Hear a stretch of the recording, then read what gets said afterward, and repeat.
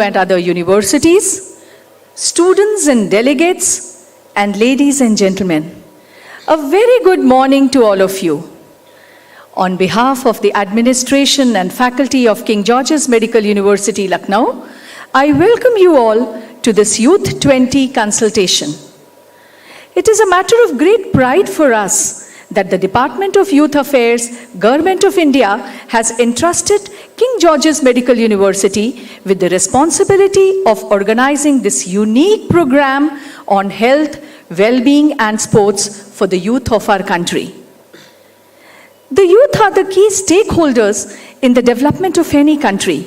So, the prime objective behind this program is to increase awareness about global issues amongst the youth and to provide a platform for the youth to voice their opinion and ideas so that their perspective may be included in the G20 process and decision making. So without much ado, I now invite the dignitaries to please take their seats on the dais.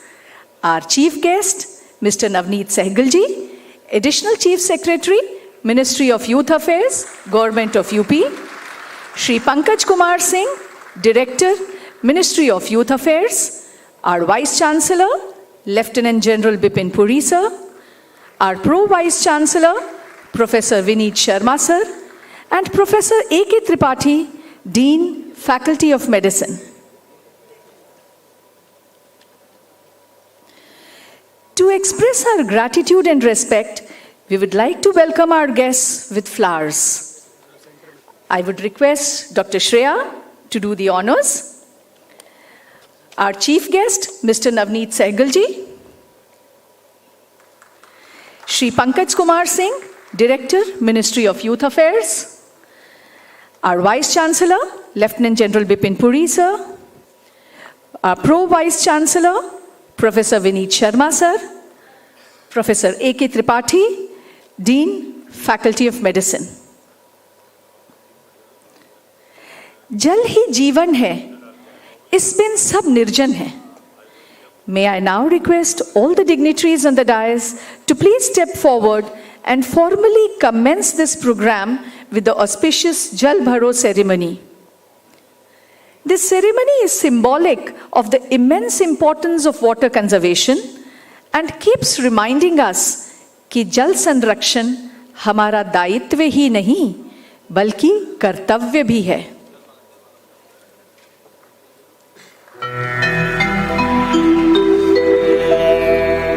मानव रखना याद को जल जीवन का मूल, बूंद बूंद संभालना रखना यही उसूल.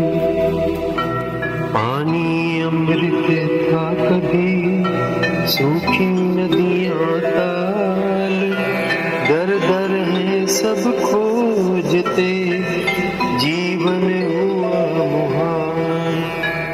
जल बिन जीवन व्यर्थ है, जल देता है.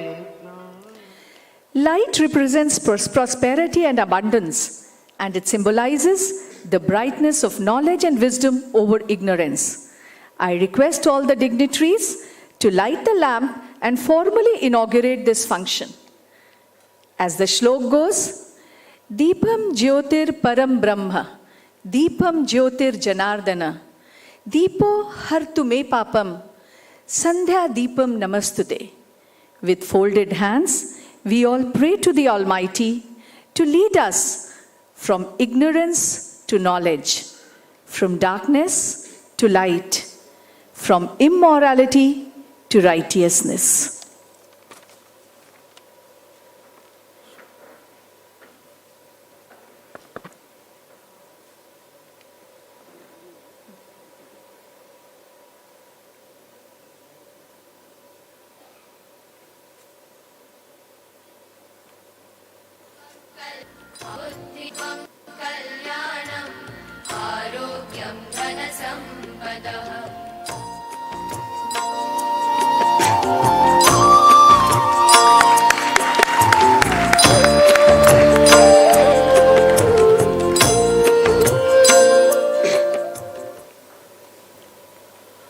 संसाधनों का सेतु बनाकर इंडिया को नया भारत बनाना चाहते हैं।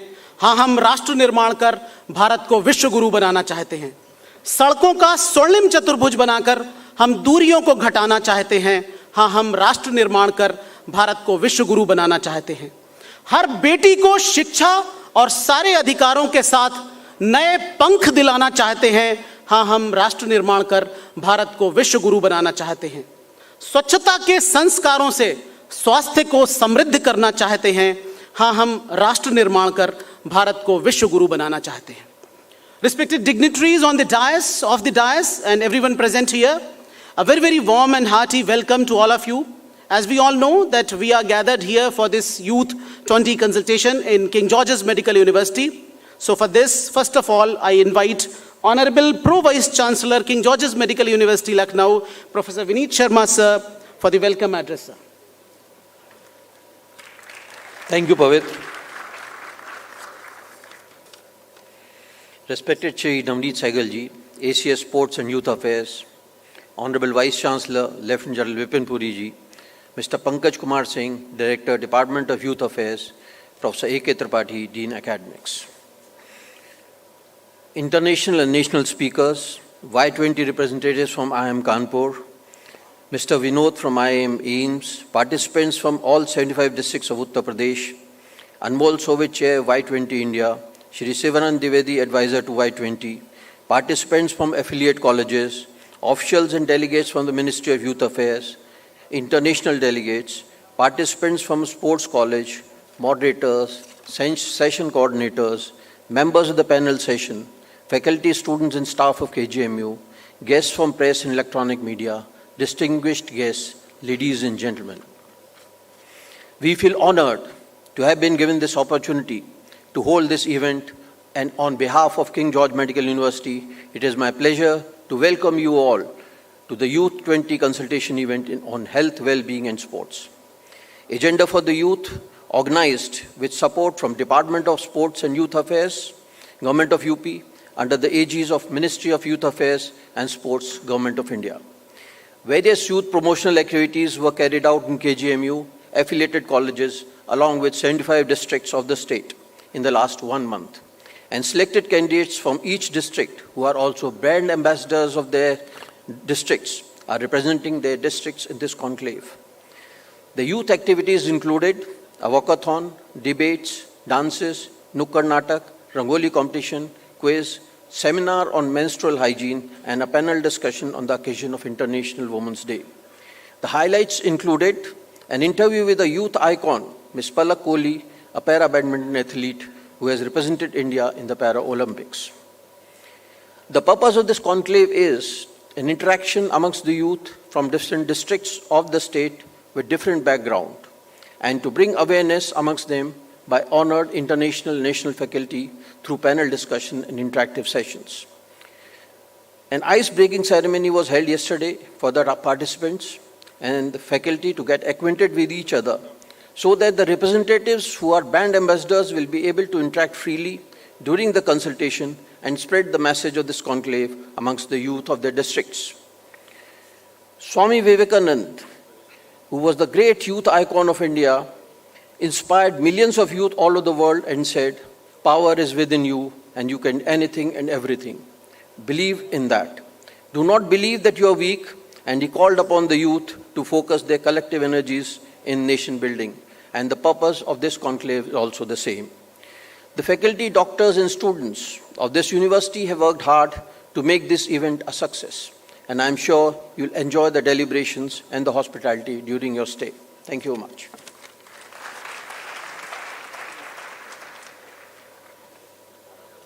Thanks, sir.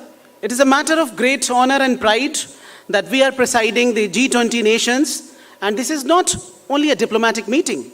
It is a new responsibility for all of us to show our capabilities and to produce new opportunities for the youth of all the world family. Now I request Shri Pankaj Kumar Singh ji, Director, Ministry of Youth Affairs, to please come up on the dais for his address.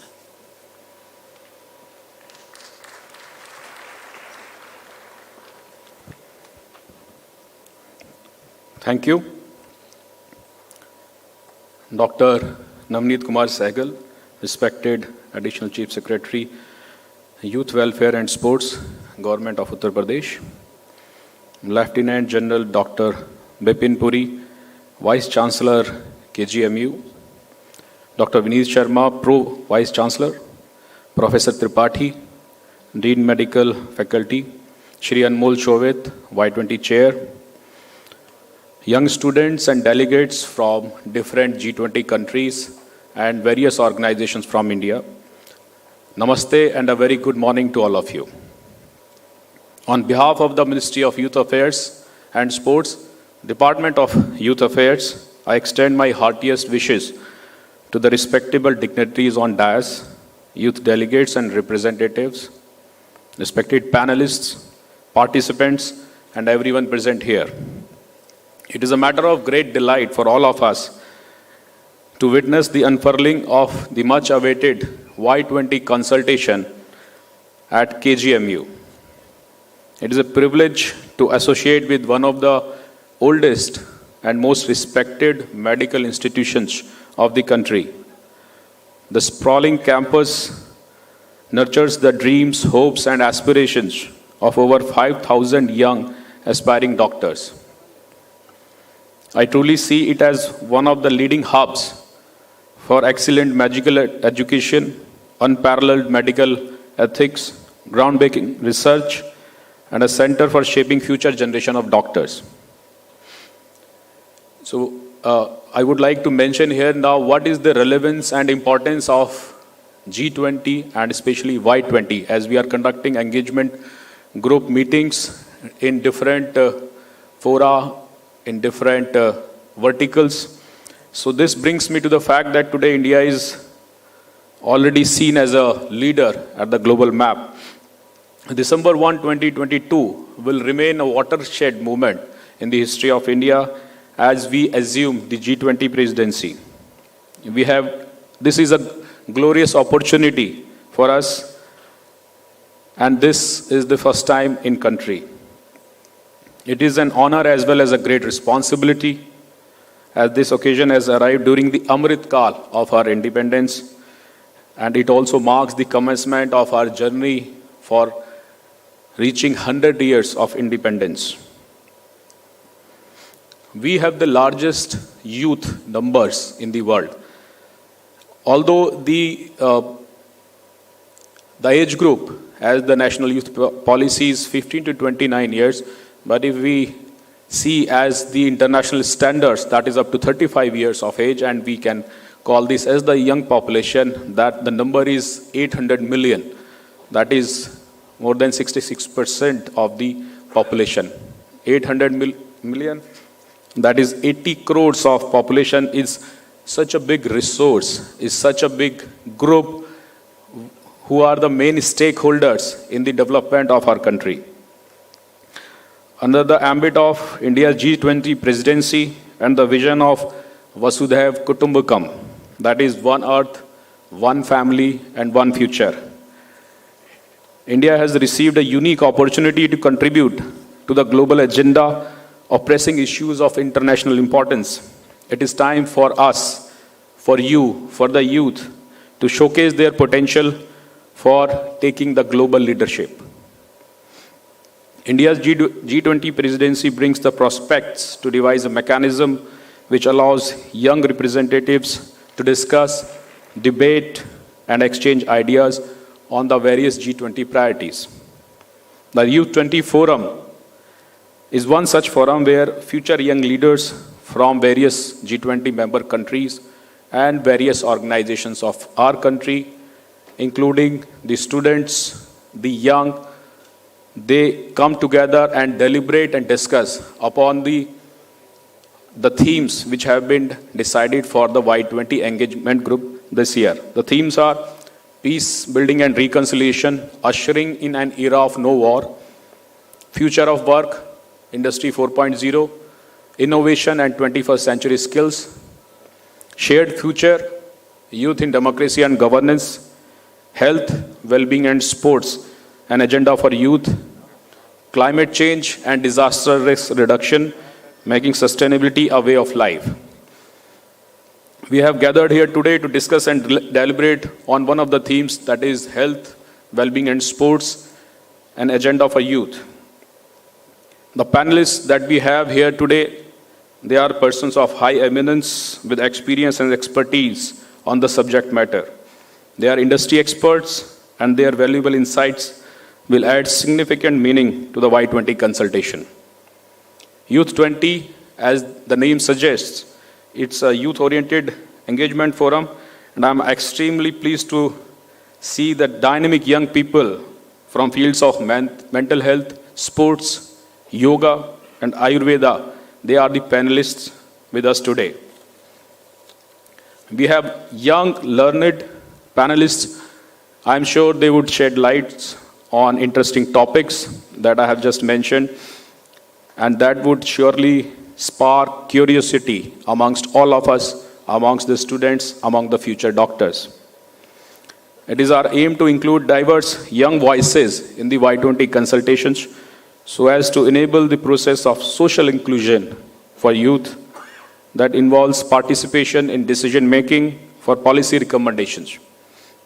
This will further promote youth's role as an active contributor to the society. Youth has immense transformative powers, and youthful energies harnessed and leveraged in the right direction can indeed put the world on course to a more holistically and healthy future. The Government of India prioritizes youth development and works towards creating an ecosystem for empowering the dynamism of young people through several youth intervention programs and schemes.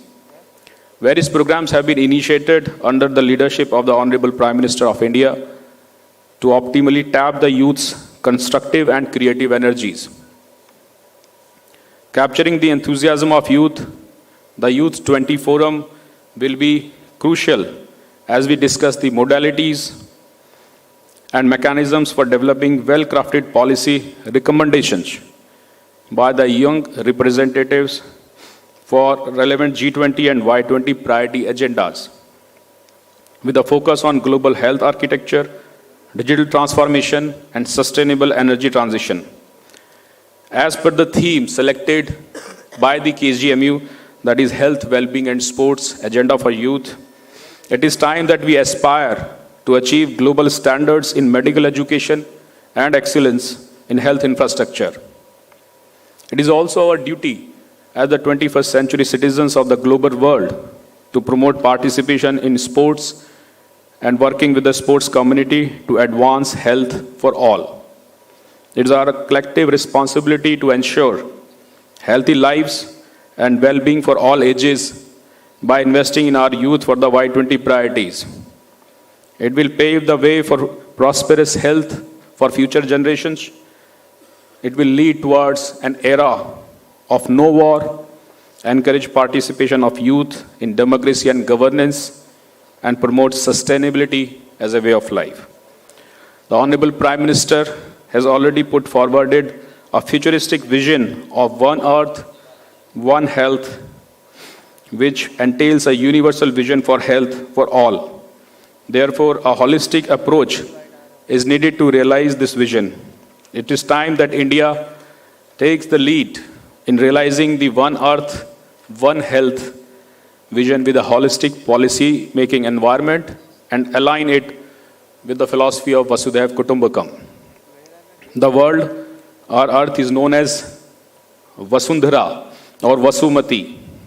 Vasu literally means wealth or the resources. To make our lives gratifying and blessed, and to ensure that the earth is presented as a gift to the future generations, we need to take care of ourselves and our earth's resources, learn from each other's best practices, and enrich our work models, and work in synergy with each other to ensure that collective actions have leave behind a healthier world than the one that we have. On that note, I would like to congratulate the KGMU team for hosting the Y20 consultations, and I wish them all success.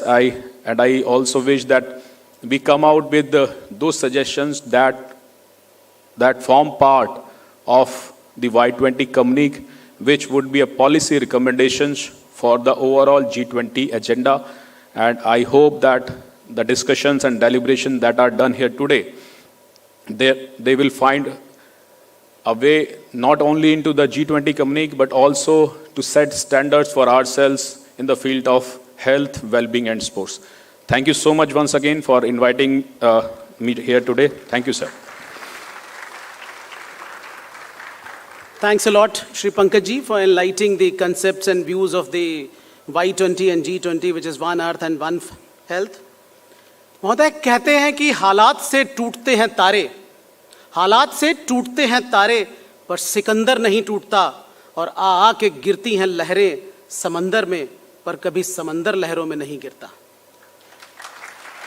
From the last 118 years, the ocean-like King George's Medical University is continuously producing one of the best healthcare providers for the world family, and always prepared to become a role model towards the health, well-being, and care of humanity.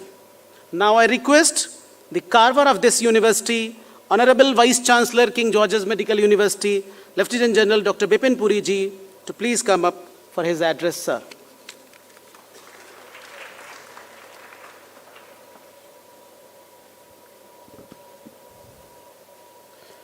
Shri Navneet Sehgal ji, ACS Department of Sports, Government of Uttar Pradesh. Shri Pankaj Kumar ji, Director, Ministry of Youth Affairs. Professor Vineet Sharma ji, Pro Vice Chancellor, KGMU. Professor A.K. Tripathi, Dean Academics, KGMU. Eminent faculty, jo national and international faculty which has come from far and wide, international and national delegates, students from all districts of Uttar Pradesh and affiliated colleges of KGMU, members of the print and electronic media, friends, ladies and gentlemen. सबसे पहले तो मैं KGMU की तरफ से एक बार फिर आप सबका हार्दिक अभिनंदन करता हूं, आप सबका स्वागत करता हूं. मैं समझता हूं कि it is a matter of great pride that the Republic of India has taken over the presidency of G20 nations. एक बहुत ही ऐतिहासिक मौका है भारत के इतिहास में, और ये एक रिस्पॉन्सिबिलिटी ग्लोबल फ्रेटर्निटी ने दी है भारत को कि आप हमारा जो फ्यूचर है उसको नेविगेट करें. तो मैं समझता हूं कि it is a very important occasion, and department of youth affairs, government of India ने आज हमें KGMU को एक हेल्थ, वेलबींग एंड स्पोर्ट्स पे एक 1 day 2 days सेमिनार ऑर्गेनाइज करने के लिए बताया. तो हम समझते हैं कि ये हमारे लिए एक it is a very prestigious, a very historic, a very moments occasion. एक मुद्दा मैं उठाता हूं कि एक जो Y20 जो हमारा जो ग्रुप है, इट इज़ एक प्लेटफॉर्म है, एक आपके पास एक एरिया है जहां पर आप एक दूसरे के साथ बातचीत कर सकते हैं, dialogue, you can enter into a dialogue. And कुछ जो ऐसे मुद्दे हैं, जो ऐसे कंट्रोवर्शियल इश्यूज हैं, जो ग्लोबल इश्यूज हैं, उसमें आप एक्सचेंज ऑफ आइडियाज, थॉट्स कर सकते हैं. बहुत बहुत खुशी है मुझे कि आज हमारे बीच 7 इंटरनेशनल फैकल्टी मेंबर्स आए हैं to navigate, and 12 national level के जो फैकल्टी मेंबर्स आए हैं जो आज के कार्यक्रम को चलाएंगे. वो जो हमने जो सेमिनार बनाया है, जो हमारे जो 3 सेगमेंट्स हैं अब आज के सेमिनार में, उन तीनों सेगमेंट्स को वो चलाएंगे. बहुत खुशी है मुझे कि करीब 300 delegates including officials from the Ministry of Youth and Cultural Affairs, Government of India, international delegates, national delegates, and हमारे उत्तर प्रदेश, सारे उत्तर प्रदेश में 75 डिस्ट्रिक्ट्स हैं। हर डिस्ट्रिक्ट से 2 बच्चे सिलेक्ट करके आज इस कार्यक्रम में आए हैं। मैं KGMU की तरफ से G20 कंट्रीज जैसे इंडोनेशिया, रशिया, मेक्सिको एक्सेट्रा, बहुत G20 कंट्रीज से जो हमारे इंटरनेशनल डेलीगेट्स आए हैं, मैं उन सब का भी हार्दिक स्वागत करता हूं। जैसा कि आपको पहले भी बताया कि 1 महीने से, आज से 1 महीने पहले से हमने कई इवेंट्स ऑर्गेनाइज किए KGMU में, सिर्फ ये बताने के लिए कि जो यूथ के लिए जो इम्पोर्टेंट इश्यूज हैं, उनको हम उठाएं, उनको हम डिस्कस करें और हम उन मुद्दों के कुछ जो सॉल्यूशंस हैं उनकी कोशिश करें कि कुछ एक कंसेंसस स्टेटमेंट बने। अब कुछ मुद्दे जो हमने उठाए, जिन पे हमने डिस्कशन किया, हमने प्रोग्राम्स करे, वो थे विमेन वेलनेस के, saving the planet earth and climate change, जैसा कि आप लोगों को मालूम है। ड्रग अब्यूज एक बहुत बड़ी अहम प्रॉब्लम है हमारे यूथ में। Right to education for every child, ये भी हमने एक मुद्दा उठाया। सोशल मीडिया और mobile addiction resulting in sleep deprivation syndrome, ये भी हमने इस पे भी हमने एक प्रोग्राम चलाया। Road safety, child labour, child marriage और विमेन एम्पावरमेंट, ये कुछ ऐसे ग्लोबल इश्यूज हैं। ये सिर्फ भारतवर्ष के नहीं हैं, सिर्फ उत्तर प्रदेश के नहीं हैं, ये ग्लोबल इश्यूज हैं। हमने इन सब पे चर्चा करी, कुछ डिस्कशंस किए और कुछ हमने इसके सॉल्यूशंस बताए। भाइयों और बहनों, बॉयज़ एंड गर्ल्स, कोविड-19 के बाद बहुत ये सारा जो विश्व है, सारा वर्ल्ड जो है चेंज हो गया है। इसमें मेंटल हेल्थ पे बहुत असर आया है, बिकॉज कई लोगों को स्ट्रेस भी था, कई लोगों ने अपने नियर एंड डियर वंस को खो दिया। एंड ये मैं कहता हूं कि इंडिया की बात नहीं, सारे वर्ल्ड में ये एक स्ट्रेस वाली प्रॉब्लम है। तो मेंटल स्ट्रेस पे आज हम लोग चर्चा करेंगे। हम योगा पे भी चर्चा करेंगे कि कैसे योग हमें मेंटल स्ट्रेंथ, रोबस्टनेस, फ्लेक्सिबिलिटी दे सकता है। और तीसरी बात जिस पे हम चर्चा करेंगे वो है स्पोर्ट्स की क्या अहमियत है आज के टाइम में हमारे बच्चों के लिए। अगर आपको स्पोर्ट्स की अगर कोई इंजरी होती है तो आप कैसे उस इंजरी से, पहली बात तो आप कैसे बच सकते हैं, और अगर आपको इंजरी होती है तो उसको कैसे आप जल्दी से उसको ठीक कर सकते हैं और अपने आप को रिहैबिलिटेट कर सकते हैं। ये कुछ ऐसे हम जो एक्सपर्ट्स हैं हमारे, वो इस बात पे चर्चा करेंगे और आपके साथ इंटरैक्ट करेंगे और आपको बताएंगे कि इसको हम कैसे आगे ले जा सकते हैं। मैं एक बार फिर Mrs Meeta Rajiv Lochan, secretary government of India, ministry of youth affairs, Shri Pankaj Kumar ji, director ministry of youth affairs, और श्री नवनीत सहगल जी जो हमारे आज के चीफ गेस्ट भी हैं, जो ACS हैं, ministry of youth government of Uttar Pradesh. मैं उन सब का दिल से आभार प्रकट करता हूं कि उनकी मदद से हमने जो भी आज हम ये प्रोग्राम जो कर रहे हैं वो सब उन्हीं के हेल्प से, उन्हीं के मार्गदर्शन से हम इसको कर पाए हैं।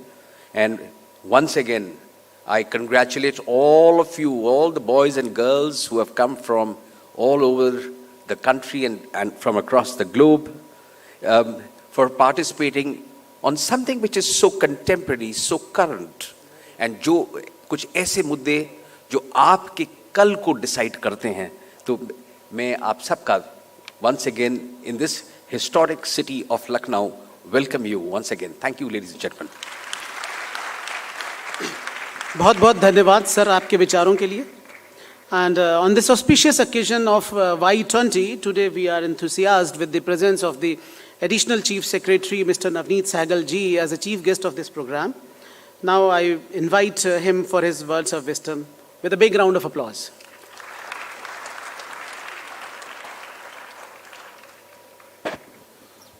धन्यवाद. आज के इस एक दिवसीय कार्यक्रम में उपस्थित जनरलपुरी वाइस चांसलर KGMU, हमारे पंकज सिंह निदेशक भारत सरकार, प्रो वाइस चांसलर साहब और मंच पर उपस्थित सभी, हमारे बीच में बच्चों के साथ साथ हमारे काफ़ी बुजुर्ग भी आए हुए हैं, उनका भी बहुत बहुत स्वागत है और बहुत बहुत धन्यवाद. बच्चों, पहले तो मैं जो हमारे बच्चे विभिन्न जिलों से, जनपदों से चुनकर आए हैं, उनको बहुत बहुत बधाई देना चाहूँगा. आप अपने लिए एक ज़रूर ताली बजाइए. बिकॉज़ ये मैं बताना चाहूँगा कि ये जो बच्चे आज आए हैं, ये अपने अपने जनपद में, अपने अपने ज़िले में ये कंपटीशन के थ्रू एक आए हैं. और ये एक बड़ी अचीवमेंट इन लोगों की है, क्योंकि हर ज़िले में डिक्लेमेशन कॉन्टेक्स्ट और पेंटिंग कंपटीशन 2 मुद्दों पर आयोजित किया गया था. एक मेंटल हेल्थ और स्पोर्ट्स और वेलबींग, और दूसरा था future of office, internet of things, machine learning, ऐसे मुद्दे थे. तो आज जो बच्चे यहाँ आए हुए हैं वो ज़्यादातर उनमें से वो हैं जो कि जिन्होंने अपने जनपद में टॉप किया है, मतलब they have come. So we have meritorious student here, और उनके लिए और उत्तर प्रदेश सरकार भी आप लोगों को अलग से भी सम्मानित करेगी. प्रमाण पत्र और नगद पुरस्कार भी आपको दिया जाएगा, आपके खातों में भेज दिया जाएगा. आज मुझे, चूँकि ये सब लोग उस मुद्दे पर, आप बच्चों ने उस पर बहस की होगी अपने अपने ज़िले में, Y20 और G20 और मेंटल हेल्थ और स्पोर्ट्स और वेलबींग, आज दिन भर आपको इसी पे लेक्चर मिलने वाला है कि क्या कैसे करें, क्या ना करें, क्या होना चाहिए. मैं आपको 2-3 चीज़ों के बारे में बताना चाहूँगा बहुत ब्रीफ में. कि पहला तो हम सब लोगों को, हम जितने नागरिक हैं इस देश के, सबको गर्व होना चाहिए कि उत्तर के पूरा देश जो है, भारत जो है, G20 का नेतृत्व कर रहा है. G20 क्या है? जो दुनिया के 20 बड़े शक्तिशाली देश हैं उनका एक समूह है. आपने कहीं आज अखबार में भी पढ़ा होगा कि चीन और रूस जो है ये कोशिश करेंगे यूक्रेन का मुद्दा G20 में ना उठे. तो देखिए G20 कितना महत्वपूर्ण है वर्तमान परिप्रेक्ष्य में, जब दुनिया में देश लड़ रहे हैं, दुनिया में आर्थिक समस्याओं का एक डिस्कशन चल रहा है कि किधर मंदी आने वाली है. अमेरिका में बैंक बंद हो रहा है, यूरोप में परेशानी हो रही है. उस परिप्रेक्ष्य में हम सबको अपने वर्तमान नेतृत्व पर, हमारे माननीय प्रधानमंत्री नरेंद्र मोदी जी, और जो नेतृत्व उन्होंने दिया है, जिसकी वजह से पूरे दुनिया में ये देश की एक इम्पोर्टेंस बढ़ी है, इस भारत की एक महत्वपूर्ण भूमिका हुई है. क्योंकि दोनों जो लड़ रहे हैं वो दोनों लोग ये बात, दोनों भारत से जरूर बात कर रहे हैं. कोई ऐसा देश नहीं है जिनसे यूक्रेन और रशिया दोनों ही बात कर रहे हों. केवल भारत एक ऐसा देश है जिनसे दोनों देश बात कर रहे हैं. और उसके लिए हमारे नेतृत्व पर हमको गर्व होना चाहिए कि उन्होंने देश की स्थिति ऐसी स्थिति पे अभी लाई है कि दुनिया उस पर देख रही है देश को कि भाई ये देश हमको लीड करेगा. उसी जो ग्रुप ऑफ 20 के जो डिस्कशन चल रहे हैं, यहाँ लखनऊ में भी उस संबंध में कंसल्टेशन हुए थे, कुछ बैठकें हुई थी दुनिया के प्रतिनिधियों की.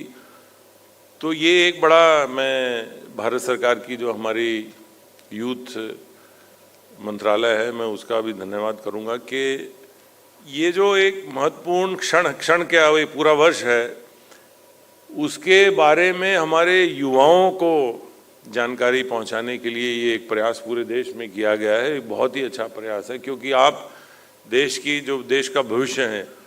आप देश के राजनीतिक आर्थिक पहलुओं पर यदि आपकी नज़र होगी, आप सोचते होंगे, तो निश्चित रूप से आने वाले सालों में आप इस देश का जो है भविष्य बदल सकते हैं। इस देश को जिस दिशा में जा रहा है उस दिशा में और आगे ले जा सकते हैं। इसलिए ये बहुत आवश्यक है कि आपको इसका महत्व पता चले कि ये ग्रुप ऑफ 20 की लीडरशिप का क्या मतलब होता है, इसका क्या मायना है। इसलिए चूँकि इसी को आगे तक पहुंचाने के लिए हम लोगों ने हर जिले में ये वाद विवाद प्रतियोगिताएं और पेंटिंग कंपटीशन आयोजित कराएं, ताकि ये हर जिले तक, हर कॉलेज तक, हर स्कूल तक, हर बच्चे तक ये पहुँचे कि ये ग्रुप ऑफ 20 की लीडरशिप का क्या मतलब है और वर्तमान नेतृत्व का इसमें कितना बड़ा योगदान है। बच्चों, मैं केवल ये बताऊंगा आज दिन भर आपको, जैसे मैंने बोला कि बहुत सारे विशेषज्ञ आपको बताएंगे, आप दिन भर उस पर ध्यान से सुनिएगा। मैं अनुरोध करूंगा वीसी साहब से कि जो आपके विशेषज्ञ आए वो थोड़ा हिंदी में भी बात करेंगे। बहुत सारे बच्चे मैं जानता हूं कि इंग्लिश में इतना ज़्यादा समझ नहीं पाएंगे, वो उनके ऊपर से निकल जाएगा। तो दूसरा, स्वास्थ्य के बारे में हम सबको चिंता होनी चाहिए, क्योंकि आप लोगों ने अपने यहाँ पढ़ा होगा, किताबों में पढ़ाते हैं ना कि स्वस्थ शरीर में स्वस्थ मस्तिष्क रहता है। तो स्वस्थ मस्तिष्क भी तभी होगा जब शरीर स्वस्थ होगा, और शरीर स्वस्थ होने के लिए आवश्यक है कि अपने स्वास्थ्य का ध्यान रखा जाए। और अभी जैसे डॉक्टर साहब बता रहे थे, कोविड-19 के परिप्रेक्ष्य में बहुत ज़रूरी है कि हम सब लोग अपनी अपनी सेहत का ध्यान रखें। और सेहत का ध्यान रखने का उसका एक रास्ता है कि सुबह जल्दी उठें। मुझे नहीं मालूम आप में से कितने जल्दी उठें, लेकिन मैं नई जनरेशन को देखता हूँ, वो जो एक आदत पड़ी है स्मार्टफोन वाली या टेलीविज़न देखने वाली, वो थोड़ी बहुत अच्छी नहीं है। देखिए, ये यंत्र जो हैं ये हमें हमारी जो लाइफ है उसको आसान करने का एक साधन है, लेकिन हमको उस यंत्र का गुलाम नहीं बनना चाहिए। जब आवश्यकता हो तो उसको इस्तेमाल करें, जब नहीं आवश्यकता हो तो उसको रख दें। मैंने देखा है कि बच्चे रात में भी वो उसको लगा के कुछ नेट पे चले जाएं, ये सब देखते रहेंगे, जो कि व्यर्थ है।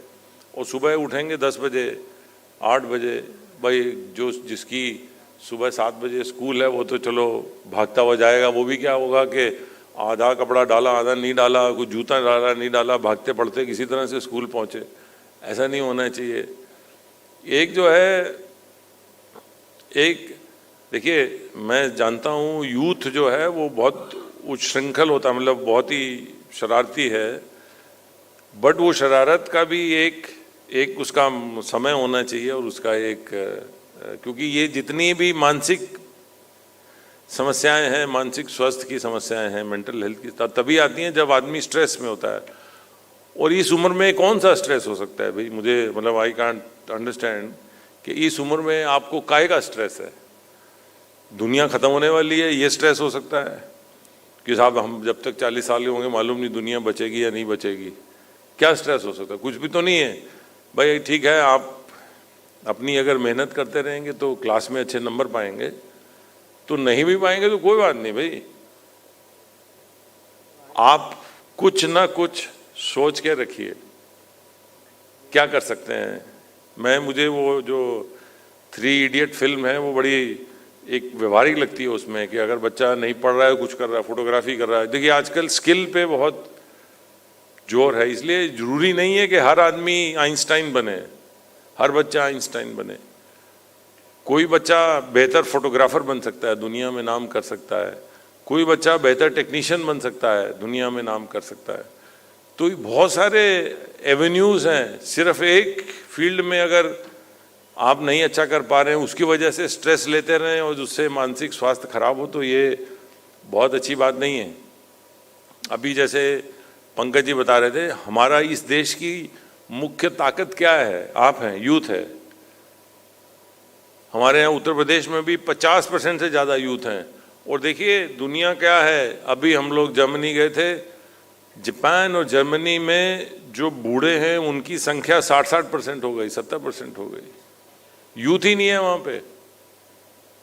जर्मनी में हम लोग गए, वो बोले साहब आप अपने बच्चों को यहाँ भेजिए, उनको जर्मन सिखाइए, हम काम देंगे उनको, यहाँ पे हमें चाहिए। जापान में जो 40 साल से ज़्यादा की उम्र के लोग हैं वो बहुत ज़्यादा उनका परसेंटेज हो गया है। तो जो यूथ है वही हमारी एक शक्ति है, आप हमारी शक्ति है, इस देश की शक्ति है, दुनिया की शक्ति है। तो आपको सही दिशा में जाना है, और सही दिशा में जाने के लिए ज़रूरी है कि आप आज की जो ये वर्कशॉप है इसकी तरफ ज़्यादा से ज़्यादा ध्यान दें। स्ट्रेस न लें, स्ट्रेस न लें, क्योंकि दुनिया में देखिए कोई कुछ भी कहे, दुनिया अंतहीन है और दुनिया चलने वाली है, ये ख़त्म नहीं होने वाली है, किसी न किसी शेप में चलती रहेगी।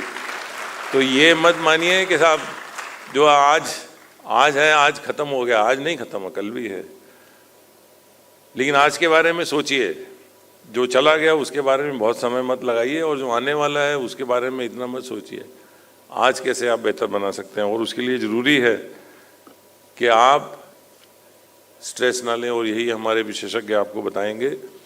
कुछ भी आप करें किसी भी क्षेत्र में, वो पुरानी कहावत हो गई कि साहब जो है पढ़ेंगे लिखेंगे तो बनेंगे नवाब, खेलेंगे कूदेंगे तो होंगे खराब। अभी तो खेल कूद वाले नवाब बने हैं आजकल, आपने देखा होगा ना। मतलब जो दुनिया के टॉप अर्नर्स जिसको बोलते हैं, आप सेलिब्रिटीज़ को देखिए, कौन कौन है सेलिब्रिटीज़, फुटबॉलर्स हैं, हमारे यहाँ के क्रिकेटर्स हैं, कई हैं। तो ये ज़रूरी नहीं है कि हम सब लोग जो है बस रट्टा मारते रहे और रट्टा मार मार के अपना जो है उसको पास होते रहे और कहेंगे हम सब उस्ताद हो गए, ऐसा नहीं है। एक कॉमन सेंस भी साथ में रखिए। और मुझे उम्मीद है आज दिन भर का जो सेशन है आप लोगों को नई नई चीज़ें बताएगा। ये मत मानिएगा आप लोग कोई मानसिक अस्वस्थ हैं, ये नहीं बताने वाले इधर, ये बताने वाले हैं कि आप अपना मानसिक स्वास्थ्य कैसे बेहतर रख सकते हैं। ठीक है, thank you.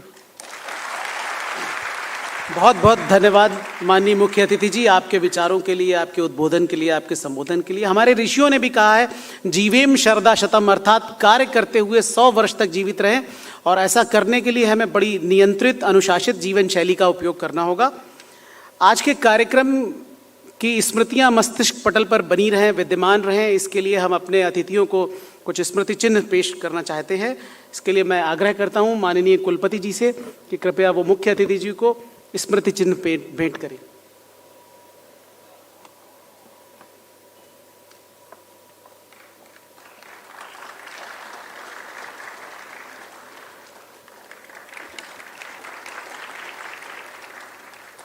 Shri Pankaj Kumar Singh.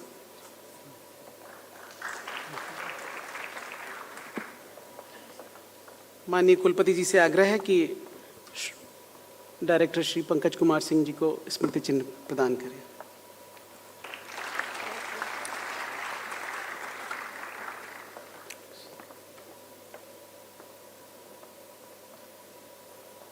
Thanks, sir. Thanks a lot, sir. Now I request Professor A.K. Tripathi, sir, Dean Academics, King George's Medical University, to please come for the podium, sir, for vote of thanks. Thank you. It's a matter of immense pleasure and honor for me to propose vote of thanks on this great occasion, that is inauguration of Youth 20 consultation organized by King George's Medical University, Lucknow. We are extremely thankful to our chief guest, Shri Navneet Kumar Sehgal ji, Additional Chief Secretary, Ministry of Youth Affairs, Uttar Pradesh, for accepting our invitation to grace this occasion. Sir, it was due to your help and support that we have been able to organize such a great event. Our sincere gratitude to our mentor, Lieutenant General Dr. Bipin Puri, Honorable Vice Chancellor, King George's Medical University, Lucknow, for his guidance, encouragement, support and blessings. We are immensely thankful to Shri Pankaj Kumar Singh, Director, Department of Youth Affairs, Government of India, for his graceful presence. Sir, we truly acknowledge your regular interactions to help us organize this prestigious event. Thanks to Professor Vineet Sharma, Pro Vice Chancellor, KGMU, who is always available for his guidance and help whenever we need. Thanks to Mr. Anmol Sovit, Chair Y20 India, and Shri Shivanand Dwivedi, Advisor to Y20, your presence means a lot to us while we are organizing this event. Special thanks to officials and delegates from Ministry of Youth Affairs, Government of India, Y20 representatives from Indian Institute of Management, Raipur, who is our knowledge partner for Y20 events, Dr. Vinod from AIMS, Rishikesh, and other esteemed guests present on this occasion. My sincere thanks to all speakers, international and national, members of panel discussion, international delegates, delegates from all 75 districts of Uttar Pradesh, participants from affiliate medical colleges, and delegates from Sports College Lucknow. Lot of thanks to whole organizing team, including faculty, students, and staff, who have worked tirelessly for a couple of weeks to make this program a great success. Last but not least, my sincere thanks to friends from media for the wide coverage of this important event, that is Youth 20 consultation. Thank you all once again. Thanks, sir. Now I request everyone to please rise for the national anthem. Jana Gana मन अधिनायक जय हे भारत भाग्य विधाता पंजाब सिंध गुजरात मराठा द्राविड़ उत्कल बंगा विंध्य हिमाचल यमुना गंगा उच्चल जलधि तरंगा तव शुभ नामे जागे तब शुभ आशीष मांगे गाहे तब जय गाथा जन गण मंगलदायक जय हे भारत भाग्य विधाता जय हे जय हे जय हे जय जय जय जय हे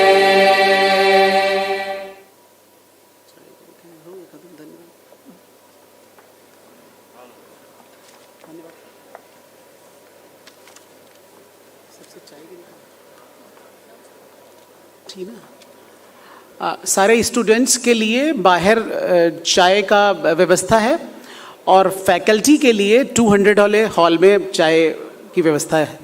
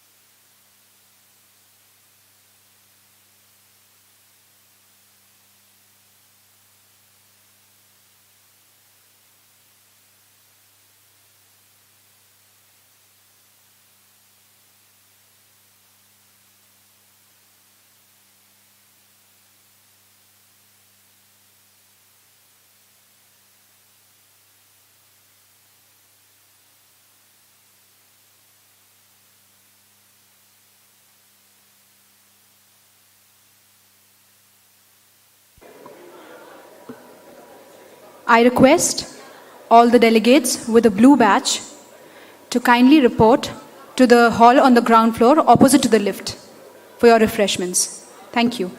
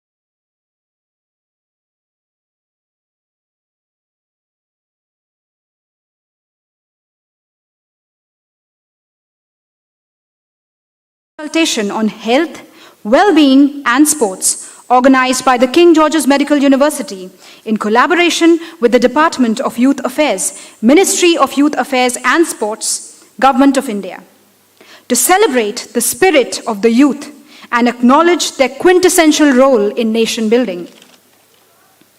To begin with, it gives me immense pleasure to introduce to you our esteemed guest this morning, Mr. Anmol Sovit, Chair, Y20 India. Sir is a seasoned entrepreneur with nearly a decade of experience, and as the co-founder of Sorum Appliances and UFOS World, he has successfully led these companies to achieve remarkable milestones. Mr. Sovit is also an eminent social activist and a significant contributor to various digital and physical news, research and think tank platforms as an industry expert as well as a Y20 chair. We welcome you, sir. We are also delighted to have amongst us this morning Shri Shivanand Dwivedi ji. Shri Shivanand Dwivedi ji ख्यातिबद्ध लेखक, चिंतक व विचारक हैं। द्विवेदी जी ने केंद्रीय गृह मंत्री श्री अमित शाह की बेस्ट सेलर राजनीतिक जीवनी Amit Shah and the March of BJP लिखी है।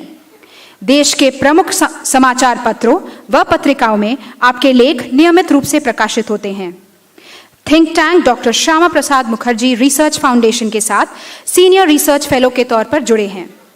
आप यूथ 20 में बतौर स्पेशल एडवाइजर टीम को अपने अनुभव का लाभ दे रहे हैं। हम आपका हार्दिक स्वागत करते हैं। I would now like to invite Mr. Anmol Sovit to kindly enlighten us with his words of wisdom. Sir, please.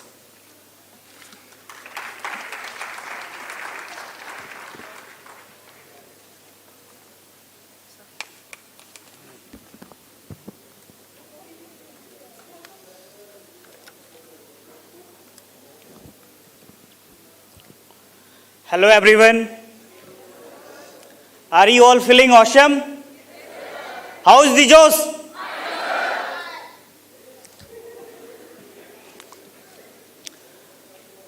Honorable Shivanand Dwivedi ji, a Special Advisor Y20 India, Director Youth Ministry, Sri Pankaj Singh ji, my dear friends and friends from media. Let me first thank you for joining us for this consultation event. This is a historic movement for India as the G20 presidency is being given to India. And the G20 presidency under the able leadership of Honorable Prime Minister Sri Narendra Modi ji during the period of Azadi Ka Amrit Mahotsav. On this occasion, friends, I would like to recall the 5 prana of Honorable Prime Minister. विकसित भारत के निर्माण, अपने गर्वशाली इतिहास को बचाना, गुलामी की सोच से निकलना, एकता और एकजुटता, हर नागरिक को अपना कर्तव्य पालन करना। साथियों, मैं ये 5 प्रण आप सभी के सामने मैंने रखा, इसलिए रखा, you all are the future of India। और साथियों, अब वक्त है योगदान का।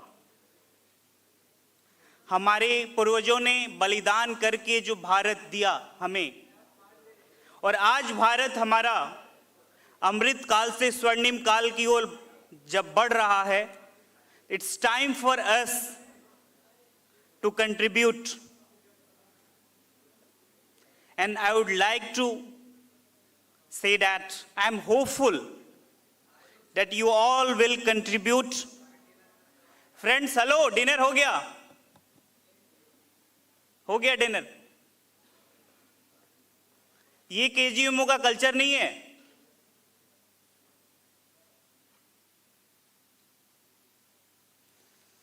Y20 के अध्यक्ष होने के नाते मेरा फर्ज है कि मैं आप सभी को ये बताऊं, G20 में जितने भी देश हैं, अगर हम चाइना की जनसंख्या को अलग कर दें तो हमारी youth population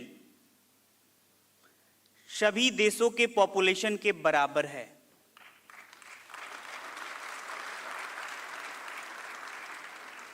It means something.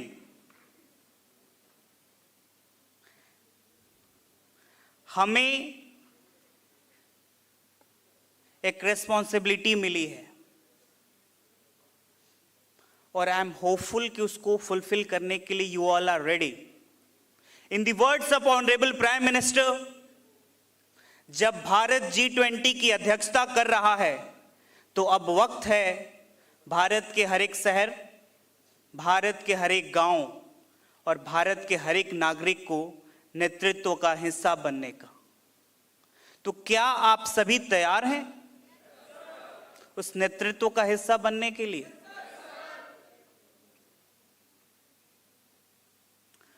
हम आज, हमारा जो थीम है health, wellbeing and sports agenda for youth.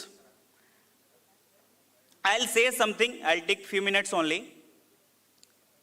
It is a teasing fact for India कि जो सुसाइड होती है हमारे यहाँ युवाओं की, उसका 30% डिप्रेशन, एंजाइटी के कारण है। और युवा जिसके कंधों पे दारोमदार है विकसित भारत बनाने का, वो डिप्रेशन और एंजाइटी के कारण सुसाइड कर रहा है। We cannot feel the pain of a mother जिसकी बेटी बेटा अल्प आयु में सुसाइड कर लेता है। उस कष्ट को, उस व्यथा को हम शब्दों में व्यक्त नहीं कर सकते।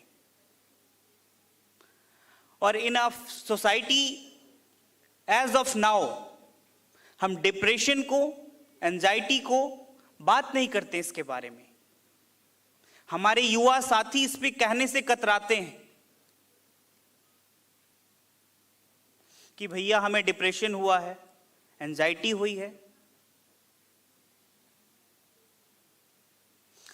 तो I am requesting you all, because you all are the leader of society, कि आपने इस सोसाइटी में जन आंदोलन की तरह, जो हमारे आदरणीय प्रधानमंत्री जी कहते हैं कि G20 को पीपल मूवमेंट बनाना है, और हम कर रहे हैं। इस वक्त में जब हम हेल्थ, वेलबींग एंड स्पोर्ट्स पे आज चर्चा कर रहे हैं, तो इस समाज के नेतृत्वकर्ताओं से मेरा अनुरोध है कि आप सभी इस शब्द को, इस सोच को समाज में ले जाएंगे कि भैया डिप्रेशन कोई बीमारी नहीं है, केमिकल इम्बैलेंस। जब हम अमृत काल से स्वर्णिम काल की ओर आगे बढ़ रहे हैं, तो अब वक्त है सच को कबूलने का। हमने स्टार्टअप में काफी अच्छा काम किया। A country that was mocked 8 years before कि हम डिजिटलाइजेशन को एक्सेप्ट नहीं कर सकते हैं, वो देश आज अपने डिजिटल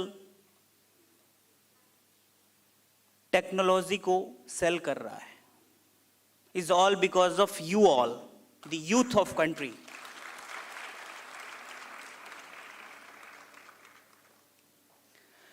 हमने स्टैंड अप इंडिया के माध्यम से महिलाओं को, अपनी बहनों को मजबूती दी। Now it's time to innovate in India friends. अपने फ्रूगल इनोवेशन को, अपने जुगाड़ को अपना ठप्पा लगाने की जरूरत है, और हम ये कर सकते हैं। आज यूएस की 85% इकोनॉमी इनोवेशन पे डिपेंडेंट है, और एक देश जो युवा देश है, भारत यानी कि हम और आप, युवा सोच के साथ आगे बढ़ रहा है, जो हर एक परिवर्तन को एक्सेप्ट कर रहा है, क्या वो इनोवेशन की ओर आगे नहीं बढ़ सकता? बढ़ सकता है। हम अपनी फ्रूगल इनोवेशन को ऐसे जुगाड़ कह लेते हैं, आगे बढ़ जाते हैं। I request you all friends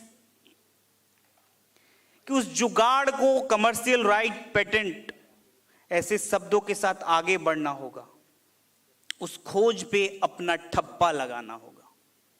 and I am hopeful you all will do this. आप समाज के नेतृत्व करता है, आप खुद भी करेंगे और समाज को नेतृत्व भी करेंगे। साथियों, आप सोच रहे होंगे कि अनमोल सोवित दिल्ली से आया है, ज्ञान दे रहा है, एक सिस्टम है, पीएम है, एग्जीक्यूटिव है, जुडिशियरी है, फिर हम क्यों? आपने रामायण की कहानी सुनी है या देखी भी होगी। जब श्री राम सेतु का निर्माण कर रहे थे तो उनके सभी साथियों ने उनका सहयोग किया। उसमें एक छोटा सा जीव, वो अपनी जो उसकी क्षमता थी उसके अनुसार उनका सहयोग कर रहा था। क्या कहते हैं उसको? गिलहरी ना। तो जब हमारा देश यानी कि भारत, हम और आप अमृत काल से स्वर्णिम काल की ओर बढ़ रहे हैं, तो उस गिलहरी की माफिक हम सभी भारतीयों का कर्तव्य है, धर्म है कि हम अपने भारत के लिए, अपने स्वर्णिम काल के लिए, खुद के लिए अपना योगदान दें। योगदान कैसे देंगे? जब हम स्वस्थ रहेंगे, mental wellbeing, health wise, physical और मेंटल बोथ इंपॉर्टेंट है। मस्त रहेंगे और व्यस्त रहेंगे। मस्त यानी कि जब हम हेल्थ वेलबींग हमारा सही रहेगा तो किसी भी कार्य को हम फुल देंगे नहीं। जब हम एग्जाम में जो पढ़ के जाते हैं और लिख देते हैं तो काफी अच्छा फील होता है ना, तो वो फीलिंग चाहिए, वो मस्त है। और जब स्वस्थ और मस्त रहेंगे तो व्यस्त रहेंगे, और जब सरेक भारतीय व्यस्त रहेंगे ना, तो हम स्वर्णिम काल से अमृत काल का जो वक्त है, जो आदरणीय प्रधानमंत्री जी ने कहा है 25 साल, वो काफी जल्दी प्राप्त कर लेंगे।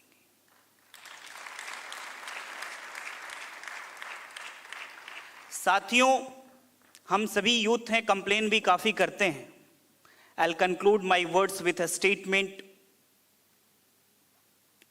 क्षमा सोवती उस भुजंग को जिसके पास करल हो, उसका क्या जो दंतहीन विषरहित विनित सरल हो। Thank you. भारत माता की वंदे वंदे, हाउ दी जोश, जय Hind.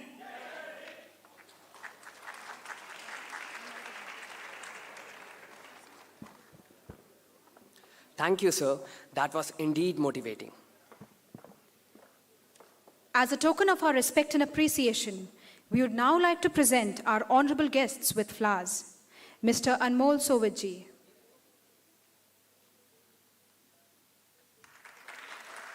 Shri Shivanand Dwivedi ji. We are privileged to have you amongst us, sir. I now humbly request Shri Shivanand Dwivedi ji to kindly address the august gathering. Sir, please.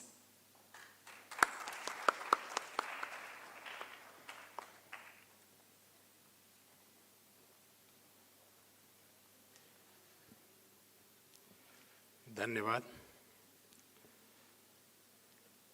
Y20 chair के सम्माननीय अध्यक्ष अनमोल सोवित जी, youth ministry में निदेशक Pankaj ji, KGMU के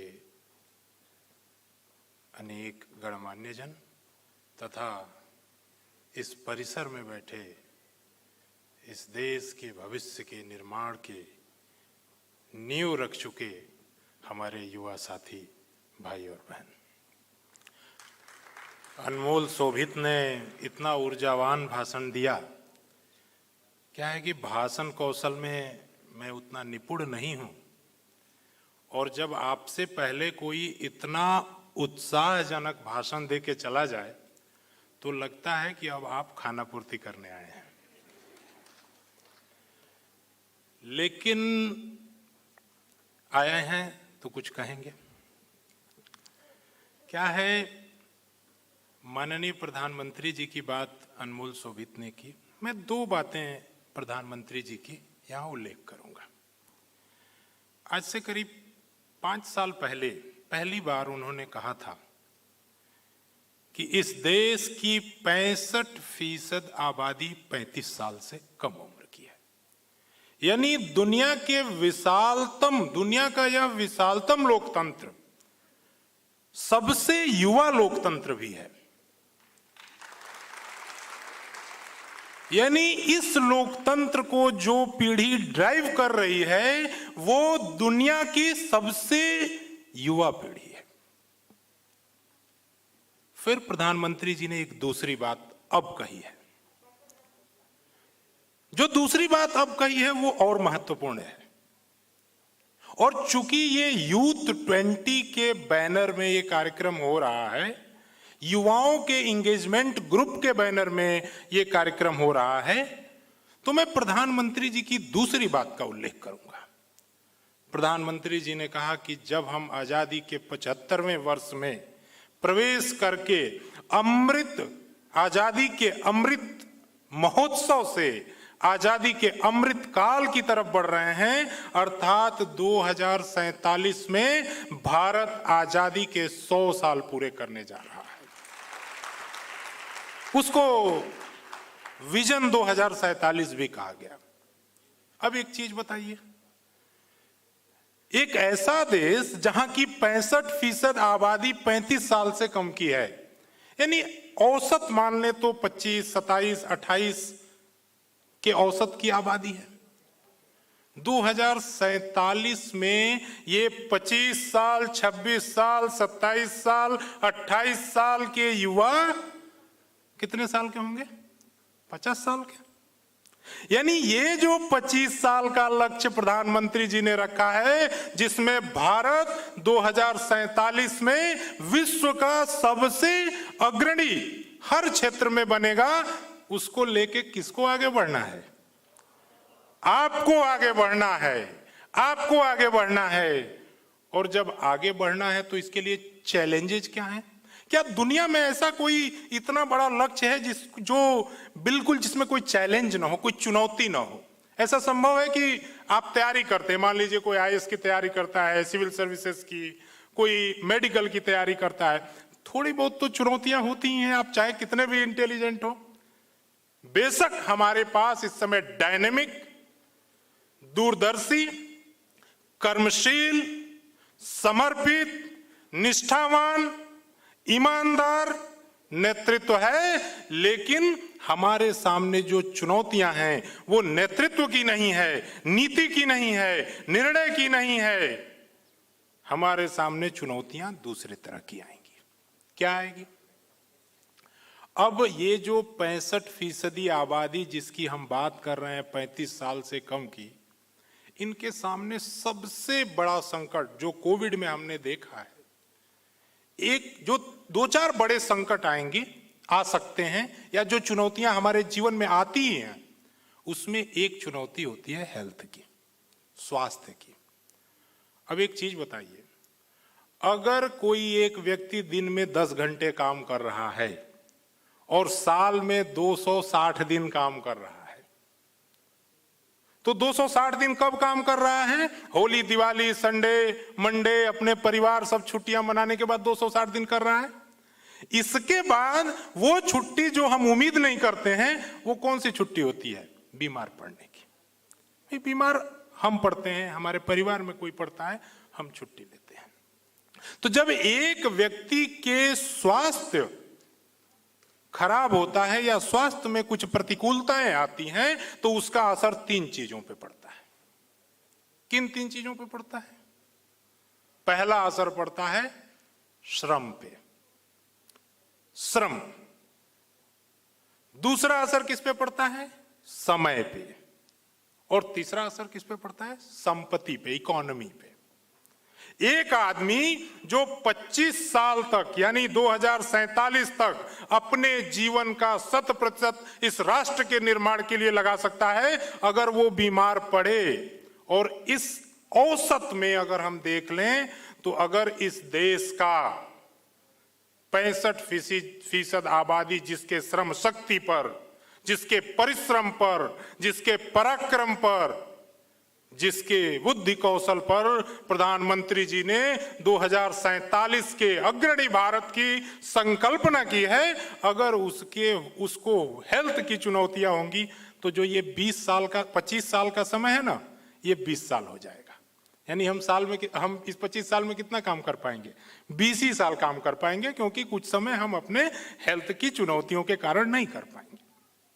तो इससे नुकसान किसका होगा? एक तो हमारी श्रम क्षमता का पूरा उपयोग नहीं होगा, हमारे समय का पूरा उपयोग नहीं होगा, और हम जितनी संपत्ति का सेंस पर्सनल प्रॉपर्टी से नहीं है, इस देश के सामूहिक संपत्ति से है। इन 3 चीजों पे असर पड़ेगा। तो इसके लिए क्या जरूरी है भाई? इसके लिए यह जरूरी है कि हम सबसे पहले शारीरिक रूप से, मानसिक रूप से स्वस्थ रहें। 2047 के निर्माण में स्वस्थ की एक संकल्पना यह भी है। और जब स्वस्थ रहेंगे तो जिस देश का युवा स्वस्थ रहेगा, उस देश की समृद्धि को दुनिया की कोई ताकत रोक नहीं सकती है। माननीय प्रधानमंत्री जी का विजन है कि स्वस्थ युवा समृद्ध भारत। इस स्वस्थ युवा के संकल्प से भारत के समृद्धि का रास्ता खुलता है। अब हम स्वस्थ रहने के लिए क्या करें? इसके लिए बहुत सारे फॉर्मूले हैं, बहुत सारी चीजें। अब किन किन चीजों से हम अस्वस्थ होते हैं? शारीरिक स्वास्थ्य एक अलग चीज है, लेकिन इसमें भी मैं आपको बताऊं, इसमें भी जो चुनौती है वो टेस्टेड है, और इस टेस्ट में हम पास हुए हैं। अभी 1.5 साल 2 साल पहले कोविड की चुनौती से हम निकले हैं।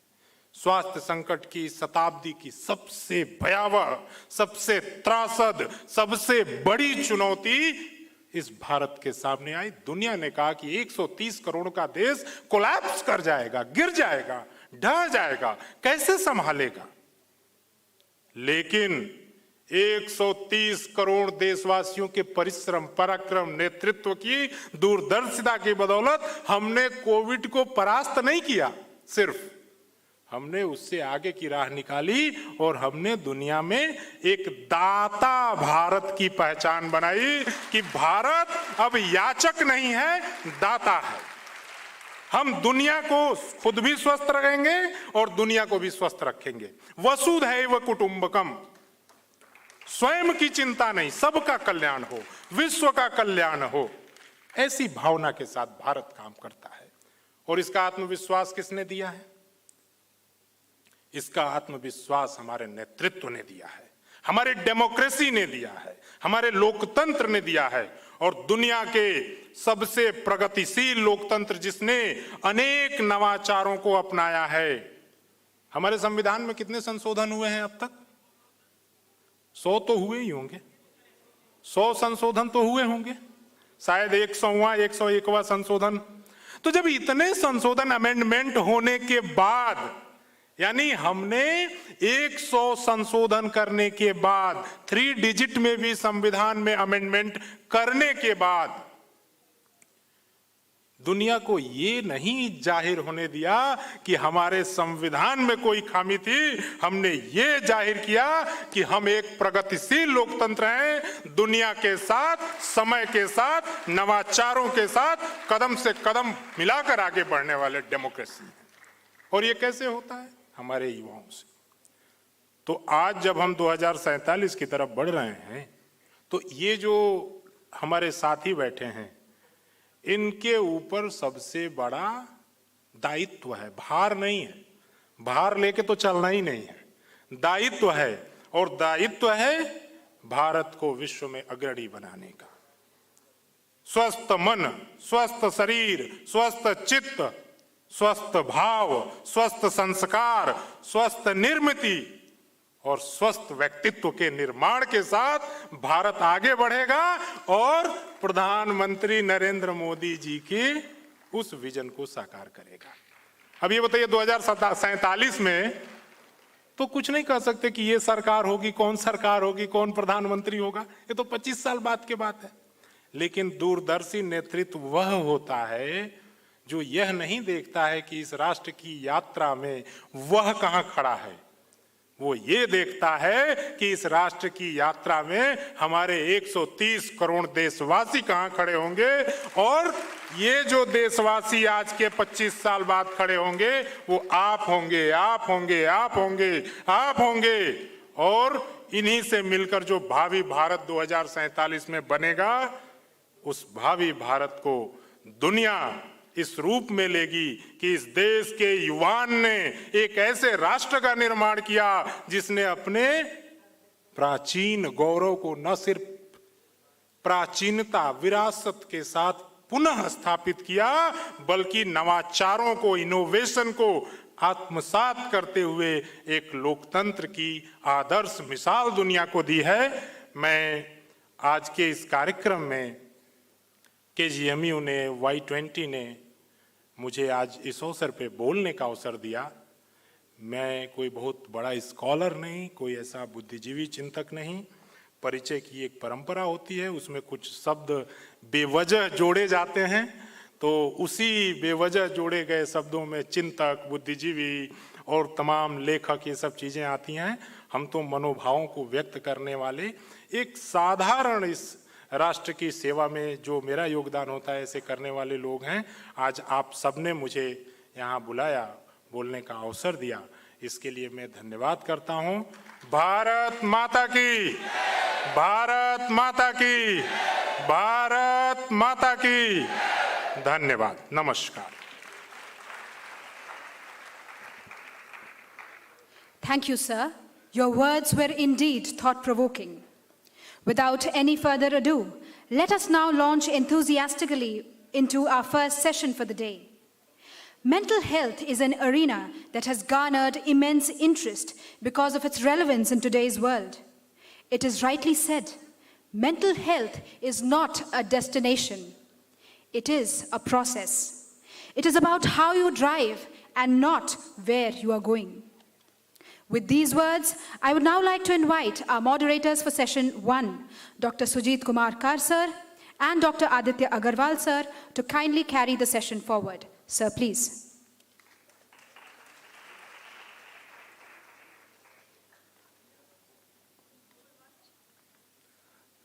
Thank you, Shreya. Good morning and a very warm welcome once again to all the respected faculty, speakers, officers, and the enriching youth from across the nation and overseas. My name is Dr. Aditya Agarwal, and with the high enthusiasm of this hall at its peak, I would like to begin the first session of the Youth 20 consultations. In a post-pandemic world marred by a number of social issues, people across the globe face stresses unforeseen in the past. Youth comprises the majority of India's population, and they have not been immune to mental issues either. With increasing rates of mental health and substance abuse problems, achieving mental well-being has become a colossal task as a society. Fortunately, this generation also takes up these challenges and finds novel solutions to solve their own mental health problems. With a profoundly knowledgeable panel of mental health experts and an astute chair, I am confident that the gathering would leave well-informed and inclined to improve the mental health of the youth, nation, and the world at large.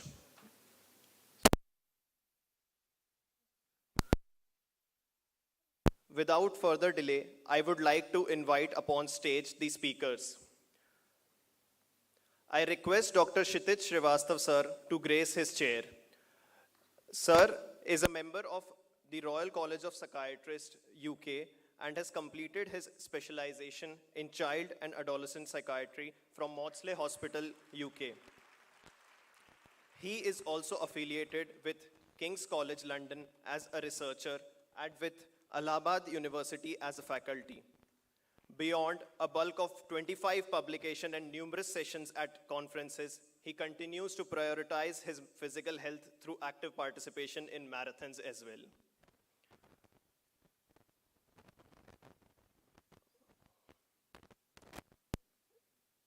Next, I request Dr. Yatal Pal Singh Balhara sir, Professor of Psychiatry at AIIMS, New Delhi, to share the dais. Sir is an expert in mental health policy and services. He is a global master trainer for the United Nations Office on Drugs and Crime, a member of World Health Organization Expert Group on Addictive Disorders, and Secretary of the World Association of Dual Disorders. Next, I request Dr. Sujit Kumar Kar, sir, to take his role as a speaker. Sir is additional professor of psychiatry at this institute. With a focus on brain stimulation, sir has amassed over 450 publications, including books as well. His knowledge of psychiatric research has been utilized in 3 large national surveys. His accolades were recognized by the Stanford University by naming him among the top 2% researchers of the world for the past 2 consecutive years. Next, I welcome an international faculty and an expert in mental health issues of the young, Dr. Bharat Saluja, sir. Sir is the Unit Director at Youth Mental Health Services, Monash Health, Melbourne, Australia. Sir has been awarded gold medal in psychiatric training, merit during his Masters in Psychological Therapies, and the Sayang Award in Singapore for outstanding performance and values. Sir has publication in among the most reputed journals in the world. Finally, I request the presence of Professor Mukul Sharma, sir, on the dais. Sir is a consultant psychiatrist at Lancashire and South Cumbria NHS Foundation Trust, UK. During his service in India, he has served as the first director of the renowned Institute of Mental Health and Hospital, Agra, and completed over a dozen research projects. He has been awarded with the World Health Organization Fellowship in Biological Psychiatry, Level 4 Excellence Awards in United Kingdom for Medical Education, and the BB Sethi Oration Award. Sir has over 40 publications in areas particularly related to family structure and mental health and medical education, among others. This session will be conducted in over 90 minutes with 10 minutes for each talk, followed by a combined question and answer session. So I request all of you to hold your questions for the question and answer session. The entire session will be coordinated by the esteemed Faculty of Psychiatry and Geriatric Mental Health of King George's Medical University. I welcome Dr. Shrikant Srivastava, Professor and Head Department of Geriatric Mental Health, Dr. Vivek Agrawal, Professor and Head Department of Psychiatry, and Dr. Anil Nishchal, Professor of Psychiatry and Dean Faculty of Paramedical Sciences, to coordinate this session. Without any further delay, I would like to begin the series of talks on mental health. First, let's talk about the emotional problems very commonly faced during this phase of life and a disturbingly common outcome of it as well, that is suicide. To initiate the proceedings, I hand over to Dr. Kshitij Srivastava, sir.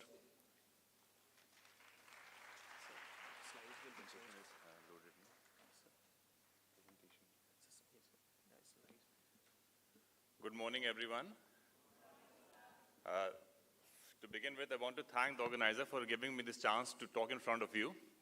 So as we're going to talk about emotional problems and suicide.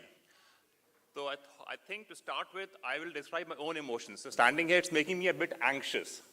I think it would make anyone a bit anxious. But it's important that we don't dismiss this emotion. I don't dismiss it. I don't put it on the carpet, because then it accumulates. And once it accumulates, it causes a lot of problems. So I have to address it. I have to acknowledge it. And then only can I make any attempt to deal with it. So isko ignore nahi karna hai. So as I wait for my slides to come, yes, thanks. So let's look at some numbers. Do you know every 2 to 3 seconds, is displayed there? Slides are there, so I have to look. I thought it will be displayed here. It will be easier. Anyway, so every 2 to 3 seconds, someone thinks of committing suicide, and every 40 seconds, someone actually ends up dying by suicide. So these are global numbers. So you can imagine कि जब हम लोग बात कर रहे हैं, every 40 seconds, someone is dying by suicide. Something which cannot be ignored. Globally, 8 lakhs people die by suicide every year. And do you know, 1/3, 1/4 people are from India. Indian population is around 15 to 20% of the world's population. But still, these are staggering numbers. हम population से भी account नहीं कर सकते हैं. Just up to 25%, 33% of people who commit suicide are from India. So despite our population, हम लोग suicide काफी ज़्यादा कर रहे हैं. So we'll talk about the reasons in this talk. Some more numbers. So the rates are 16.5 per 1 lakh population.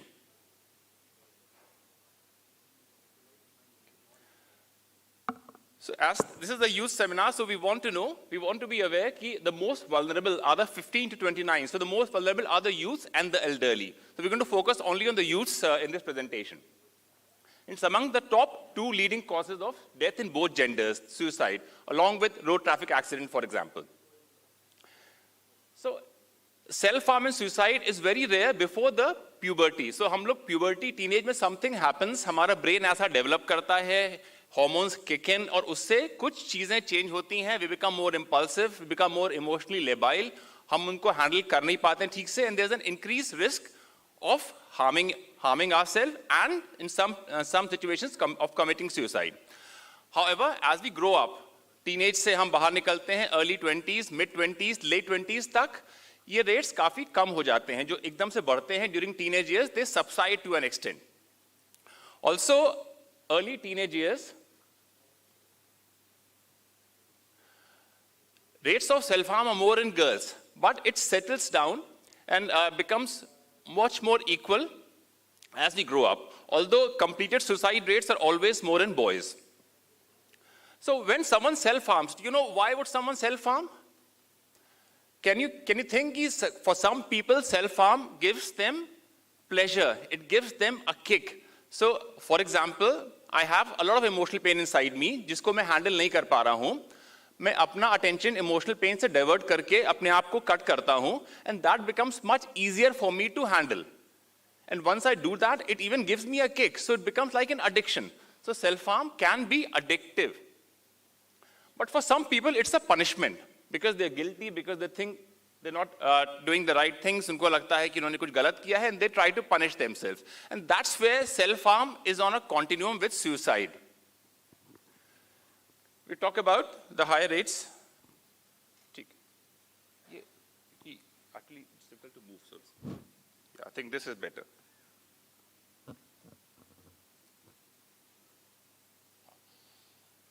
अब अगर हम सेल्फ हार्म करते हैं तो डिपेंड करता है कि मतलब अगर सेल्फ हार्म से डेथ हो रही है या सुसाइड अटेम्प्ट से डेथ हो रही है तो obviously depends on many causes.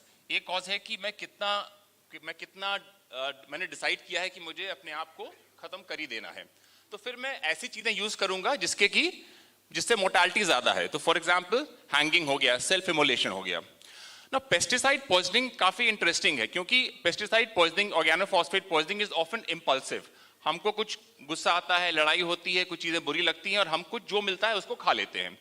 अब अगर हम वेस्ट में हैं, वेस्टर्न पॉपुलेशन में हैं, तो वहां पे अक्सर पैरासीटामोल ओवरडोज ज्यादा होता है क्योंकि ऑब्वियसली ऑर्गेनोफॉस्फेट सब जगह अवेलेबल नहीं है. इंडिया में unfortunately these are very freely available and therefore in India these impulsive episodes कि हमने गुस्से में कुछ खा लिया, हमने सुसाइड करने का सोचा नहीं, और दैट एंड्स इन सुसाइड क्योंकि एक तो वो काफी ज्यादा डेंजरस है, प्लस मेडिकल सर्विसेज हमेशा अवेलेबल नहीं होती हैं. तो in Indian population a lot of impulsive self harms without actual suicidal intent do end up in completed suicide. That is also a reason why suicide rates may be higher in India. Which is not moving. ठीक, ये news सबने देखा ही है. कोटा को बहुत लोग exam factory, Kota factory, suicide hub. 22 में they had 15 suicides among students. तो एग्जाम स्ट्रेस काफी कॉमन रीजन है लोगों को सुसाइड अटेम्प्ट करने के लिए या सेल्फ हार्म करने के लिए. बुलिंग, रिलेशनशिप प्रॉब्लम्स काफी हम देखते हैं कि रिलेशनशिप्स हैं, गर्लफ्रेंड बॉयफ्रेंड है, प्रॉब्लम हुई, या someone wants to marry a girl of their choice, parents agree नहीं कर रहे हैं, those sort of problems, these can be triggers. Sexual orientation is a big risk factor in our society. अभी भी हम उन लोगों को एक्सेप्ट ठीक से नहीं करते हैं जिनका सेक्सुअल ओरिएंटेशन नॉर्मल से डिफरेंट होता है. तो homosexuals, people with gender identity problems, हम इनको ठीक से एक्सेप्ट नहीं करते हैं, तो they have a much high rate of emotional problems and suicide. Copy cat behaviours, especially internet के आने के बाद एक कोई करता है, स्पेशली अगर वो कोई सेलिब्रिटी हो. For example we all know Sushant Singh Rajput की सुसाइड के बाद क्या हुआ था, बहुत कॉपी कैट सुसाइड्स हुए थे. सोशल मीडिया के काफी नेगेटिव असर भी हो सकते हैं. सोशल मीडिया जब हम देखते हैं तो हमको लगता है कि दुनिया में सबकी लाइफ काफी अच्छी चल रही, मेरी ही खराब है. That can be depressing. Social media से कई इस तरीके के नुकसान है. मेरी आपसे लड़ाई हुई, मैंने सोशल मीडिया पे डाल दिया, everyone will know about it. तो इससे इमोशनल ट्रॉमा होने के चांसेस बढ़ जाते हैं. You all aware of this? अभी हमने बात की सुशांत सिंह राजपूत की डेथ के बाद कोई ना कोई ऐसी न्यूज आती रहती है. अभी रिसेंटली ये न्यूज आपने देखी होगी, a student jumped and committed suicide exam stress की वजह से. तो क्या लगता है, एग्जाम स्ट्रेस या इस तरीके के स्ट्रेस से लोग सुसाइड करते हैं या डिप्रेशन से करते हैं या कॉपी करके सुसाइड करते हैं? कोई एक फैक्टर डिसाइड नहीं करता कि कोई इंसान सुसाइड अटेम्प्ट कर रहा है. प्रॉब्ली कई factors have to come together. सारी चीजें साथ होती हैं तभी कोई इंसान सुसाइड करता है. इतना आसान नहीं है कि सुशांत सिंह राजपूत ने सुसाइड किया तो people will start to copy him. नहीं, उनको कुछ प्रॉब्लम ऑलरेडी होगी. एक सेलिब्रिटी सुसाइड हुआ, थोड़ा वैलिडेशन मिल गया कि हाँ ये कर सकता है, and then they copy it. लेकिन वो कॉपिंग बिहेवियर रिस्पॉन्सिबल नहीं है. तो नेक्स्ट स्लाइड विल एक्सप्लेन. तो हम अक्सर बात करते हैं प्रेसिपिटेटिंग फैक्टर्स की. The most right on the list, कोई लॉस हुआ, किसी की डेथ हुई, नौकरी गई, किसी ने रिजेक्ट किया, कहीं फेलियर हुआ, किसी ने ह्यूमिलिएट किया, इसलिए सुसाइड किया. वो एग्जाम में फेल हो गया, इससे सुसाइड किया. लेकिन हम जानते हैं कि दो लोग एग्जाम में फेल होंगे, एक आदमी सुसाइड करेगा, एक आदमी को फर्क ही नहीं पड़ेगा. तो ऑब्वियसली जो ट्रिगर है उसकी अपने आप में कोई मीनिंग नहीं होती, वो इस इंसान के लिए स्पेसिफिक मीनिंग होती है. तो कोई भी ट्रिगर के कारण इंसान सुसाइड नहीं करता है. इट डिपेंड्स कि वो ट्रिगर को कैसे इंटरप्रेट कर रहा है, और वो कैसे इंटरप्रेट करेगा it depends on number of other factors. जैसे कि उसको क्या साइकाइट्रिक इलनेस है, क्या उसको डिप्रेशन है, क्या उसको एंजाइटी होती है, उसकी पर्सनालिटी ट्रेट्स क्या हैं, क्या वो इमोशनली लेबाइल है, क्या वो बहुत इंपल्सिव है, बहुत इरिटेबल है, जल्दी अग्रेसिव हो जाता है. Drug use is very important. क्यों? ज्यादातर सुसाइडल अटेम्प्ट्स जो आते हैं उसमें ड्रग यूज एक फैक्टर होता है. शराब पीकर कोई इंसान आया, इंपल्सिव एनीवे हो गया, लड़ाई हुई, और because of that effect of that drug और अल्कोहल उस समय उसने इंपल्सिवली एक्ट किया. तो कई चीजें बिल्डअप कर रही हैं. डिप्रेशन है, एक ट्रॉमा हुआ, he is under the effect of alcohol, he is not able to decide कि क्या करना है, क्या सही है, क्या गलत है, and that makes him more impulsive. Physical illness, social deprivation, ये सारी चीजें सुसाइड का रिस्क बढ़ा सकती हैं. तो ये मेंटेनिंग फैक्टर्स हैं. कई चीजें जो हमारी जो प्रिडिस्पोज करती हैं बचपन से, वो चीजें भी इंपॉर्टेंट हैं. तो हमारा बचपन से टेम्परामेंट कैसा है, जेनेटिक लोडिंग भी बहुत इंपॉर्टेंट है. तो अभी भी कल ही मैंने किसी को देखा था, एक 16 साल का लड़का आया था जिसने कहा कि उसके मन में सुसाइडल थॉट्स हैं. उसके फादर ने 2 साल पहले ही सुसाइड किया था. तो ये काफी कॉमन है. अब जो जेनेटिक्स जो आप जीन्स इनहेरिट कर रहे हैं, वो ऐसा नहीं कि सुसाइड की ही जीन्स इनहेरिट कर रहे हैं. आप इरिटेबिलिटी की, डिप्रेशन की, अग्रेशन की, इंपल्सिव बिहेवियर की, इन सब चीजों की जीन इनहेरिट करते हैं, जिससे कि सुसाइड का रिस्क बढ़ सकता है. Parenting is very important. Initial parenting आपको रेजिलिएंट बना सकती है, और खराब पेरेंटिंग जिसमें कि बहुत ट्रॉमा है, अब्यूज है, वो आपको बहुत ज्यादा वल्नरेबल बना सकती है. तो all these things may increase और decrease the risk of further problems.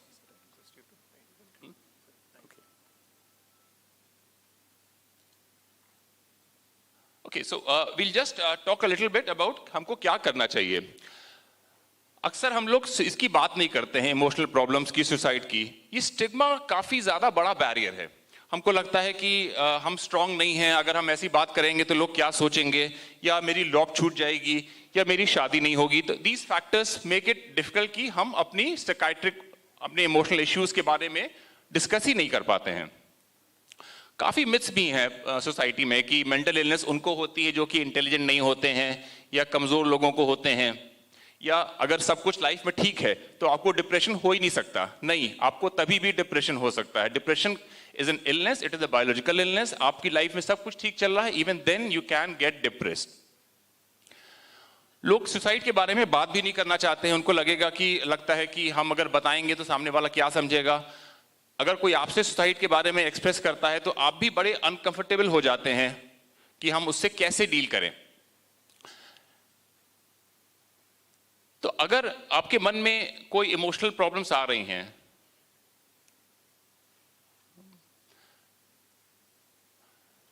Basically उसको डील करने के तरीके आपको समझने चाहिए। तो मान लीजिए आपके मन में आ रहा है कि I have no clue how to pass my exam, आप एग्जाम दे रहे हैं, आपको लगता है I can not pass my exam, this exam, you have to change the interpretation. You have to tell yourself कि नहीं, एग्जाम पास करना is not important, I am a student, I am here to learn. तो you have to constantly try and change the interpretation of stressors around you. या लोग क्या सोचेंगे, तो you have to tell yourself कि नहीं, it is more important कि मैं क्या सोचूं अपने बारे में. So similarly, you can change the interpretation of things around you, and it can help you manage stress much better. Okay? The summary is, कभी भी आपके मन में ऐसी चीजें आए तो you should be able to discuss with someone, a close friend. अगर आपका कोई क्लोज फ्रेंड आपसे डिस्कस कर रहा है तो you should be empathetic, non judgemental. आपको सुनना चाहिए उसकी प्रॉब्लम को और उसको सही हेल्प देना चाहिए. बहुत जजमेंटल नहीं होना है, बहुत जल्दी सोल्यूशन नहीं देने हैं, कभी कभी केवल सुनना ही काफी होता है और उसको सही डायरेक्शन में मूव करना ही काफी होता है. ये इट्स गेटिंग स्टक. ठीक है, I think that's pretty much it from my side. I have been told कि मैंने टाइम काफी एक्सीड कर दिया है, sorry about that. Thank you so much.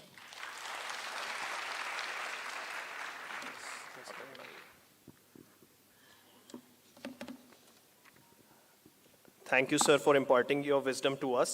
Now I request Professor Balhara, sir, to shed some light into the menace of substance use among the youth and the future of it. I request the speakers to conclude the talk in 8 minutes.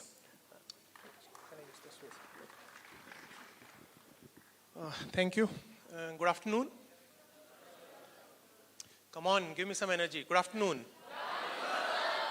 Thank you. So I must thank the organizers for this opportunity to be here.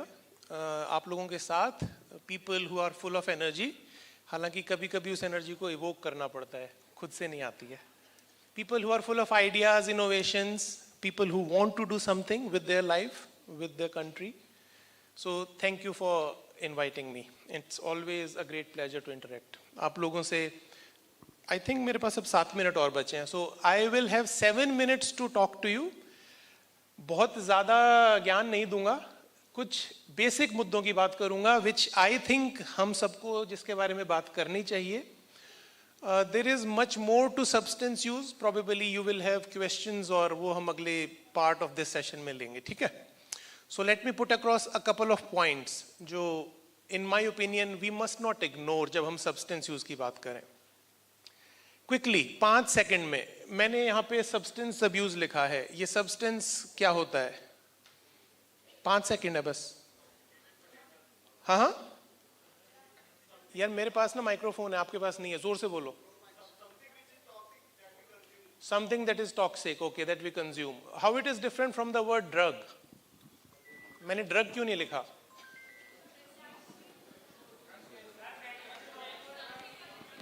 नहीं, सब ठीक है. Good good good.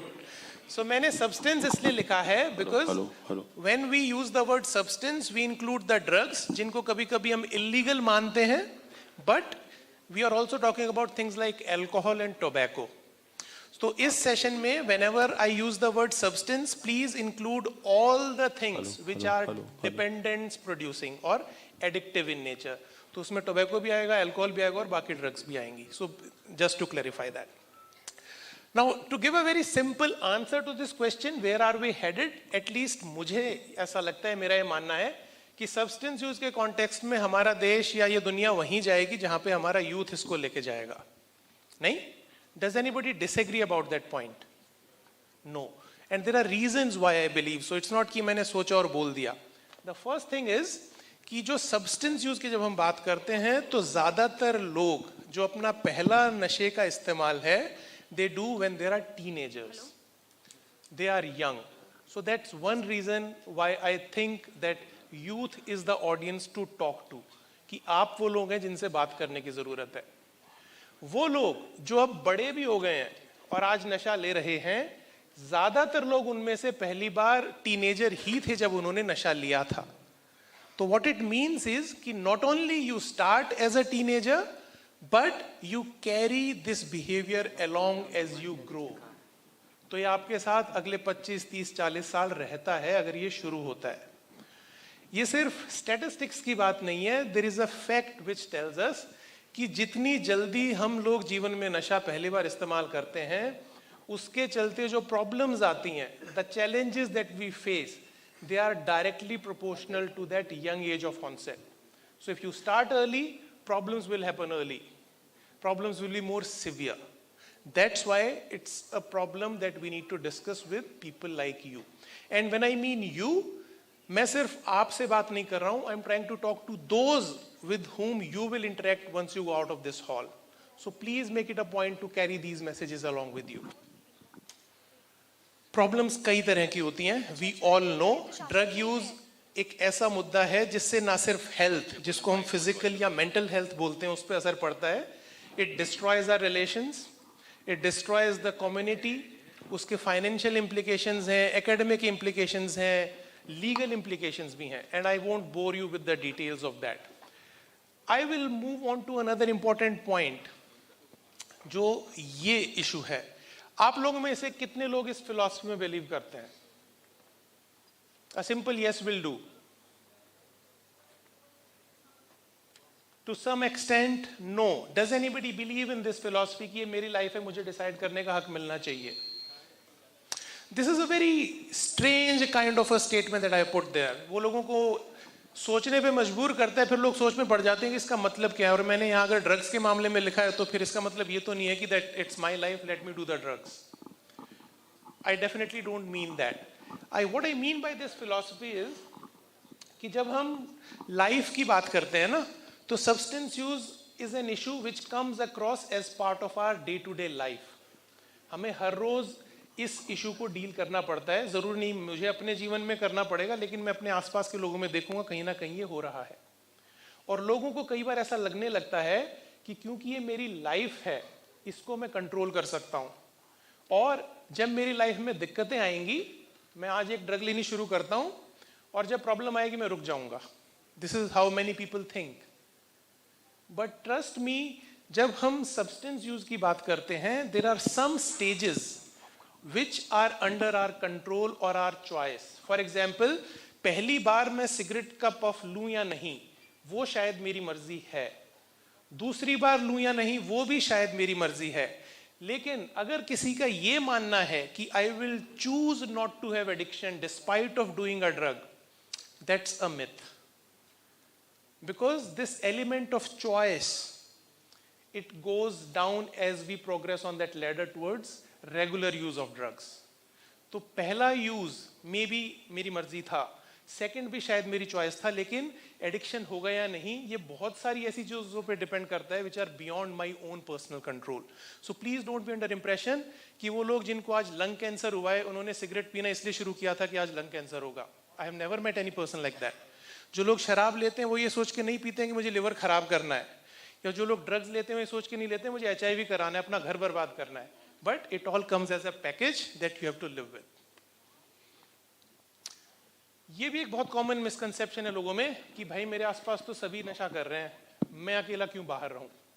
That's how we enjoy our lives. नहीं, but if you look at data, जो बहुत ज्यादा नहीं है बट जितना भी है, this is what the facts look like, and this is our country.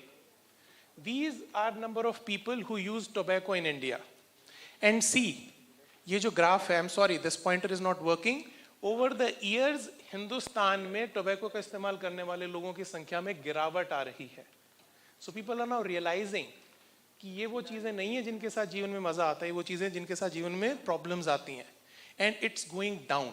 हालांकि ये नंबर को अगर हम ये प्रोपोर्शन को नंबर में ट्रांसलेट करें, since we are a huge country, it becomes a few crores of people. So it's a big issue. But please don't be under the impression कि हमारे आसपास हर कोई नशा ले रहा है. People are moving away from drugs, even in our country. So we should believe in the facts. Finally, एक बात और करूंगा मैं before I conclude, कि क्या इसका मतलब ये है कि वो जो चॉइस वाली बात जब मैंने की कि अगर मैंने एक बार एडिक्शन में मैं पड़ गया तो मेरा कुछ नहीं हो सकता है, is the life over for me? That again is not true. What it means simply is कि आज जब मैं नशा लेने की सिचुएशन में आया और जो मैंने उसको मना किया अपने दोस्त को नशा लेने से, वो शायद मैं अपने लेवल पे कर सकता हूं. बट अगर मैं स्पेक्ट्रम के एडिक्शन वाले एंड पे पहुंच गया हूं, तो मुझे मदद के लिए औरों की ज़रूरत पड़ेगी. I will need help, and many a times this help means treatment, medical treatment. तो अगर आपके आसपास ऐसे लोग हैं जो शायद कुछ समय पहले नशे में शुरू किए थे और आज उनमें एडिक्शन है, give them this message of hope that yes, there is a treatment that exists, which is very effective, which is available, और बहुत आसानी से आपको वो मिल भी सकता है हमारे देश में. So please remember कि शुरू के स्टेजेस में शायद मैं अपनी मदद खुद कर लूंगा, लेकिन अगर मेरे में एडिक्शन आएगा तो मुझे मदद की जरूरत औरों से भी पड़ने वाली है, और वो मदद भी मिलती है तो लोगों को मोटिवेट करना भी जरूरी है. But please do remember the final slide कि अगर आप ये मान के चलेंगे कि शायद एडिक्शन का भी इलाज है तो हम इलाज ही करा लेंगे, ट्रस्ट मी, इलाज तो हो जाता है, but you never regain what you have lost in the process. एक 18, 19, 20 साल का इंसान जो कॉलेज में एक क्वालिफिकेशन लेके लाइफ में कहाँ पहुंच सकता था, अगर वो 30 साल की उम्र में नशा छोड़ भी देता है तो वो लाइफ में वहां नहीं पहुंच सकता है जहां उसकी लाइफ उसे ले जा सकती थी. So it's better not to start in the first place. And finally, ये जो फिलॉसफी है लाइफ की, it doesn't matter whether you believe it और not, but think about your own life. If it is your life, don't just follow others blindly. वो लोग जो आपको समझाते हैं कि जिंदगी जीने का, मजा लेने का वो तरीका है, use your judgment. जब आपको मीडिया में कुछ ऐसा दिखाई देता है जिसको देख के लगता है कि यार ये हीरो, ये स्टार ऐसा करता होगा, use your brains why they say that, because they are being paid for that. And always have a dialogue about substances or drugs with your colleagues. Discuss with them कि क्यों एक life को बिना इसके भी बहुत अच्छे तरीके से जिया जा सकता है. So I will stop with that. Thank you so much.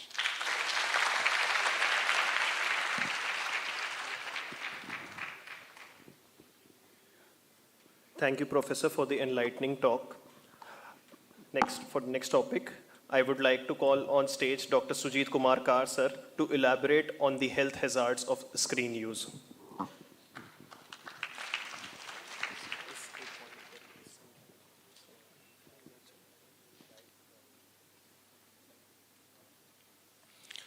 Very good afternoon. I'm just talking on a topic that is screen use. That is just an extension of what Dr. Pallara is talking about. He's talking about substance use and I'm talking about screen use. Now, मैं अपने presentation शुरू करने से पहले आप लोगों को एक सवाल पूछता हूँ. During last 15 minutes, how many of you has seen your social media, mobile, internet, or checked your mail? Please raise your hands. Oh, so many hands. At least I will say that 1/3 of people, they have used it in last 15 minutes. So it is an integral part of our life, and very commonly we use internet, screen for our day-to-day purposes. Wifi एक ऐसी चीज है जो हमें connect करता है वो आसानी से, ठीक है. So we talk that Wi-Fi is the only thing that connects with me without asking me. ठीक है. बहुत सारे लोग देखते हैं घर पे बच्चे भी आजकल ऑनलाइन पढ़ाई कर रहे हैं. They are connected to their classes, their teachers through online forums. So when the class is not going on, people are connected to different gaming sites और some entertainment sites through online portals. So it's very difficult to find the family people together. When the Wi-Fi is not there, then probably the family is spending time together. So when we talk about screen, we basically refer to mobile, tablet, laptop, desktop, whatever the thing that is connected through the digital media to provide you entertainment, information, news, shopping, gaming, study, even pornography. All these materials are available in these digital platforms, and people use the online or screen to access to these informations. Research में देखा गया है कि जो screen users की संख्या है वो काफी बड़ा है. If you see the global population, nearly 8 billion. Out of that 8 billion or 8.2 billion, nearly 5.2 billion they are consumers of internet. This is the data of January 2023. So nearly 2/3 of the global population, they are screen users. Out of that, you'll say that social media users are nearly 60%. When it comes to the time of or the hours spent in internet or online or social media, nearly 2.5 hours spent in social media every day by these users. So in 2023, the data says that the teens, the number of hours of internet, it is increased from 7.7 hour 22 minutes to 8 hour 39 minutes, nearly more than an hour increment in the internet use. 50% of the time, the mobile phone goes to the mobile users, the time goes to social media use. So social media use is one of the a major use of mobile or internet or screen use. So mostly people spend a lot of time on Facebook, nearly 33 minutes per day. Instagram, nearly 30 minutes per day. So these are the common use sites. And the most number of users are in China, then followed by India. So India is the second largest number of users of screen. And the number is very rapidly increasing because of this globalization and global digitalization. This is a data that shows that social media users की population जो है, duration of social media use, Nigeria, African population, they nearly spend around 4 hours a day on social media. Japan, Germany, the use is quite less. India is somewhere standing nearly 2 hour 36 minute daily use of social media. This is an interesting information I got. In a lifetime, more than one third of time we spend on sleeping. If you refer to the data, nearly after sleeping, the thing that we commonly do, it is close to the screen use. Either we are using TV or watching, referring to the social media sites and so on. So social media use, watching TV, it is going around 14 years of our life. If our lifespan is somewhere around 74 years, around 14 to 15 years we are spending in front of the screen. If you add that socializing and shopping part, now people started shopping through the online portals. That will add, so nearly in an individual's life of 75 years, somewhere around 18 to 20 years is spent on the screen. So quickly I will go through this interesting case that tells about whether social media or screen use is a blessing for the world or it's a bane. It's a ये अभिशाप है हमारे इंसान के लिए या एक वरदान है.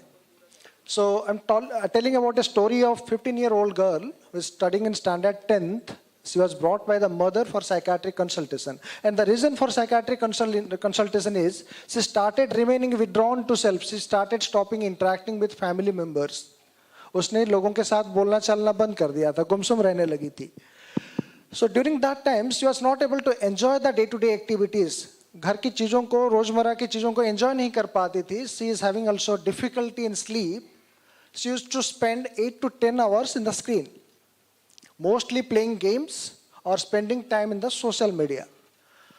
She described that it helps her in coping. मुझे ये चीज़ अपने स्ट्रेस से डील करने में मदद करती है, उसने ये बताया. She also reported about some ongoing conflict in the school with the friends and also some academic stress. She mentioned that she is not able to focus on studies because she is not getting time, because she is spending a lot of time on screen. And उसकी पढ़ाई की जो performance है धीरे धीरे कम होने लगी थी.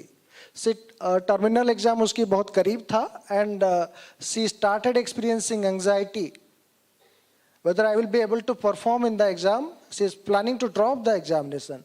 That's why she was brought by the mother, because mother thought that her daughter is going through some challenges. She started searching all those thumbs in the Google site and they found that it is possibly internet addiction हो सकता है या depression हो सकता है, तो उन्होंने psychiatrist को consult किया. इस तरह का स्टोरी आपने सुना होगा या अपने लाइफ में एक्सपीरियंस भी किया होगा. Now let's go through this story, whether it's a through this story we'll try to learn whether screen use is a boon or ban. The things that I have highlighted in red, spending a lot of time on screen, not able to focus on studies because You are spending a lot of time on the screen, so time is totally diverted to the screen activities, and poor performance in the class test, experiencing anxiety. These are all the side effect, the negative impact of screen that individual is experiencing. At the same time, she told that using the screen helps her in coping. अपने problem को deal करने के लिए, कोप करने के लिए वो help कर रही है. तो यहाँ पे एक पॉजिटिव है कि लोग स्क्रीन को कई बार यूज करते हैं कोप करने के लिए. सेकेंड थिंग, उसकी मदर ने ये सर्च किया कि सिम्टम्स क्या हो सकते हैं. People get a lot of information through the internet and after that they seek for help. This is a good thing कि उन्होंने देखा, सोचा, समझा और उस बच्चे को लेके आए दिखाने के लिए. So that is a helpful thing. So we are totally dependent. You cannot imagine your life without internet. So the modern definition in a digital world, what is sadness?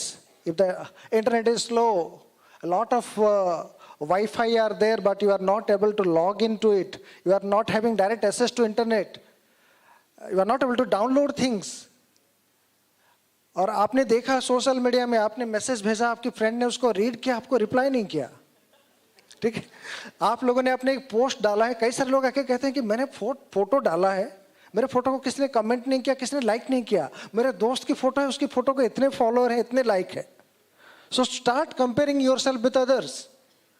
Then आपने इतना सारा एक मैसेज लिखा, अपने सारे feelings बता डाले, reply में सिर्फ आया okay.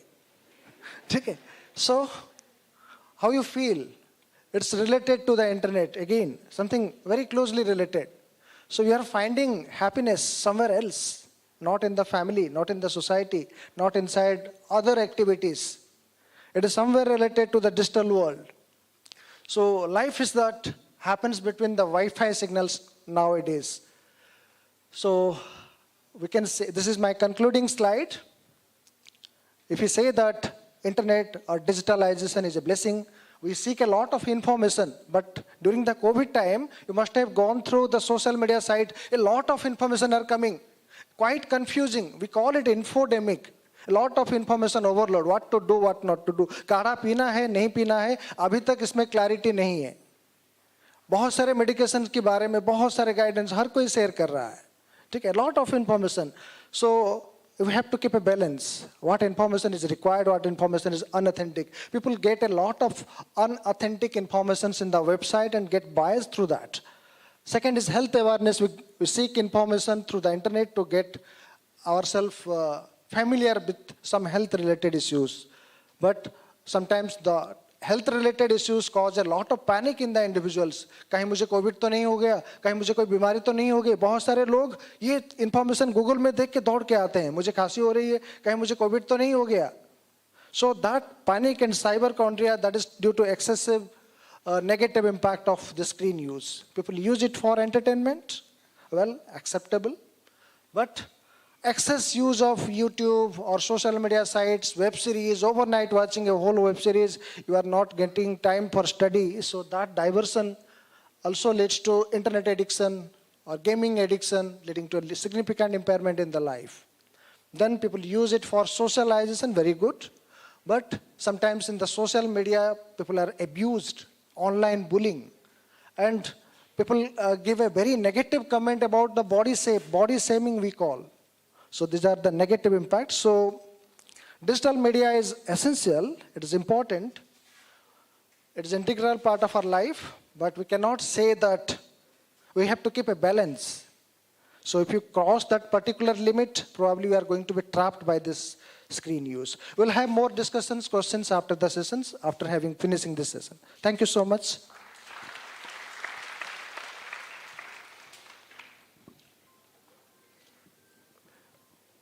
Thank you, sir, for providing us with a new perspective. Attempts at understanding the youth are futile without appreciating the cultural background of oneself. To explain this further, I request the presence of Dr. Bharat Saluja, sir.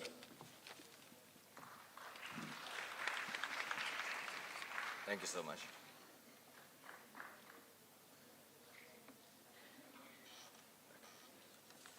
So good afternoon to all of you.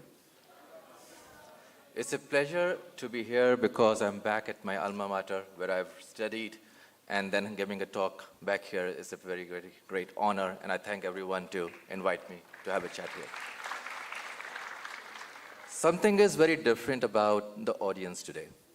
I mean, we have had so many discussions and talks in the past, but today the crowd or the audience consists of young and beautiful people. So a big clap for all of you who are young and beautiful, and they're all here.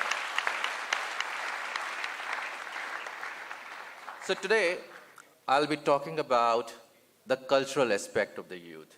So it's a very wide topic, but I'll try to stick with 8 to 9 minutes. First, talking about what youth is in terms of culture. We are a very diverse culture.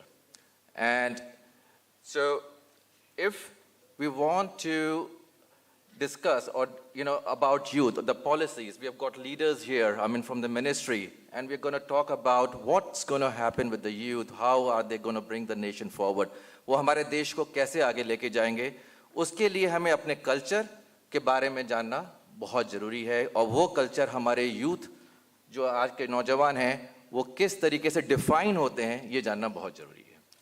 तो सबसे पहला सवाल मेरा आप सबसे ये है कि आप यूथ को किस तरीके से डिफाइन करते हैं?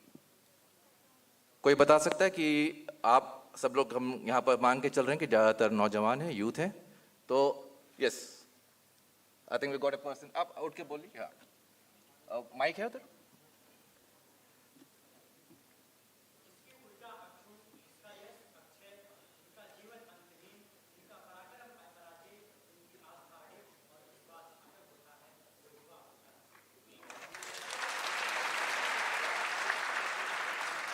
Excellent, excellent. और ये हमारा इंडियन कल्चर है, और इससे पता चलता है कि जो हमारी एनर्जी लेवल्स हैं, हमारी प्रोडक्टिविटी है, हमारी सेल्फ रिलायंस है, हमारी एम्बिशियसनेस है, वो हमारा आज का नवयुवक है। Thank you for answering that. तो अब अगर हम लोग वेस्टर्न कल्चर को देखें तो उसमें अलग अलग तरीके से युवाओं को जो है डिस्क्राइब किया गया है। उसमें से कुछ चीज़ें मैंने यहाँ पर लिखी हैं, और अगर हम यूनाइटेड नेशंस की डेफिनेशन को देखें तो 1981 में सबसे पहले इंटरनेशनल यूथ ईयर में यूथ की डेफिनेशन वहाँ पर दी गई थी, और वो एक स्टैटिस्टिकल डेफिनेशन थी, यानी कि नंबर्स दिए गए थे। और हकीकत ये है कि नंबर्स कभी काम नहीं आते। तो अगर आप डेफिनेशन देखें यूनाइटेड नेशंस की, उन्होंने कहा कि जो व्यक्ति 15 से 24 साल के बीच में है वो यूथ है। क्या ये सच है कि क्या 15 साल का और 24 साल के बीच यूथ है? तो सारे ऑडियंस हमारे कह रहे हैं नहीं, एंड इट इज ट्रू। तो अगर आप डेफिनेशन का सेकंड हिस्सा देखें तो उन्होंने लिखा कि youth without prejudice to other definitions by the member states, यानी कि जो उस समय 1981 में करीब 150 देश पार्ट थे यूनाइटेड नेशंस के, और उसमें भी उन्होंने रिकग्नाइज किया कि ये डेफिनेशन सिर्फ स्टैटिस्टिकल है, नंबर्स हैं, लेकिन हकीकत ये है कि जो यूथ है वो कल्चर जहां पर यूथ पनप रहा है वही डिफाइन कर सकता है कि वो एक्चुअल यूथ कौन है, क्या है। तो इसी कॉन्सेप्ट को एक बहुत बढ़िया साइकोलॉजिस्ट हैं, काफ़ी रिनाउंड साइकोलॉजिस्ट हैं, प्रोफेसर आर्नेट, उन्होंने एक कॉन्सेप्ट दिया इमर्जिंग एडल्टहुड का। जो ये कॉन्सेप्ट है, अगर आप उसके जो मैंने हाईलाइट किया है उस पार्ट के डेफिनेशन को गौर कीजिए। उन्होंने कहा कि it's not a universal period, यानी कि ये कोई डिफाइंड पीरियड नहीं है, but a period that exist only in culture, यानी कि हम डिफाइन करते हैं, कल्चर डिफाइन करता है कि वो यूथ क्या है। और ये यूथ का जो कल्चरली डिफाइंड पीरियड है वो हमारे एडल्टहुड को तक जाती है। तो अगर हमें यूथ समझना है कि यूथ है क्या, हमें उस कल्चर के हिसाब से ये समझना है कि एडल्टहुड क्या है, तो जाके हम समझेंगे कि उस कल्चर की डेफिनेशन यूथ की क्या है। तो अब ये हमें ये जानना है कि हमारे कल्चर में एडल्ट रिस्पॉन्सिबिलिटीज हैं क्या। तो कोई बता सकता है कि आपके माँ बाप ने कहा कि बेटा अब तुम बड़े हो गए हो, एडल्ट हो गए हो, उसका क्या मतलब होता है?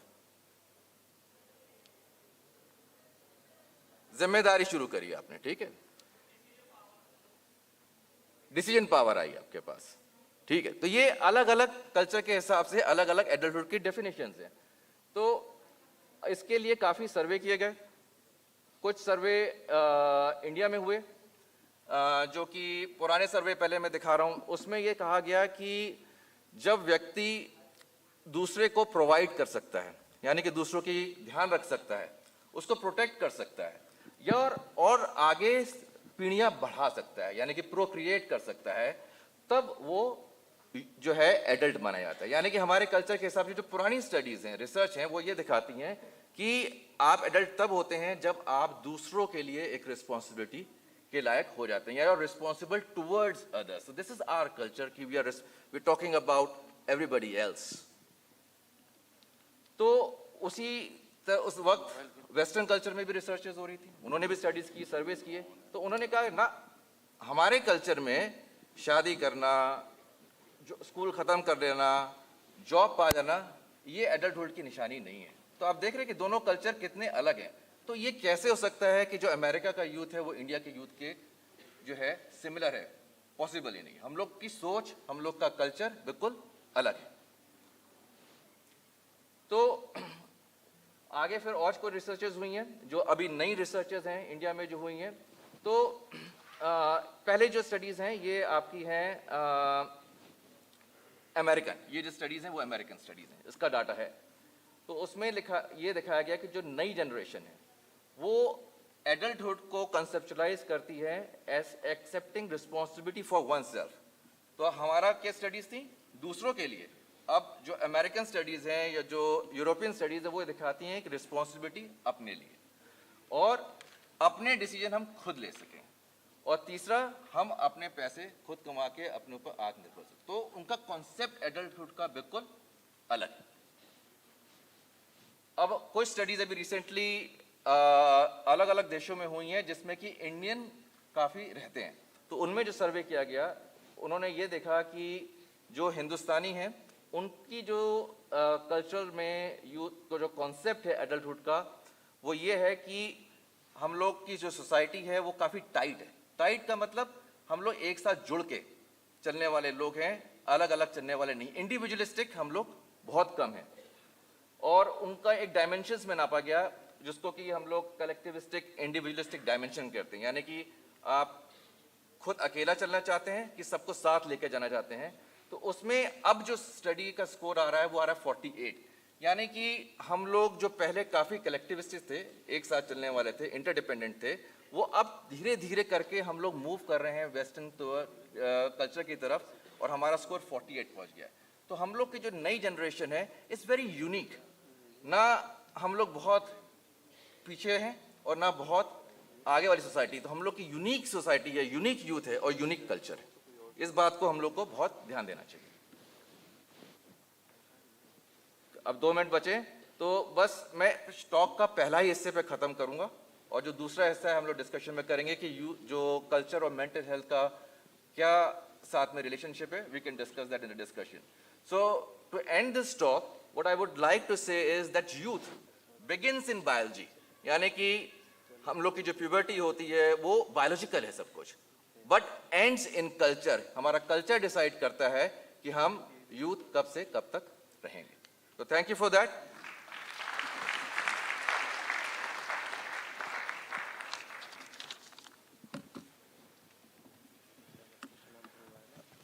Thank you, sir, for this new perspective. Finally, I would like to call on stage Professor Mukul Sharma, sir, for giving his talk on mental health across cultural perspective.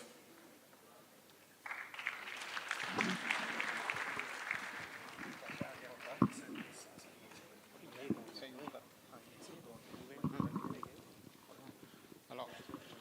Good afternoon. Can you hear me? How many of you are asleep? None. That's very good. Okay, let me tell you something. A story. When I decided to become a psychiatrist, my father was an ENT surgeon. He said, why psychiatry? Why mental health? I had read that it is a very, very accepted branch of medicine in America. Everyone is taking therapy, especially the famous people.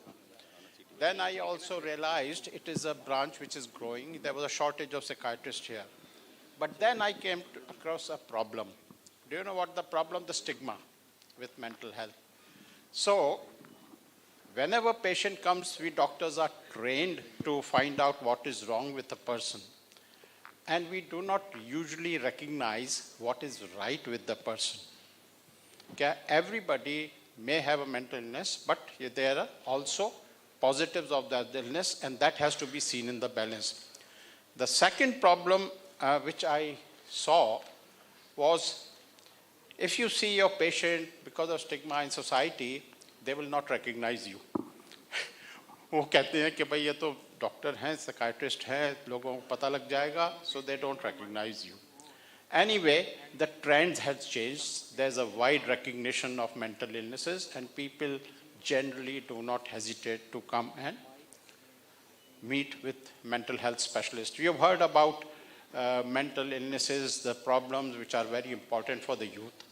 I'm going to talk to you about two topics. One is the importance of family in mental health, and second is when you're facing the world. For example, if you're going abroad or you intend to go abroad, what is important? How should you see yourself? Now, family. This is also something important which we talked about. Okay. The topic theme of this meeting is mental health, not mental illness. And when people come to us, they may have a problem, so we are looking at a point when the problem has already occurred. But what is important is how to maintain mental health before this. There's a concept in medicine, when somebody has got a problem, illness, it has already, then you are treating and managing. It is better to prevent it. So prevention is the key to it. Now, so that is where family has a very big role. Family is important for the emotional and mental well-being of children and the young. Human being, as you know, is highly dependent on the parents for their growth, well-being across all mammals and lots of creatures. That is where the family is so important. Now, a question before I go ahead. How many of you live in what is called a nuclear family, that is only parents or siblings, not grandparents and everything? How many? Okay, few, yes. How many of you live in a joint family where there's multi-generational or where the grandparents, uncles and aunts? So that's a majority. And that is very typical of India. And I'll tell you why it is important. If you consider family as the core important for the young people, for their emotional well-being, family has many functions, including physical health, nutrition, shelter, education, support. But emotional and mental health is absolutely important. So logically, compared to a nuclear family where there are few people, a joint family has many people in that family. And if there are parents are busy elsewhere, there are parental substitutes, uncle, aunts, and grandparents. So that is a much richer source of support for the well-being. I'm talking about children. Just imagine, I'm not talking about the adults. For children, so some parents are busy, there's uncle, aunt, somebody to look after the children, somebody to feed them. So the child is usually not left alone. Yes? Therefore, in fact, I started studying this topic way back when I've done studies in depression and relationship with the joint and nuclear family. Then I have published in Tata Institute of Social Sciences, there's a book on problems of family in India, about the structure of family and the study what is, and the methodology.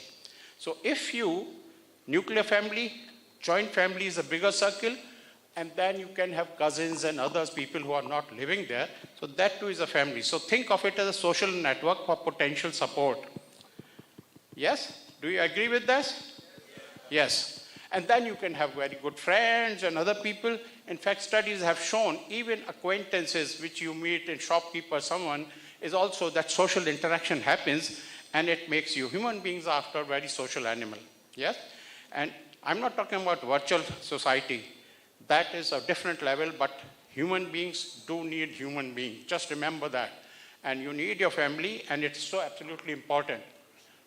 However, there's a demographic shift happening in this country. And so there's people moving from rural to urban areas. Rural family generally, based on the pattern of living, is joint. So they are moving to a nuclear pattern. So it has its implications, all right? And that the young people should understand so they are better prepared for it. So now, family is important for mental health. Intact family is important for mental health. Now, imagine what happens when the family breaks down, okay? And the studies, this is the UK data, more than 36% of children whose parents have split up, this is mostly nuclear family, reported more mental disorders as compared to 20% of with parents still together. So mental disorders can happen in any young people, but when the family splits, it has a bigger impact. Just remember that, okay? Now the culture in the West is me too. They think about what about me. Parents generally tend to split up. They don't think so much about children. So we are talking about people who split up and the children are there. So it has a very, very negative influence on children. Second thing, one has to also recognize that in West, because I practiced here in the West, there's a condition called emotionally unstable personality disorder, which is a borderline personality. You may have heard of it, where a person has very rapid change in moods, and they generally tend to cope or use very maladaptive patterns of coping by self-harming or suicide. And that condition, I did not see it so extent here. And that is, in fact, clogging the health systems in UK, because people end up with self-harming, suicidal behavior, and when you look at that, usually it's a fragmentation of the family system is behind it. They are living alone, they have gone through a very tough period, and the family, the split up family, reconstituted family. So it is my belief that is a strong association with the kind of problem we are seeing. I was here generally, and another thing which I noticed, when I was practicing here, usually patients are accompanied by the family member. The family is such a big support. Here we used to admit patients and family members is staying with them. Yes?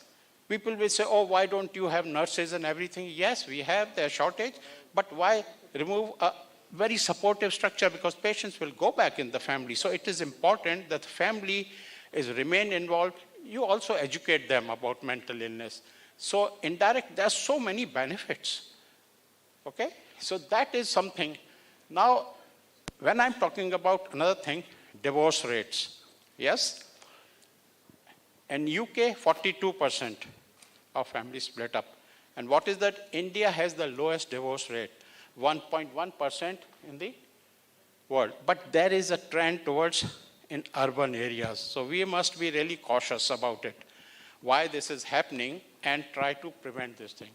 So I'm not talking about divorce as a result of domestic violence, where it may be justified, yes, because it is very damaging to the couple and it is very damaging to the children. But when there's low tolerance, they split up for very frivolous reason. I think they should, and there are children involved. So I am very conscious of this. For children and young, family, intact family is very important. Do you agree with this? Yes. And do you find emotional support from a family? Yes. That's good, is it not? दुख होता है, कहाँ जाते हो? बात करते हो, solve करते हो, पैसे की जरूरत हो तो कहाँ जाते हो? Yes, that's a trick question. नहीं, family is, why? I used to live in a joint family. I moved to a nuclear family setup, but I realized it. I said, for children, we will sacrifice everything for their welfare because their future is there. Our happiness is there. Yes? Family is so important. So just remember this thing. What is going on? We don't have to do everything which the West does. We must be very conscious of it. Even 1% divorce rate is quite a big figure in terms of India. Which country has the highest divorce rate? Anybody? America. Nah, wrong, madam. Come on, guess. Oh, Maldives. Yes. You'll be surprised to know that. Yeah? And thinks it's a small country, but somehow it is divorce rate. I was surprised when I was looking at the data. So there must be other reasons, but I did not go into depth of it. So this is a caution to society. Please preserve your family for the young and for the elderly as well, because ultimately they will support. Okay. Now what can be done? First of all, we should recognize the importance of family. Family, your topic is family, Vasudev Kutumbakam. Family apna yahin se to start hota hai, nuclear family, this, and then the whole family. And you can build a family structure, substitute family. Second is, this has to be maintained. And one more thing I wanted to talk about, what happens in adolescence. Yeah? Adolescence, there are 3 changes happen. Teenage years, biological. Then there is another thing called rebelliousness, more in males. Yeah? And third is peer pressure, okay? As a result of that, children may say, okay, I'm listening to these other, they stop communicating with parents. Parents don't know, bhai badal gaya hai, sunta nahi hai, is type ki problem hoti hai. Sahi hai ke nahi? Sab log keh rahe hain, most of them. Anyway, so what is the importance? Communication. So if parents recognize that this could be a potential problem, be open, be non-judgmental. उनको बात करने का समय दीजिए. उनको criticize ना करिए, pressure ना डालिए कि क्यों बात करो. आप अगर शुरू से ही, I'm talking about there may be young people who will be parents or there may be some parents, to keep an open communication, do not judge them, so they will automatically talk to you on any topic. This is also important. And vice versa, the young people should also talk to their parents. I have seen people where there's a problem, or there's something wrong with this, my child, he was a brilliant child, he's not communicating, he remains in his room, does not come and talk to me. So then that's a problem, okay? One quick ending, next one. Facing the world. This is self-esteem, self-worth and confidence. I was educated here. You know how many patients I used to see यहाँ पे outpatient clinic में? 50, 60 in a day. How many patients do I see there? 20 in a week. A clinician, a good doctor, after theory and everything, is based on the experience. The more patients they see, they are better experienced. Number 2, hard work. Aspiration, young people, they are all working, they have achieved competition, come here. So hard work is another bit which we achieve. And thirdly, aspiration, competitiveness. So when I went there and I found that, I don't have to learn psychiatry. I already know it, my experience much greater than theirs. I simply had to learn to practice psychiatry according to their system. Just like if you drive here, you may be driving 20 years, you go and have to drive there, you have to take a test, because you have to learn to drive their way. So that is one thing, remember, don't forget the kind of education experience you get. Nowhere else you will get it. Yeah? Number 2, hard work, resilience. You are already, I work 110%, you probably work 120%. You are the young. So definitely that will keep you going ahead. So never, always hold your head high, because you are better experienced, you are hardworking, you have this culture. So you can face the world like anything. And finally, bilingual. Everyone, I think most of the people, either you are having your local language or English language as a link language. So bilingualism is important because it is important for improved mental capabilities, better attention control, and finally increased brain white matter. These are the facts. So anybody, because I was seeing my children, some children are taking French, German, even Chinese. I said, you are already bilingual. Ask, you can go and work there in English and ask them to come here and work, talk to a Hindi patient here. They will be useless. So can you see this inherent? Yeah. Anyway, thank you very much. Family, and remember your capabilities, what you get here. Thank you very much. Thank you, sir, for such a knowledgeable talk. Now I request Shivanand Dwivedi ji, sir आपसे अनुरोध है कि आप stage पर आके अपने विचार व्यक्त करें यूथ मेंटल हेल्थ के ऊपर.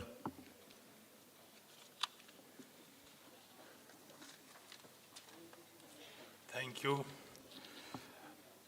प्रोफेसर, प्रवक्ता और अधिवक्ता जब बोल लें तो वक्ता को कम बोलना चाहिए.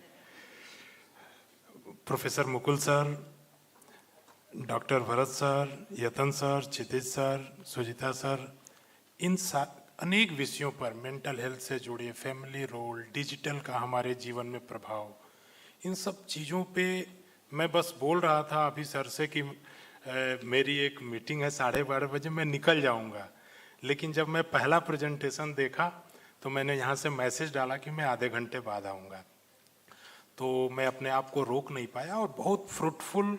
और सर निश्चित तौर पे ये विषय, इन विषयों की कोई डेप्थ नॉलेज मुझे नहीं है.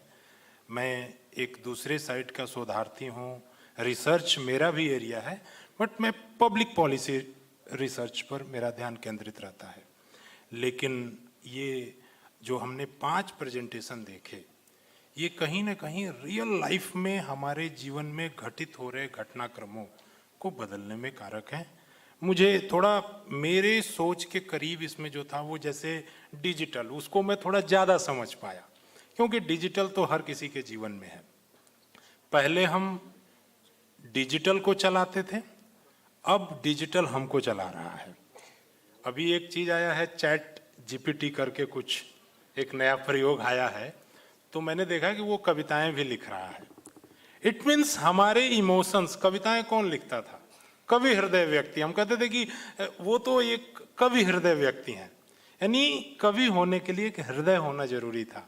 क्या चैट जीपीटी जो कविता लिखेगा उसमें भी हृदय का कोई स्थान है क्या? अगर हृदय है तो इमोशन है, अगर इमोशन है तो फिर वो टेक्नोलॉजी शायद नहीं कही जाएगी, वो कुछ और कही जाएगी. और अगर इमोशन नहीं है, सिर्फ टेक्नोलॉजी है, तो फिर हृदय नहीं है वहां पर. तो चैट जीपीटी जो लिख रहा है वो कविता है कि नहीं? आप लोग सर बड़े विद्वान लोग हैं. इमोशन और उसके द्वारा लिखी जा रही कविताओं, उसके द्वारा दिए जा रहे जवाब को हम किस श्रेणी में रखें, इस पर भी आप लोग कभी शोध करेंगे, कभी रिसर्च करेंगे. और ये जो रियल मानव बैठे हैं, जो मशीन के गुलाम होते जा रहे हैं धीरे धीरे. हम एक फेसबुक अपना सुबह उठते हैं, किसी का मैसेज देखते हैं, उसके बाद किसी को मैसेज डालते ही एक रील सामने आती है, उसके बाद ऐसे ऐसे ऐसे ऐसे, और बताया गया कि अगर आपका कंटेंट बहुत अट्रैक्टिव नहीं है तो एक आदमी की उंगली, हमारा पेशेंस इतना कम हो गया है कि हम 2 सेकंड से ज्यादा एक कंटेंट पे रुक ही नहीं सकते. यानी हम पेशेंस भी खो रहे हैं, टाइम भी नष्ट कर रहे हैं, और हम जान भी नहीं रहे हैं कि हम किस लिए यहाँ आए थे. मोबाइल लाए थे कि भरत सर को फोन करूंगा, उनको कोई चीज की बधाई दूंगा, तब तक एक कंटेंट दिख गया, हम उसमें लग गए. तो मुझे लगता है कि डिजिटल को हमको चलाना है, तब तक तो ठीक है. डिजिटल हमको चलाने लगे, ये पता नहीं इसका नुकसान होगा कि नहीं, क्योंकि सारे रिसर्च से जुड़े लोग हैं, तो जब तक इसका कोई ऑथेंटिक रिसर्च नहीं आ जाता, इतने गंभीर मंच से मैं नहीं कह सकता हूं कि इसके परिणाम खराब होंगे, अच्छे होंगे मानव सभ्यता के लिए. लेकिन सर निश्चित तौर पे इस कार्यक्रम में आने का, इस सेशन को सुनने का, और आप सबके बीच आप लोगों ने जितना फ्रूटफुल यहाँ पर ये प्रेजेंटेशन दिया, मुझे बड़ा लाभ हुआ है. अगर मैं लूँगा आप सबकी मेल आईडी, अगर पीपीटी ये मुझे मिलेगा तो मेरे अध्ययन को भी विस्तार मिलेगा. बहुत बहुत धन्यवाद.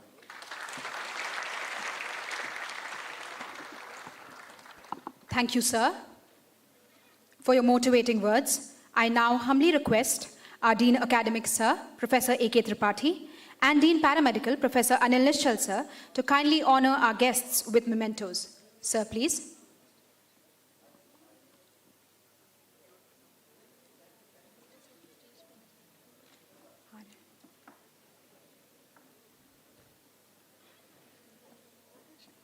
Shri Shivanand Dwivedi ji, thank you for gracing the occasion, sir.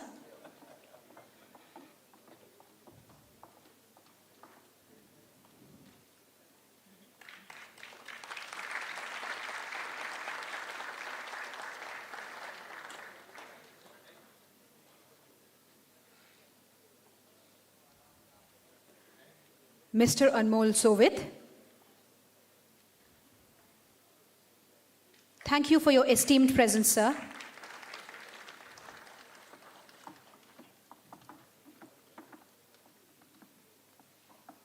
Thank you, sir. I would now like to hand over the proceedings to Dr. Aditya Agarwal, sir, for the Q&A session. Sir, please. Thank you, Shreya. With such a stimulating session, I know all of you must be eager to put your questions and opinions forward. We will now begin the question and answer session, and I request audience member to raise their hands and tell your name and current affiliation before putting forward your question.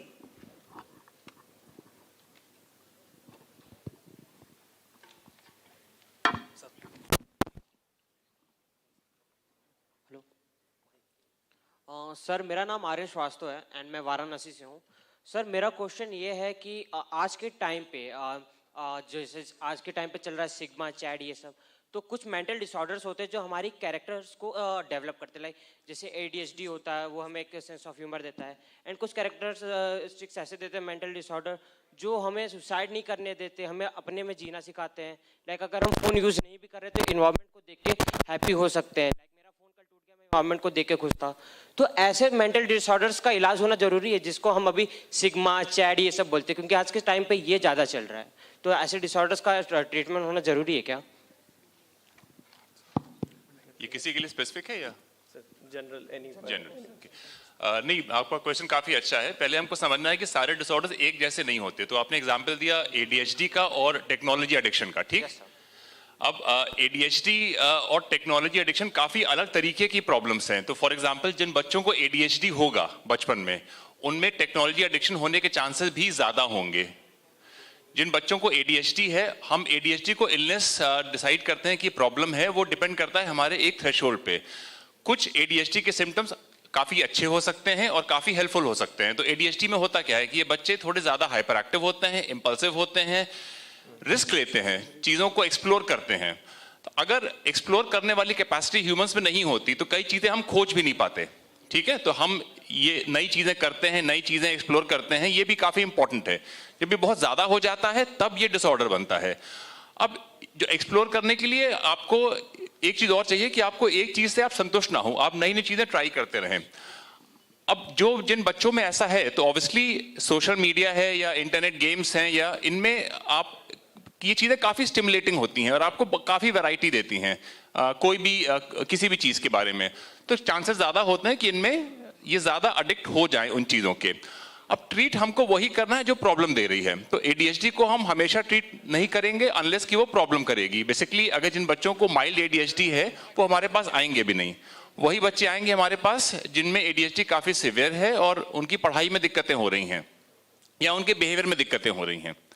Technology addiction एक relatively नई चीज है. अभी हमको ये भी नहीं पता है कि ये टेक्नोलॉजी ही के कारण एडिक्शन हो रहा है या उन बच्चों में ऑलरेडी कुछ वल्नरेबिलिटीज हैं या उन लोगों में ऑलरेडी कुछ वल्नरेबिलिटीज हैं. क्योंकि हर इंसान टेक्नोलॉजी का एडिक्ट नहीं बनता. एक इंसान उसको काफी ठीक से यूज करता है, दूसरा इंसान उसी चीज का एडिक्ट हो जाता है. तो उसकी अपनी इन्नेट पर्सनालिटी काफी इंपॉर्टेंट है. तो उन सब चीजों पे डिपेंड करता है कि हम उसको ट्रीट कैसे करेंगे. तो टेक्नोलॉजी एडिक्शन का ट्रीटमेंट के लिए आपको बैकग्राउंड चीजों को भी समझना और ट्रीट करना जरूरी है. Thank you. Next question please. Good afternoon, sir. Esteemed panelists, I'm Pratiksha Singh from Aligarh Muslim University. Sir, my question is, this is the time where there is information baggage.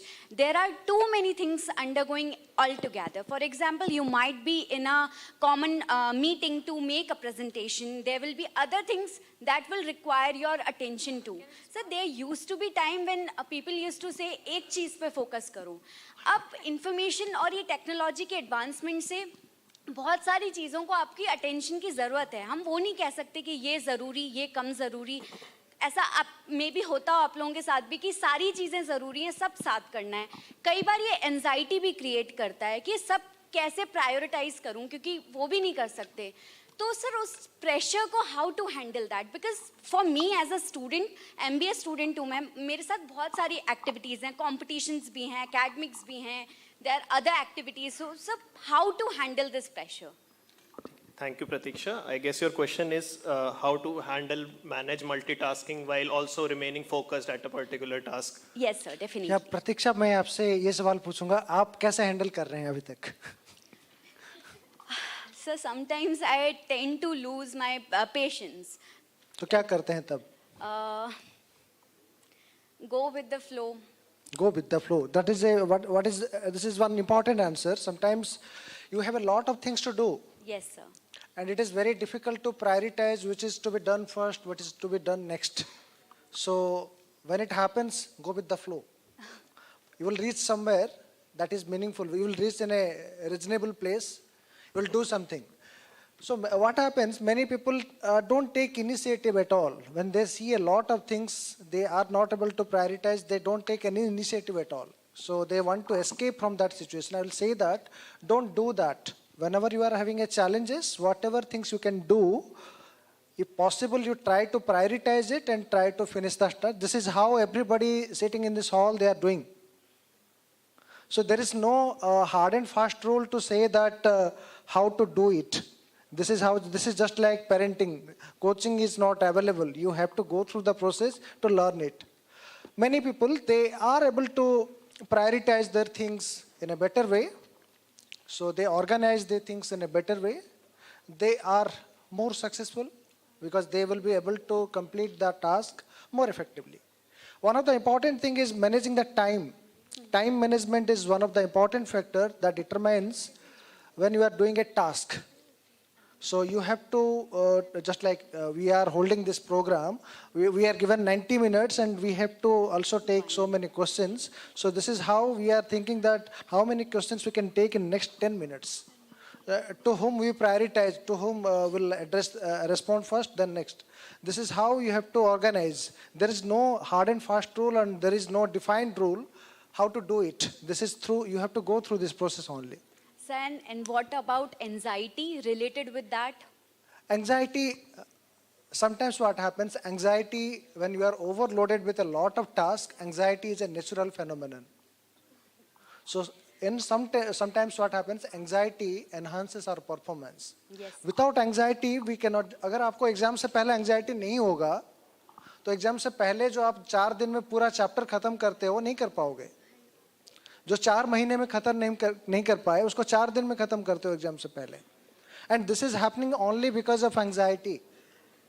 Anxiety enhances our preparedness to face the challenge. So it is required. But sometimes what happens, anxiety becomes disproportionately high, unmanageable. You cannot handle it. Because of the anxiety, there is impairment. You are not able to focus on study or in your work. Then probably you need help. So there are so many techniques how to deal with anxiety, starting from yoga, meditation. In the afternoon session, a lot of discussion is going to happen. How to deal with anxiety through the Indian indigenous techniques like yoga, meditation, lifestyle modification. So that is going to be discussed. They are quite helpful. If you are not able to engage yourself in these activities, probably some pharmacological management or some medicine treatment is required. So that depends upon the individual. It is more of an individualistic phenomenon. Many people, they are able to experience anxiety transiently and they manage well. Many people, they are not able to manage. They face a lot of difficulties. Probably they require some amount of psychiatric evaluation and if required treatment. Thank you so much. Thank you. We'll take the next question from the left. एक चीज add करूंगा मैं. आपने एक word use किया multitasking. क्या होती है multitasking? Some multitasking, doing a lot of things together. हम लोग को लगता है कि हम मल्टीटास्क कर सकते हैं, लेकिन actually multitasking is a myth. हम एक बार में एक ही काम करते हैं. हम जल्दी जल्दी स्विच कर सकते हैं, लेकिन एक बार में 2 काम नहीं कर सकते. तो स्विचिंग इज मल्टीटास्किंग. और स्विचिंग के लिए जैसा डॉक्टर सुजीत ने कहा, you have to plan and organise. अगर आप चाहेंगे कि एक साथ 2 काम करें, दैट इज नॉट पॉसिबल. केवल आपको एंग्जाइटी ही देगा और वो बेकार की एंग्जाइटी होगी. तो you have to remember that multitasking is impossible. Okay, thank you, sir. ठीक है. Next question from Hello everyone, this is Yashanshi Avasthi. So my question is, sir, today's era is all about digitalization. Then how can we talk about reducing our screen time? We cannot promote both digitalization and reduction of screen time at the same time. So as you said, screen time is increasing day by day. So don't you think it's due to digitalization? Thank you. Exactly. Digitalization is during the COVID times, most of the academic activities that is shifted from offline to online. That increased the duration of time spent in the screens. So digitalization somewhere, because we are doing most of our activities starting from study to entertainment to shopping to socialization through all these platforms. That is increasing the digital time, number of hours spent in the screen. So that is definitely happening because of the things. Now people are not feeling secure to send their child to the street to play. आप अपने बच्चों को street में खेलने के लिए secure नहीं feel करते हो. And you don't have, people are not so socially connected with their neighbors and so many things, so people are not getting time. They are spending most of the time at home. What they will do for their recreation or entertainment? The only option left is the screen. So most of the child, they are engaged in these activities. I would like to have more comments from Dr. Balara because he's doing a lot of research on screen use. Sir, your comments about this. Thank you. I will quickly make a comment.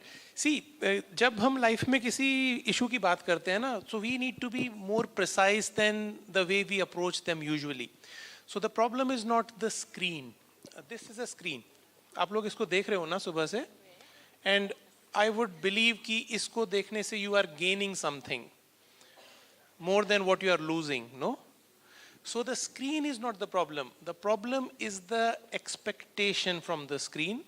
The problem is the purpose for which we are accessing the screen.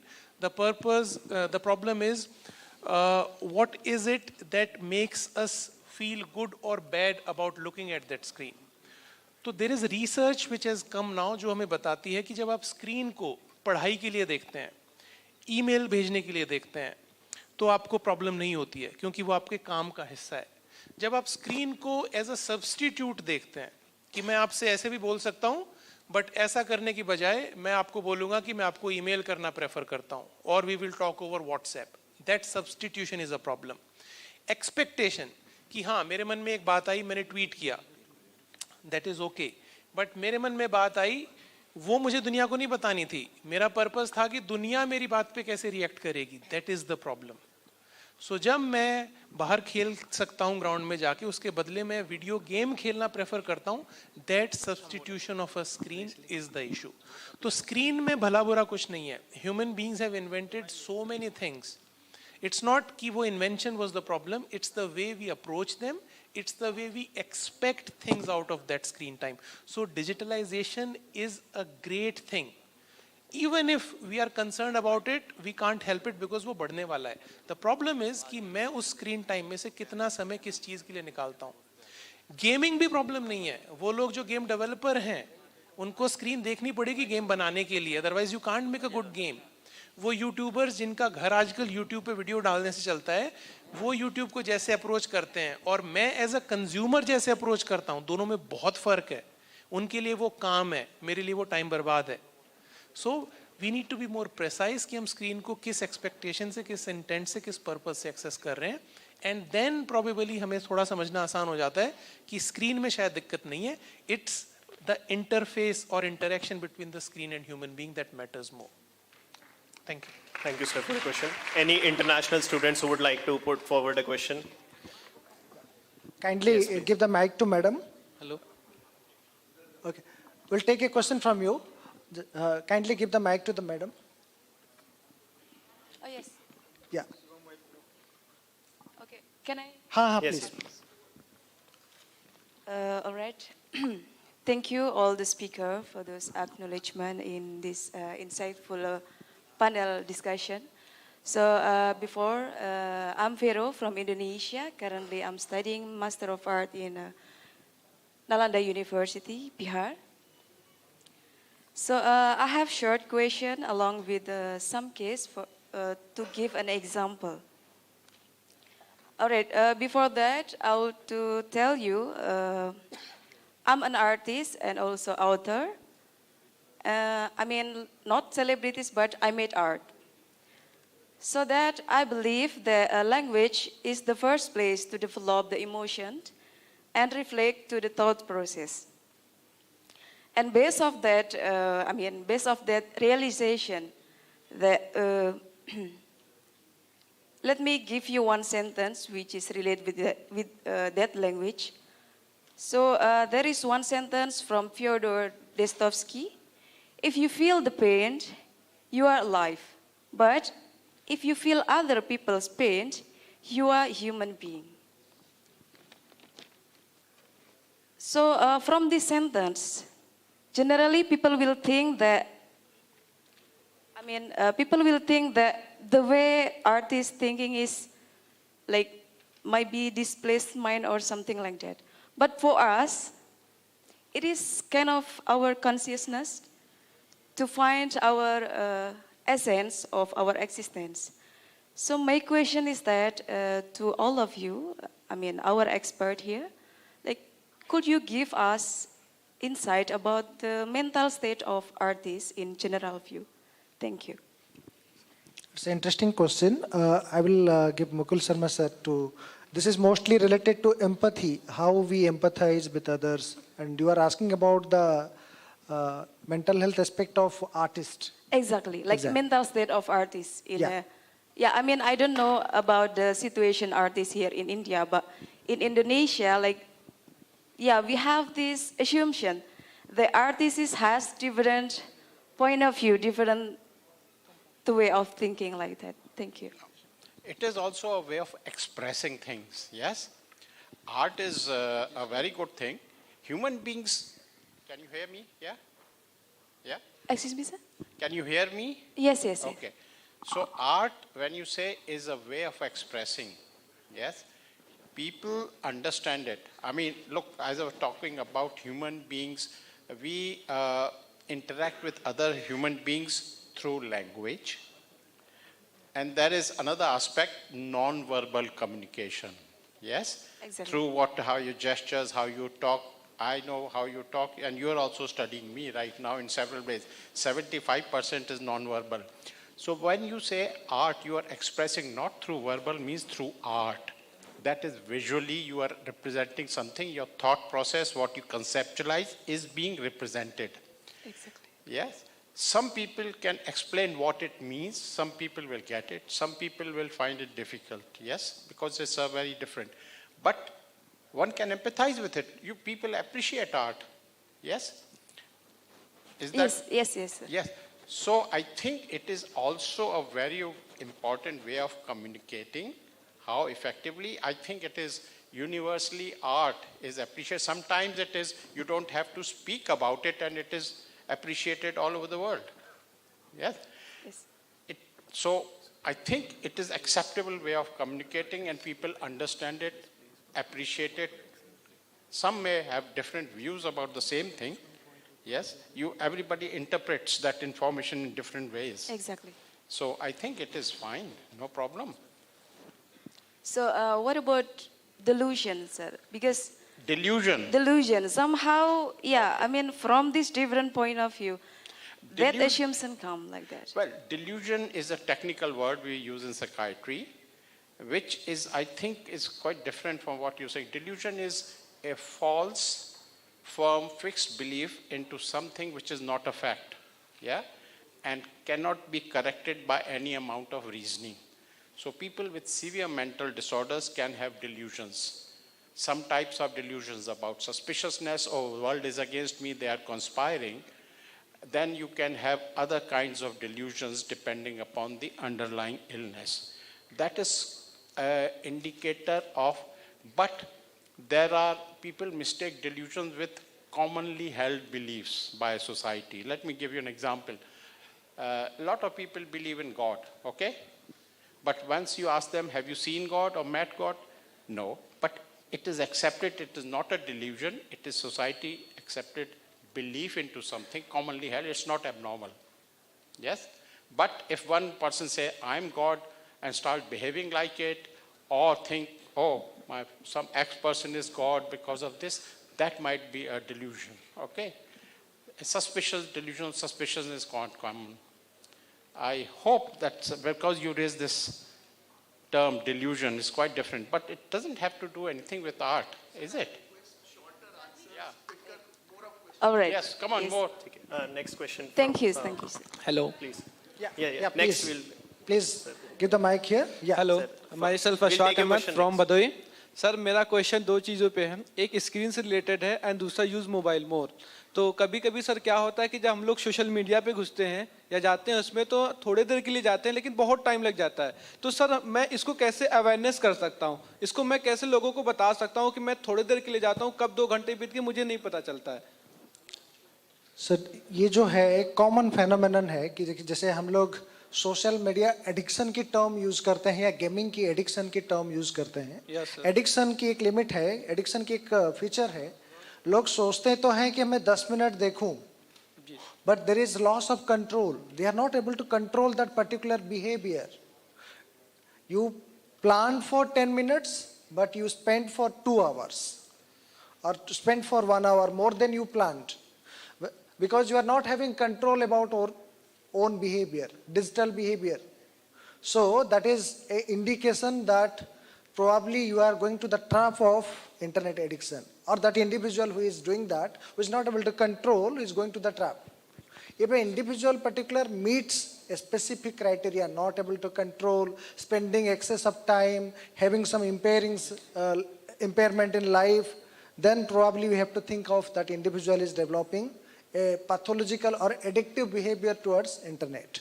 So इसको जो है ना आपका अगर ये लगता है in retrospect हम पीछे अपने आप को एनालिसिस करके देखते हैं, I thought of using for 10 minutes and I use it for 1 hour and it is happening repeatedly with me. So there is a problem with my internet use behavior or mobile use behavior. I need to think of it as a problem. I need to find a solution for it or I need to seek help for it. Yes, sir. अगर इस तरह का चीजें हो रही है आपके साथ, you need to think of.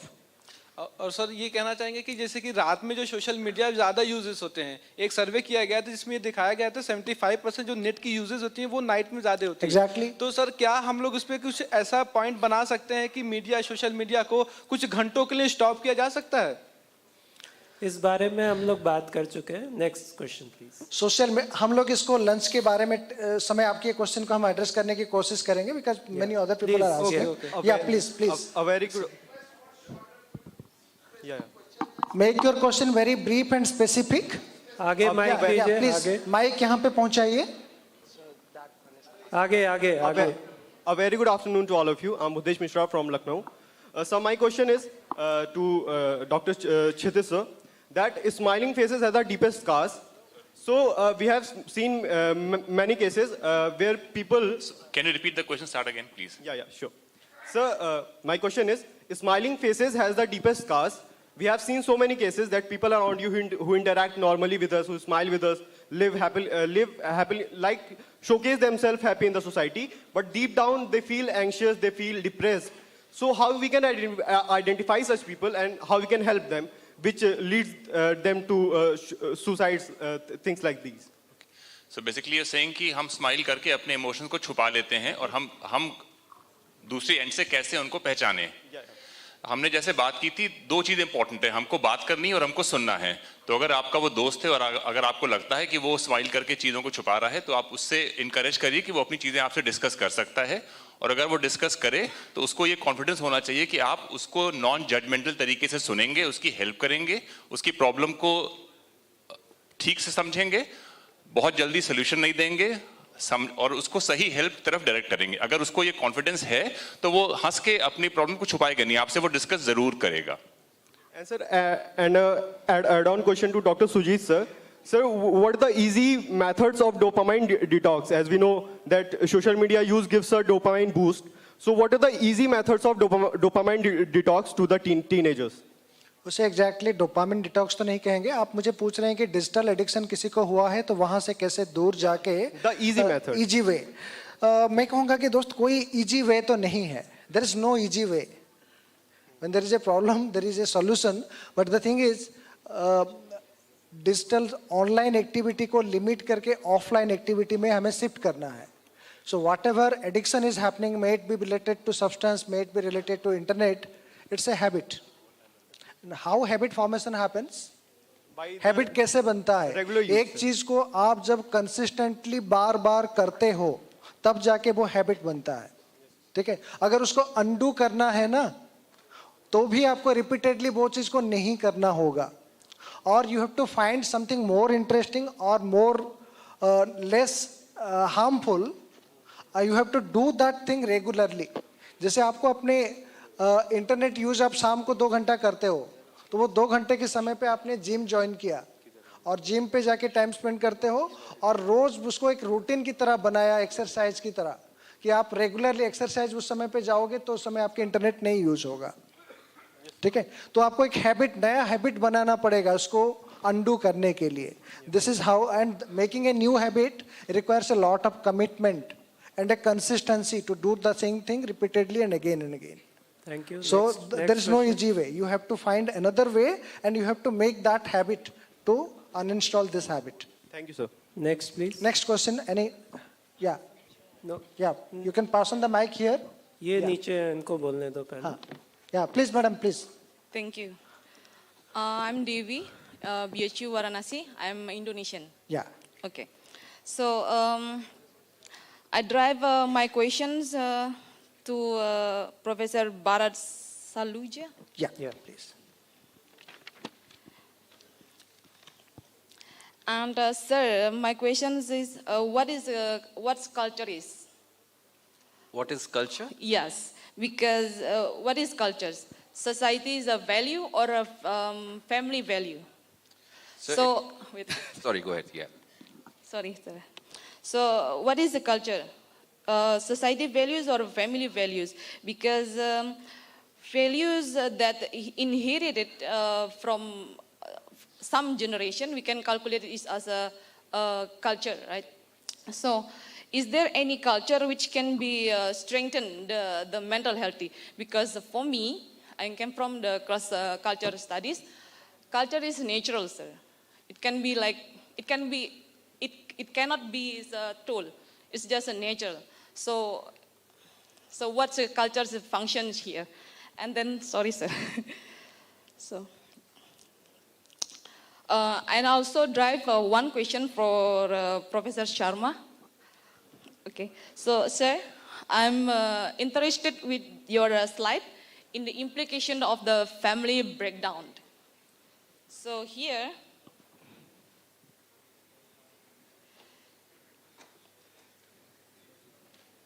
so you said about the 39% of the more than 39% children whose parents had split up reported poor mental healthy, and only around 22% with a parent still together. So if we count it, it's only 48%. So what is the 62% also remain? So maybe Dr. Mukul Sharma can answer his question first and then I'll speak about it. That is data from Marriage Foundation UK, the data I gave you. They've studied the divorce rate and the mental health of the young people, and I've quoted that data. Yes, sir. So, I mean, mental health problems can happen in any family. What they've seen, where that divorces have happened, the mental health of young people is poorer as compared to where the family is intact. Okay. So there is an association that an intact family is better for the children as compared to a family which has split up. You know what I mean? So this is what is the data shows. By that I mean, for young children or children, an intact family with parents there who are supportive is always better for the mental illness, for the mental health, let me put it this way. The rest of them, it's only about seeing the family where there's divorce happened, so the data is from divorce. It's not about rest of the people. Assuming that is all right, intact family, it's only seen where the problem is happening and what is the association with the in the young people and the family. Rest of them are okay.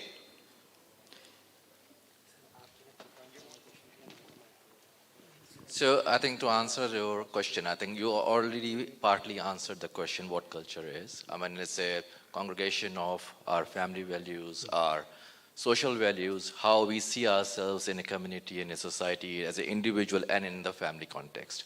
So that's what culture is. But to answer your second part of the question of the culture, how do we imbibe or how do we inculcate culture? I think that was the second part. So we don't. It is an automatic, fluid, dynamic process, so which continues. So, I mean, I'll give you an example. I mean, if you just look at the Indian culture in cinema, right? So, when in 1950s, if we had to depict love on a screen, we would show two roses coming close together. But nothing has changed in the Indian culture. But now, if you look at the movies, I mean, you can see two people kissing each other, I mean, as a sign of love. So that's a fluid, dynamic process that's changed across last 25, 30 years, and no one has taught anything. It's just that we imbibe culture. It's called a process of reflexive sociology. So if you look at this term, it describes what happens and how it happens. Thank you. Thank you. Now the last question, please. Hello. Rest of the questions you can ask the panelists in the lunch or afterwards. Good afternoon, judge panelists. I'm Dr. Jasmine Rai from Motilal Nehru Medical College. And sir, my question is more of a dilemma. As Dr. Chittit sir opened his topic speech by saying that we need to be aware of our feelings. So as you know, and as you've experienced before, I'm also from a medical background. It is very toxic. We sleep at erratic hours, we eat at erratic hours, our work hours are very laborious. And so in that point of time, when we are aware of our emotions, ऐसा लगता है कि हम दलदल में हैं.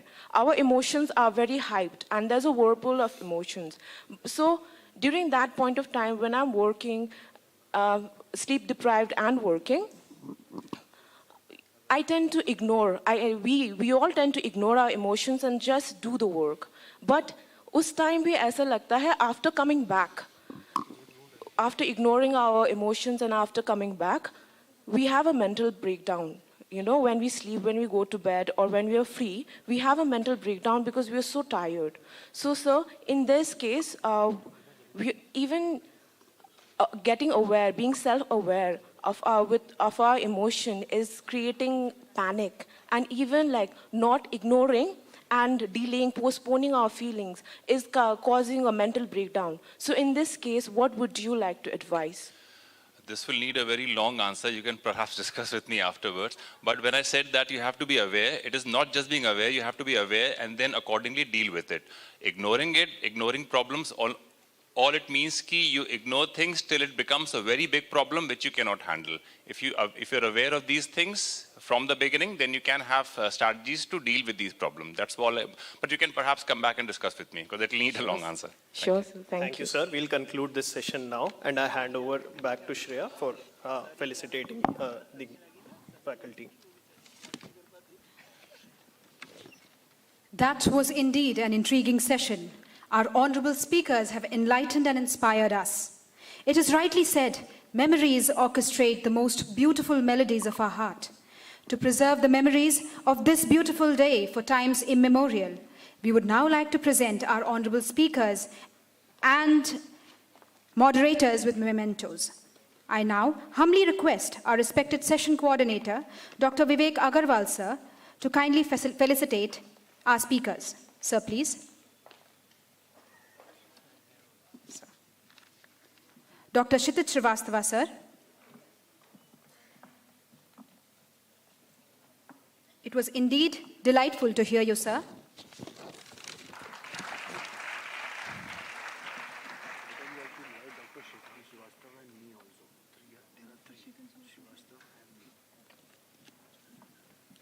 Professor YPS Balhara, sir.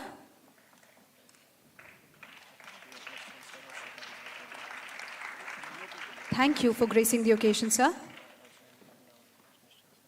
I also would like to invite our session coordinators, Professor Anil Nishal, sir, and Professor Shrikant Srivastava, sir, to kindly grace the dais and honor our speakers. Dr. Sujit Kumar Kar, sir. We are honored by your presence, sir.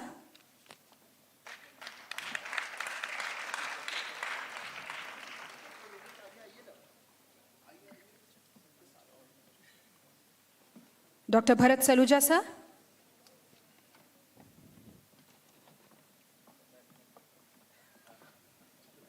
It was a delight to hear you, sir.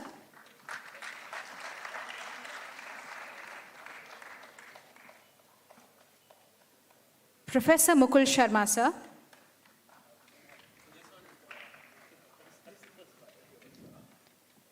Thank you for gracing the occasion, sir.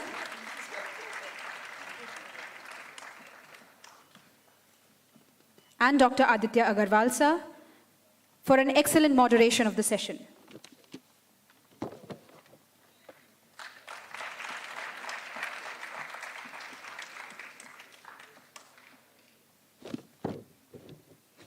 Thank you, sir. With this, we come to the end of this session. It was an absolutely amazing session.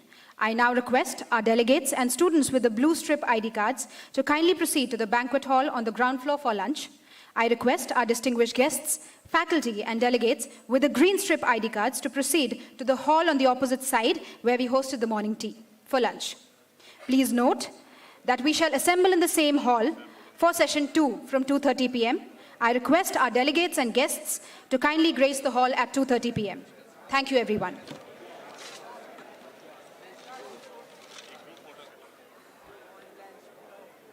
All delegates and faculty members and our esteemed guests, kindly note that we are cutting short the time of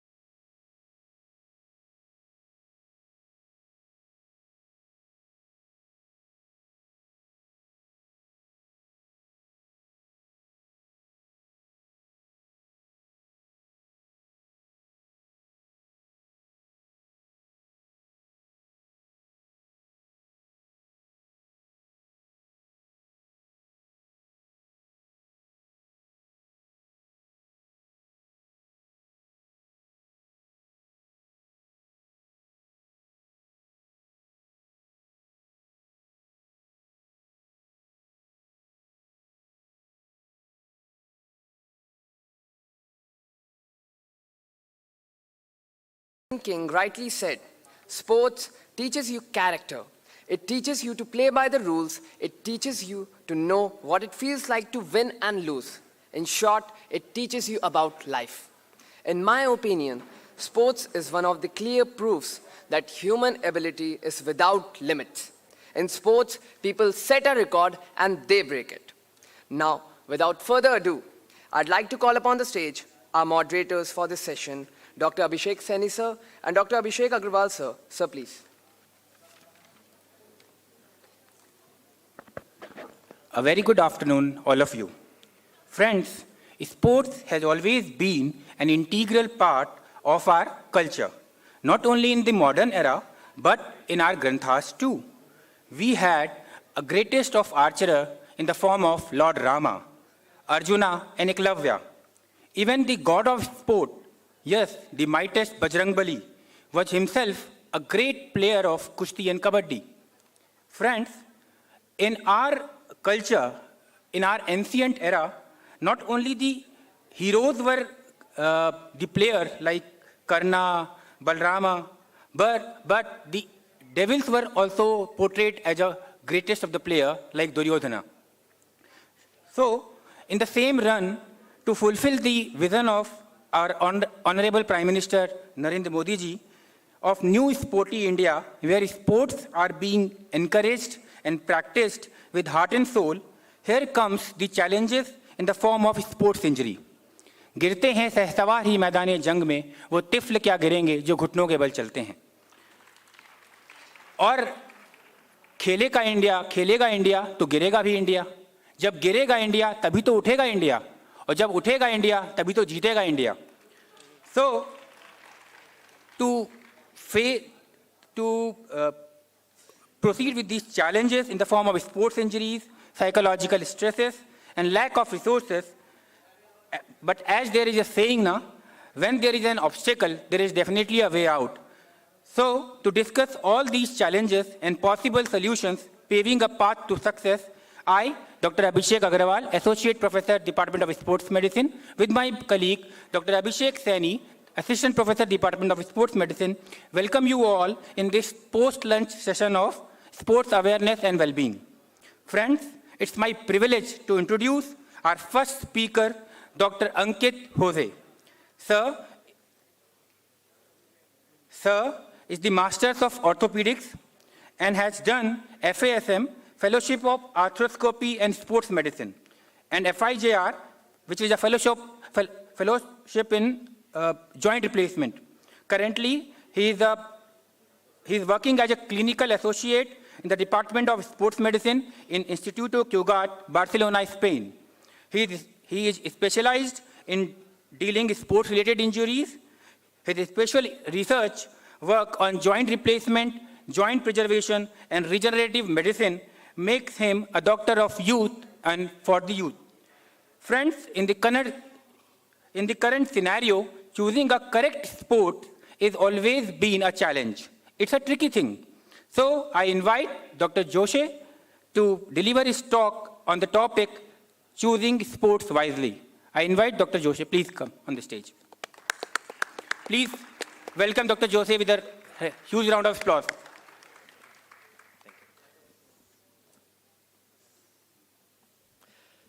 Good afternoon.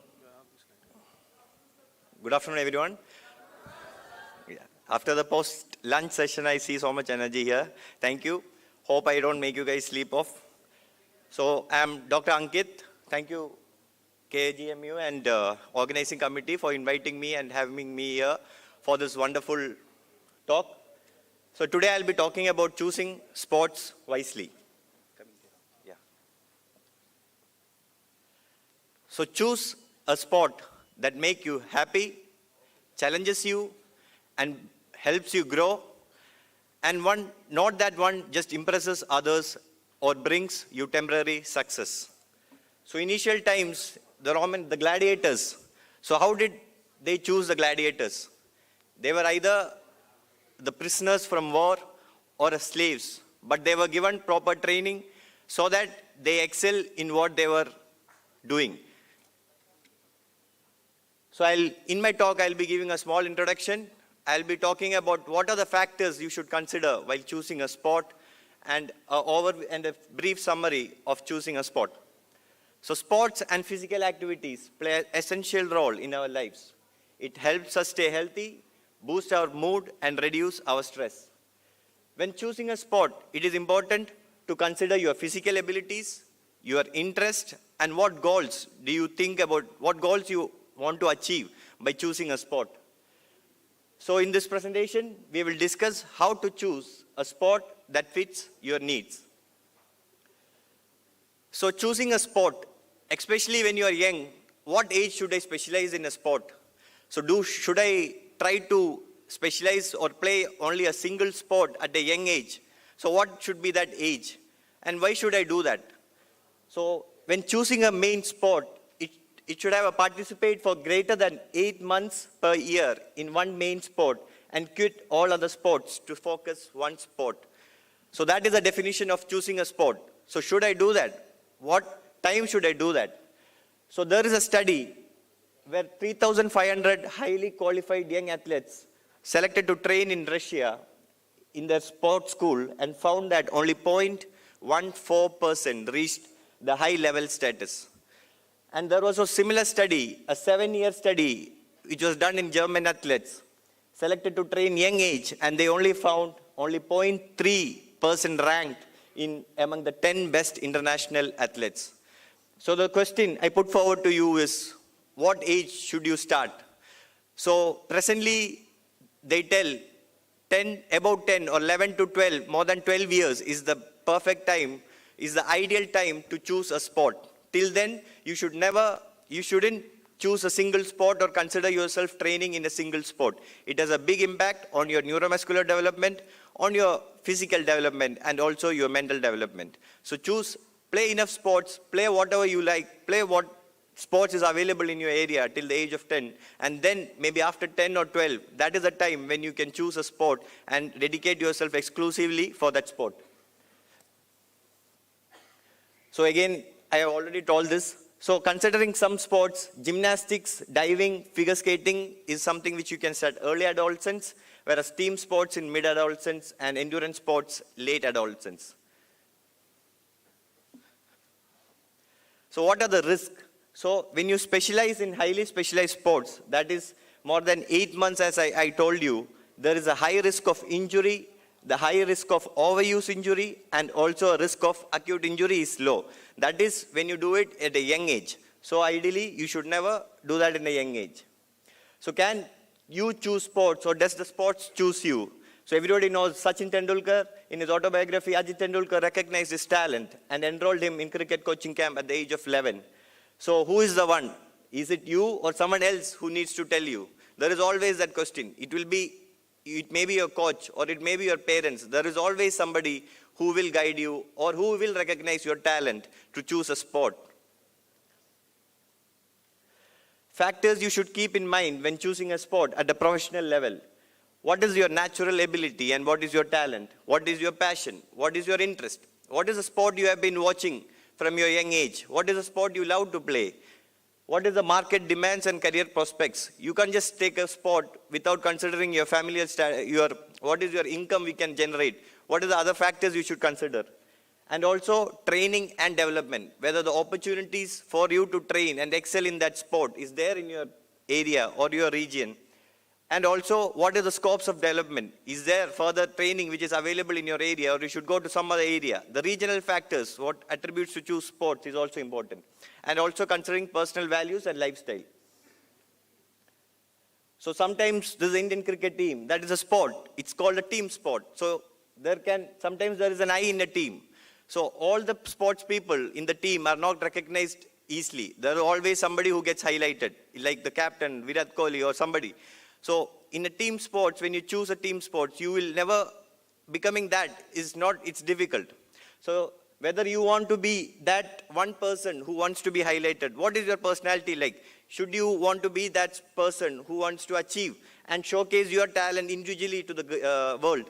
So either you can be like that or you can play badminton. It's an individual sport where you get highlighted and your goals and your training comes into effort than collective training and goals. Coming to lifestyle and availability. Is there any people who here play golf? Who doesn't play golf? Yeah. I have never played golf in my life, mainly because there was no availability and it was too expensive for me to play. I don't know how much is the price of a golf club. I think it's more than...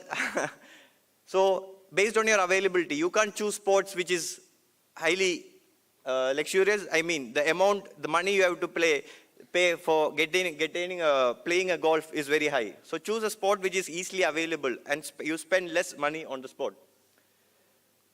Consider your temperament. So do I get angry very fast? If it's a team sport, what happens when you get angry so fast? So all those factors has to be considered on choosing a sport.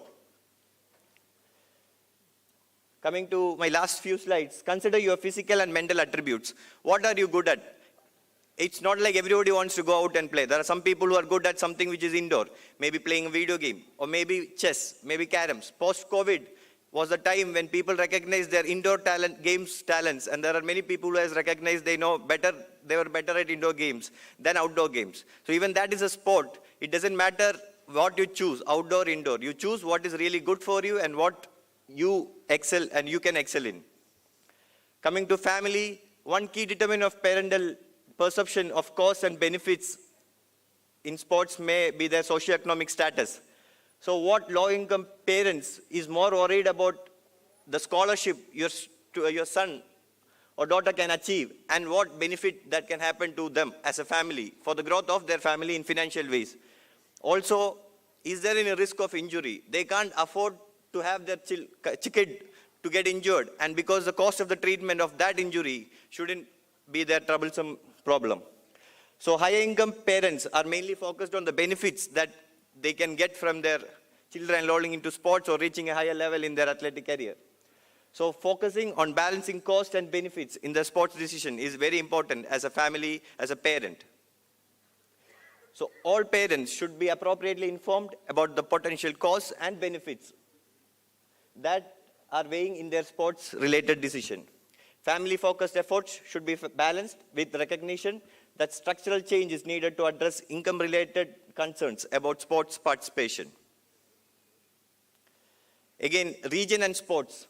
Discovering which sport is well liked in your area gives you more improving in your training and opportunities. So there are many states which has South. I'm from South Kerala, so we give more importance to football, whereas in North there are states which gives cricket, kabaddi. So based on your state, you get more opportunities and training potentials and growth for your career. Avoid common mistakes. All these things will be discussed next in my next speaker, so I'm going to skip this slide. And sports, stay healthy, boost our mood, reduce stress levels. Remember to have fun, stay motivated, and be patient with yourself. Sports can be chosen as a career, but also always play some sports so that you can have a good mental and physical health. Thank you.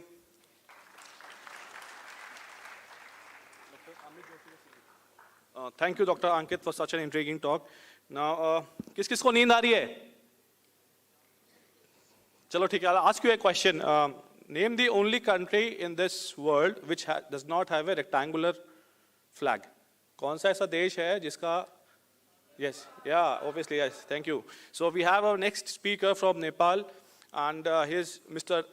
Dr. Amit Joshi. He's the world's renowned arthroscopy sports medicine specialist. He has performed more than 10,000 surgeries till date, and he has published very meticulous techniques which have been even followed by us in our country. May I please call upon Dr. Amit Joshi, sir, and please give a talk on sports injuries. Thank you, sir.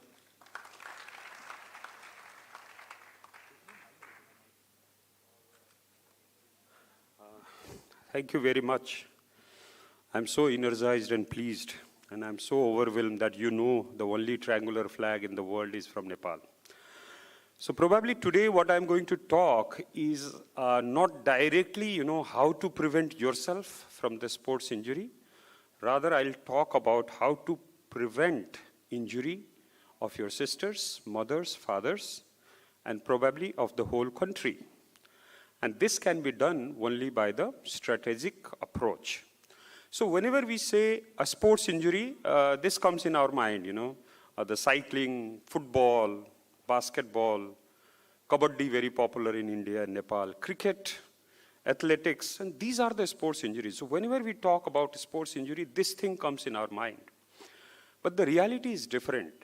In Nepal and India, these are not only the causes which cause sports-like injury, but these are different. You see that these are the road traffic accident that causes sports injury.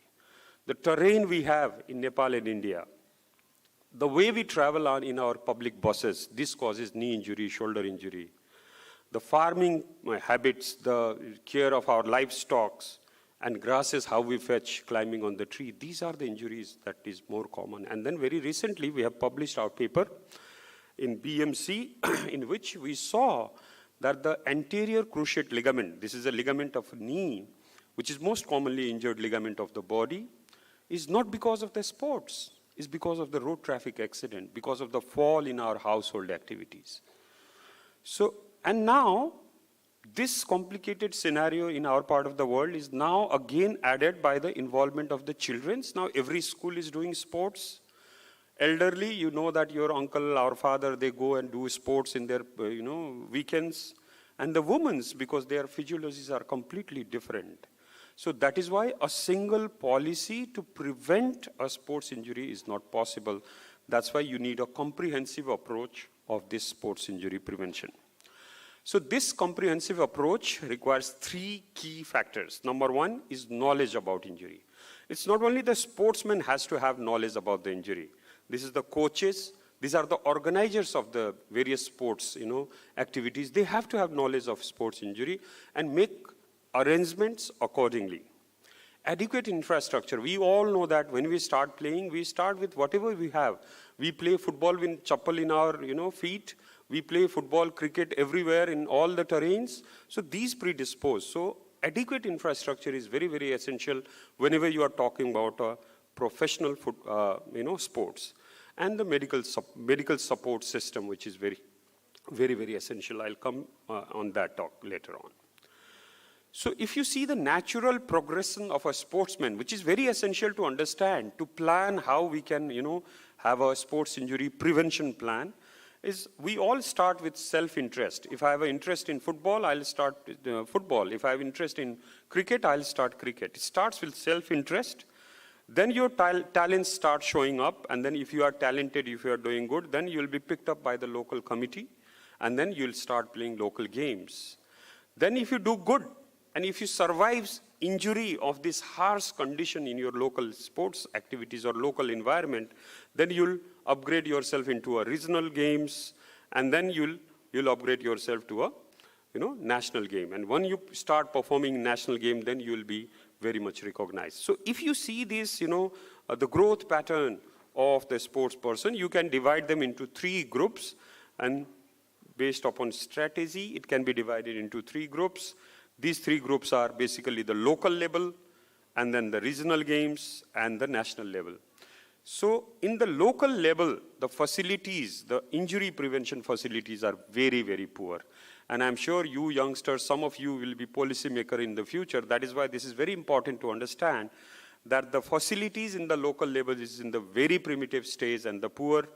It gradually increases when you increase your activity or when you increase your sportsmanship based upon regional and the national level. But what about those young people who get injured and then they could not continue their career? So probably the policy should not be just only in the national level or international level. It has to be right from the base. So I'll not go into this one because we all know why it is poor in the local, fair in the regional level, and probably at this moment in certain sports it's extremely good in the national level, but in certain sports, even in the national level, the facilities are not available. So injury prevention strategy should start from your school. You teach all the students that sports are prone for injury, how to deal with them, what are the primary measures, when to visit your doctors. These strategies has to be implemented into the local sports, the regional and the national authorities. And these all policies, strategies has to be linked with each other.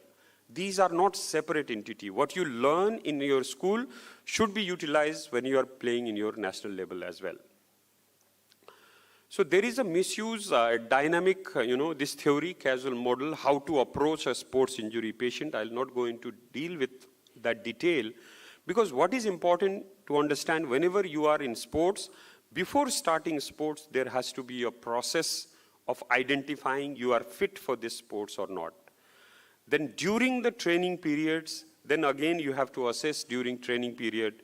During elite sportsmanship or during game also it has to be assessed, and it will not finish there. Your assessment of a sportsman will continue even after the game.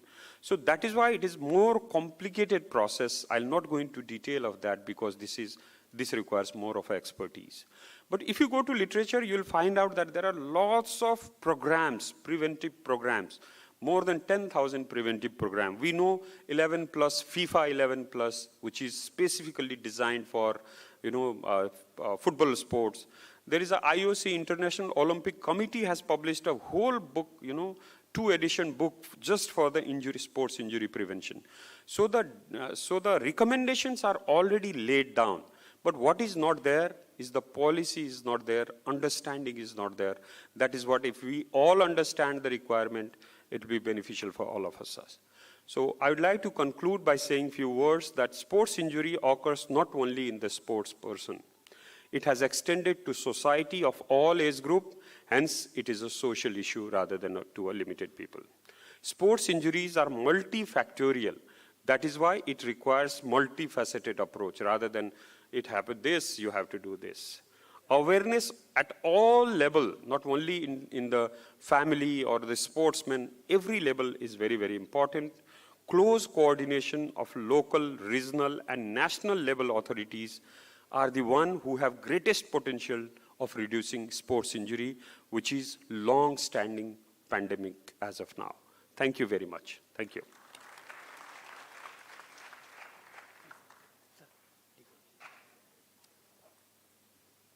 Thank you, Dr. Amit, for his wonderful talk. अब एक और question आपको जगाने के लिए, बहुत आसान है. नेम उस खिलाड़ी का नाम बताइए जिसने to start with in his childhood ही started as a soccer goalkeeper and then he became the finest cricketer, batsman, goal.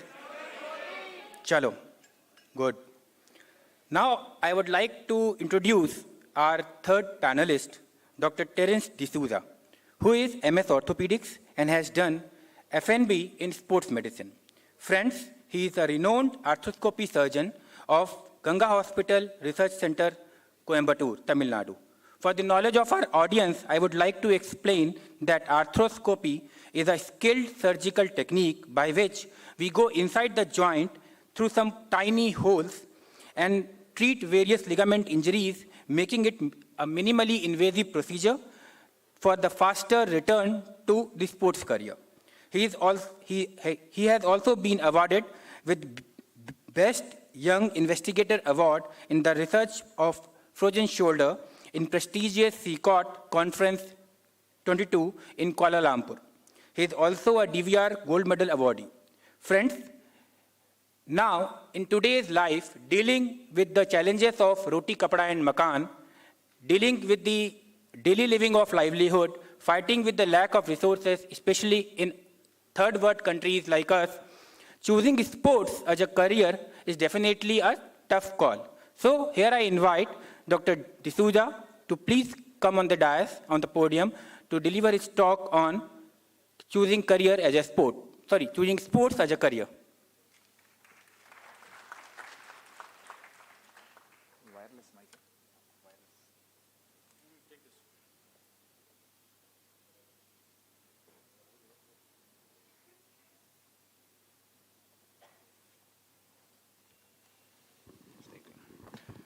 So hi guys. Hi guys. Good afternoon. So how's the Josh? Only high or is it very high? So how's the Josh again? Superb. So at the outset, I thank everybody from the organizing committee to call me here for this lecture. Actually, my wife is watching this live back in Coimbatore and she's good at Hindi. My Hindi is not very good. So she messaged and said that you will be under a lot of pressure to speak in Hindi. And she told, I said, I don't know, I'll try. She said, Jaisa Desh, Vaisa Base. So let me try to start speaking in Hindi. Okay. The minister rightly said in the morning, जो अच्छे से पढ़ेगा वो बनेगा नवाब, और जो पढ़ेगा नहीं वो बनेगा खराब. So my entire talk today is to negate that myth that was lying down in our families, was there for ages, thinking that sports is just an entertainment. It can be just there as a part of our life, but it cannot be taken as a profession, right? This is completely negative now, because we know that the highest earning guys in our country right now, one of them are sports people or guys who are associated with sports, right? So I'm an arthroscopic surgeon, and I have a keen interest in sports medicine, and we deal with a lot of sports injuries, and let's go with the talk. So this was, I think everybody has done this in their childhood. I think with the panelists and the delegates, we used to come back from schools, throw our bags back in our sofas. First thing we used to do is run back straight away to the playground and start playing. 2 hours of complete bliss of cricket. I used to not play much of football. I used to play a lot of cricket. So 2 hours was like fantasy for me. Play football, come back. But how many of us really thought at that time that we can sit back and start taking this as a career, start playing as a career? We just thought that only 11 people get on the national team. Is it really worth for us to try getting in them? Because only a few lucky guys who are very hardworking and talented get there. So we may not be in that league to go. So lucky are those who get a job whom they love, and those will not have to work any other day.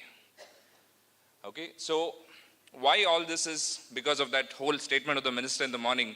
Ours is a very socialistic country. We always believe in a lot of hard work, and we feel that sports cannot be taken as a career. The whole game changer happened in 2007 when IPL came into India, and there was a lot of financial thing coming into the sport, right? All the big companies started putting their money into it, and once they started putting the money, people realized that everybody, not only the 11, so you know how many teams are there in IPL now, how many guys are there playing for ISL.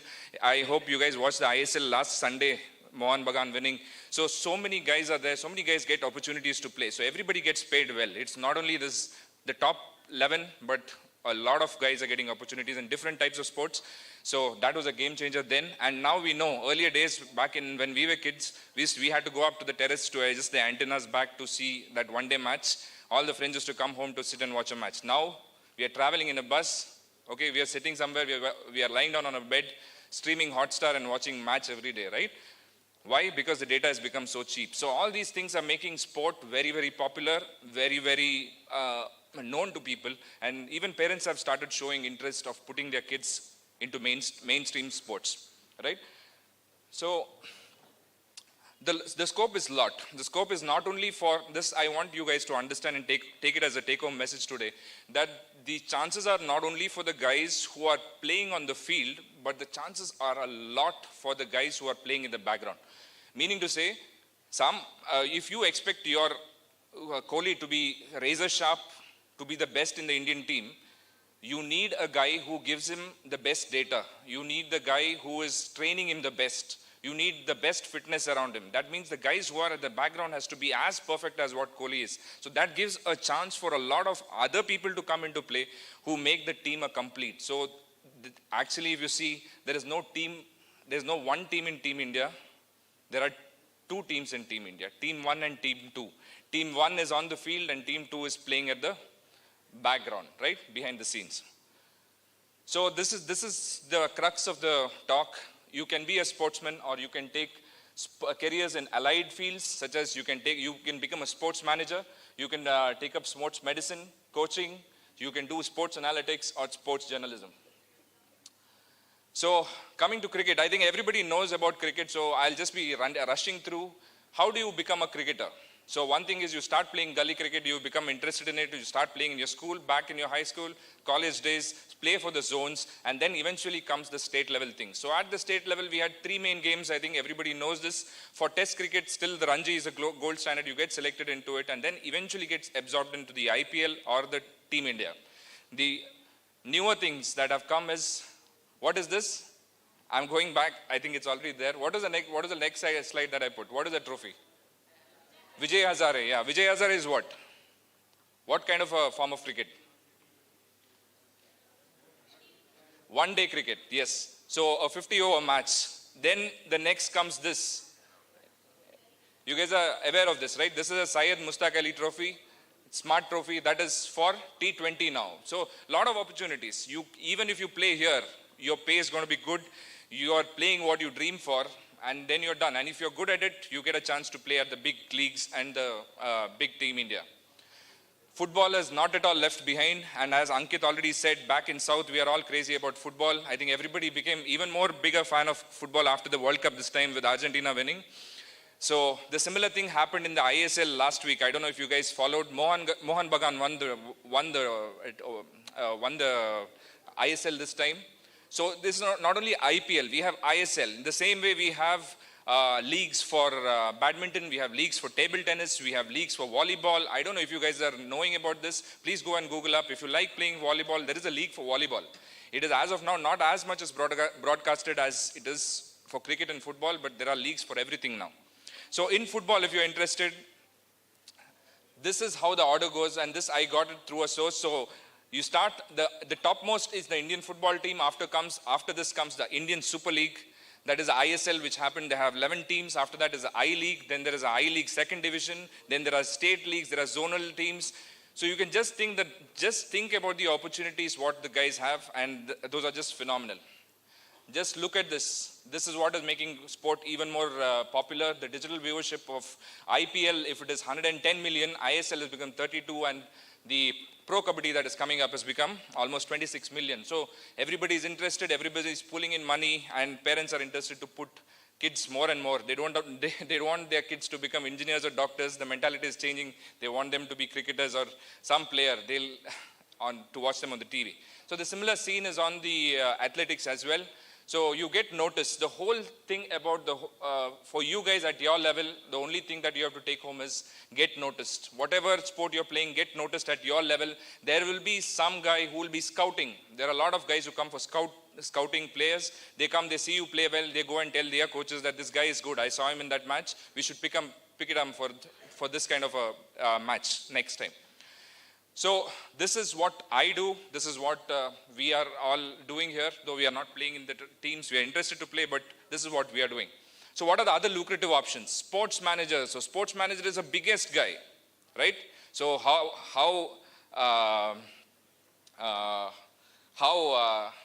let me not go into politics, but he's the kingmaker. He's the kingmaker of the team. He will decide who will play on the field, who will be staying as a sub. He will decide the venue, he will decide the financing, budgeting, marketing, social media, everything that is there, he's going to decide. So he's the guy who is deciding, right? So he's the kingmaker of the team. He decides all the finances. So a lot of money there and a lot of talent there. He may not be a sports person himself, but he might be good at managing these things. So that is an opportunity to become a sports manager. In India, currently, you can take up MBA Sports Management, which is a course. There are other courses also, but this is one of the courses that is very, very useful. So this is about it. These are the different colleges that apply. You can visit, you can search it in Google. There are a lot of options. One of them is the International School for Sports Management in Mumbai, which was started by Nilesh Kulkarni, who was a former cricketer. So these are the options. So this is just a very random number I've put, and it is not the exact numbers. The exact amount of salary for a sports manager would be just, it's the sky is the limits. You are a good sports manager, you can reach up to any limits that you want. So coming to sports medicine or being a sports surgeon, that is what I'm working. I'm an orthopedic surgeon, also dealing with sports injuries back at my hospital. So you can be a physician where you'll a sports physician or a surgeon. Basically now it's mainly the sports surgery that is taking place. In India, there are no sports physicians per se.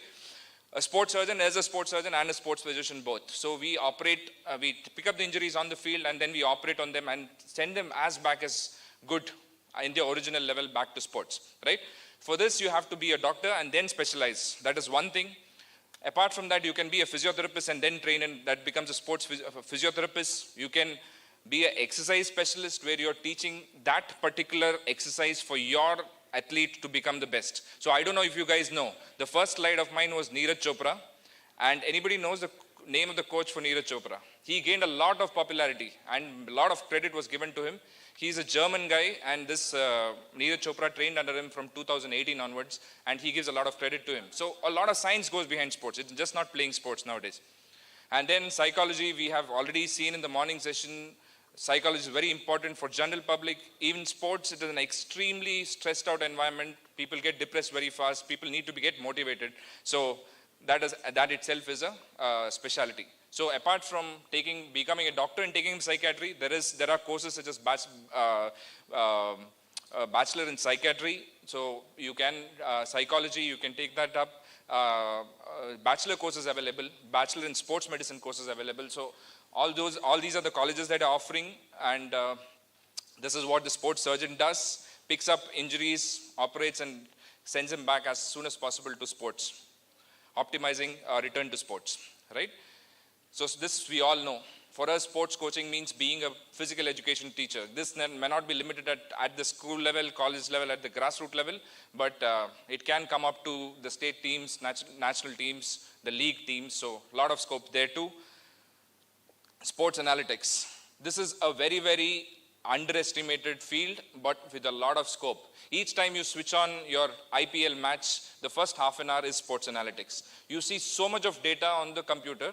You see that guy's entire history. You will see the probability, what score that is going to get. What is the probability that entire match he will score. So all this is sports analytics. That's a new branch itself, which has a lot of lucrative options as a career. So how to get there? There's no proper per se, but people who have done data science, who are engineers, or who want to take up data analysis can have special interest in sports and become a sports data analyst. I found this very useful. The one site called Mad About Sports is getting a lot of viewership nowadays. It gives how to pursue, if at all you're interested, to take up sports analysis. I think everybody knows this face, right? Yeah. So he's the voice of Indian cricket. That is nothing but sports journalism. I think a lot of people came and started talking about sports just before our talk in the afternoon. So there's nothing like this is a separate training. Somebody who's a journalist who follows sports closely is a sports journalist, right? So there are a lot of courses for it. These are the different options for who offer journalism, sports journalism. These are the US and the US, UK, and the Australian universities. I think the Loughborough University is one of the most famous for giving sports and sports-allied courses. So if money is not a limitation, these universities can be tried, and they have scholarships options as well. So thanks everybody. Thanks to Abhishek. Thanks to Ashish sir and the rest of the organizing team for calling me here. It was a great pleasure. And I think as other speakers said, we always go to scientific sessions, but talking to a young crowd is much more interesting. There is much more energy, and you are always in the afternoon session, in scientific session, we always see guys sleeping, but everybody is awake. So that's thanks to you guys. A lot of people helped me to present this, and thanks to them as well. And I think the rest of the things we'll discuss in the Thank you, Terence. That was a wonderful talk. Like Harsha Bogle was an IM graduate, before he switched into sports journalism. So thank you very much for telling us that we have various options, to continue in career as sports. So before we proceed further, we have Professor Amit Joshi who will be leaving shortly because he has a flight to catch. So I would request Professor Vinny Sharma sir to please facilitate him.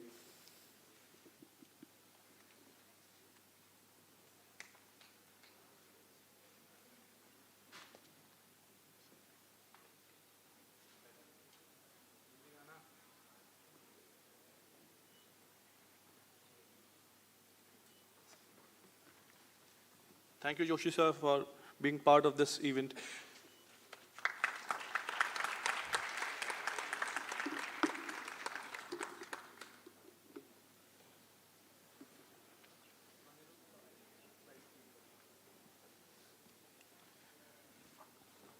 Now, before moving forward, आप में से कौन-कौन gym जाता है? Protein shakes कौन-कौन लेता है? कोई नहीं लेता protein shakes? Good, good. So the next talk, I'd like to call upon my dear friend, Dr. Anirudh. He's from UK. He's one of the youngest. Just hang on.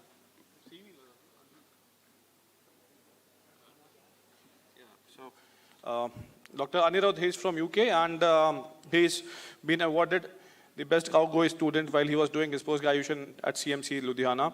Then he was selected one of the 3 young surgeons by British Orthopedic Association to represent them at Athens, Greece, and he was one of the first and the last, I think, Indo-European Fellowship candidate. So I would like to call upon Anirudh, and he'll be talking on sports nutrition. Thank you.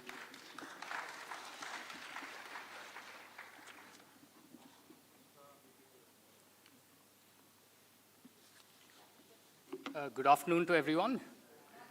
So first of all, I'd like to thank the organizing committee for giving me the opportunity to come and speak to all of you here. Dr. Abhishek asked you how many of you go to the gym, but I'll ask you a more broader question. आप में से कितने लोग कोई भी sport खेलते हैं? So that's a lot of you. So you will gain hopefully quite a lot from this talk then. So I'll be talking about sports nutrition. And what we'll be talking about is the components of your diet, the importance of hydration in your sport, and how to plan your diet depending on what type of sport you play. And then we'll also talk about how you plan when you have a big game coming up, what you should and should not do. And we'll also bust some myths at the end of the talk. So what influences athletics or sports performance? How are some athletes much better than the others? So main part of that is genetics, and we can't change that. But the things we can change is your training and conditioning, as well as your nutrition. So all top athletes make sure they keep a very regulated diet to make sure that they are able to perform at the top of their level. So why is nutrition important in sports? It helps you to optimize your sports performance. Your body will give you the best that you can achieve. It also helps in recovery. If you're injured, a good nutrition will help you get back as quickly as possible to your sport. It delays the onset of fatigue, and it reduces your risk of injuries as well. So these are the main components of the diet, and we'll go over them one by one. So the first one is carbohydrates. So these are the primary source of your energy. And where do you get carbohydrates from? As you can see in the picture, you get it from bread, roti, pasta, grains, etc. So when you take in carbohydrates, what happens is your muscles and your liver store it as glycogen. And then just like your car runs on either petrol, diesel, or now even electricity, your body and your muscles run on this glycogen. So it is important to, carbohydrates are hence one of the most important factors in sports. And how much carbohydrate should you take? So again, it depends on how intense your sport activity is. So you can see, for example, somebody 70 kgs who does only aerobics about half an hour a day just requires about 300 grams per day of carbs. But if there is a player of the same weight, football player, 2 to 4 hours of hard work every day requires even more than the double of that amount, 675 grams. So this is an important thing to consider. Now, where carbohydrates are the fuel for your muscles, but the proteins, they are the building blocks for your muscles. So when you're injured, proteins is what will help you rebuild your muscle. And where do we get proteins from? We have both vegetarian sources as well as non-vegetarian sources. And the vegetarian sources, as you can see, we've got beans, grams, the dal that we eat, and the non-veg sources, we all know, meat and fish. And again, how much protein do you need? Again, depends on the type of your sport. So if you're a bodybuilder, you have intense strength sport, you will need a high amount of protein compared to somebody who's sedentary, for example. Fats are again important. A lot of people tell us, limit your fat intake, but still they're very important. They help us absorb vitamins as well. They are an important source of energy. It is important to distinguish between good fats and bad fats. So your good fats are the unsaturated fats. And where do we get these from? So these are from, as you can see in the image, they're from olive oil, all your nuts, the avocados, and sunflower oil, etc. These are good fats. But the fast food and the deep fried food, those contain trans fats, those are bad fats, and they get accumulated in your body and cause heart disease. So vitamins and minerals, again, they're required in small amounts. They don't provide energy, but they're important for the body to function normally. And without going into too much detail, I'll only say that if you have a diet which is rich in fruits and green leafy vegetables, your vitamin requirement will generally be complete. Again, some minerals, important ones that are known about: calcium, it's important for your bones. Iron is important for your blood to make sure you have adequate hemoglobin to provide your muscles with oxygen when you're playing your sport. Now, if there is one most important ingredient in the diet that influences performance, I would say it is water. So even 2% less of the ideal amount for the body can cause a serious impact on your sports performance. So what will happen? Even if it's 2% less, you'll have your reduced endurance, your coordination and your skill will be affected, your concentration and decision-making will be affected. So you can see in a high-level sport how important these things can be. So how to plan your diet? There's two important things. You decide on how many calories you need, depending on the type of sport you play, your body weight, gender, etc. And then you decide where those calories will come from. So generally, it's distributed as 60% carbs, 20% fats, 20% proteins. And again, in this slide, it tells us, we can discuss in more detail in the discussion, but it shows how many calories each type of athlete needs. So if an endurance athlete, marathon runners, swimmers, long distance cycling, you need lots of glycogen in your muscles, so you need lots of calories. Whereas if you're in a sport where your weight needs to be controlled, you will take a less calorie diet. Yeah? And the basic difference is an endurance athlete versus a strength athlete, they are at the ends of two ends of the spectrum. An endurance athlete requires more calories, relatively less protein. A strength athlete requires more protein, relatively less carbs. So before a game, fuel yourself. We know before a long trip, you want to make sure your car tank is full. Similarly, you want to make sure that your muscles have adequate glycogen. So you top them up, reduce the intensity of your training before the game, and top yourself up with carbohydrates. Similarly, after the game, it is as important to replenish yourself to keep your muscles in optimum condition.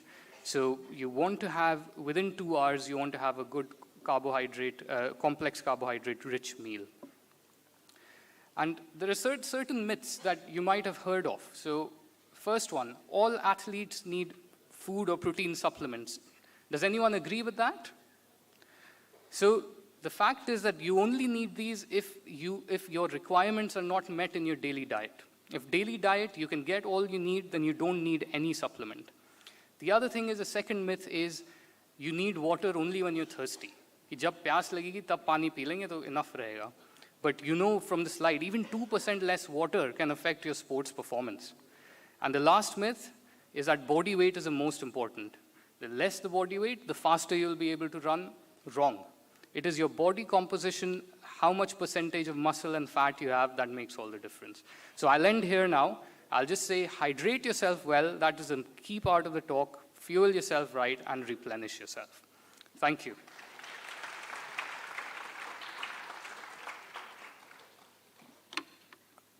Thank you, Anirudh, for your wonderful talk and relieving our myths about this nutrition, especially in sports. Now, I would like to ask a question. आप में से ये कितने लोग हैं जो professionally sports persons हैं? Quite a few, great number.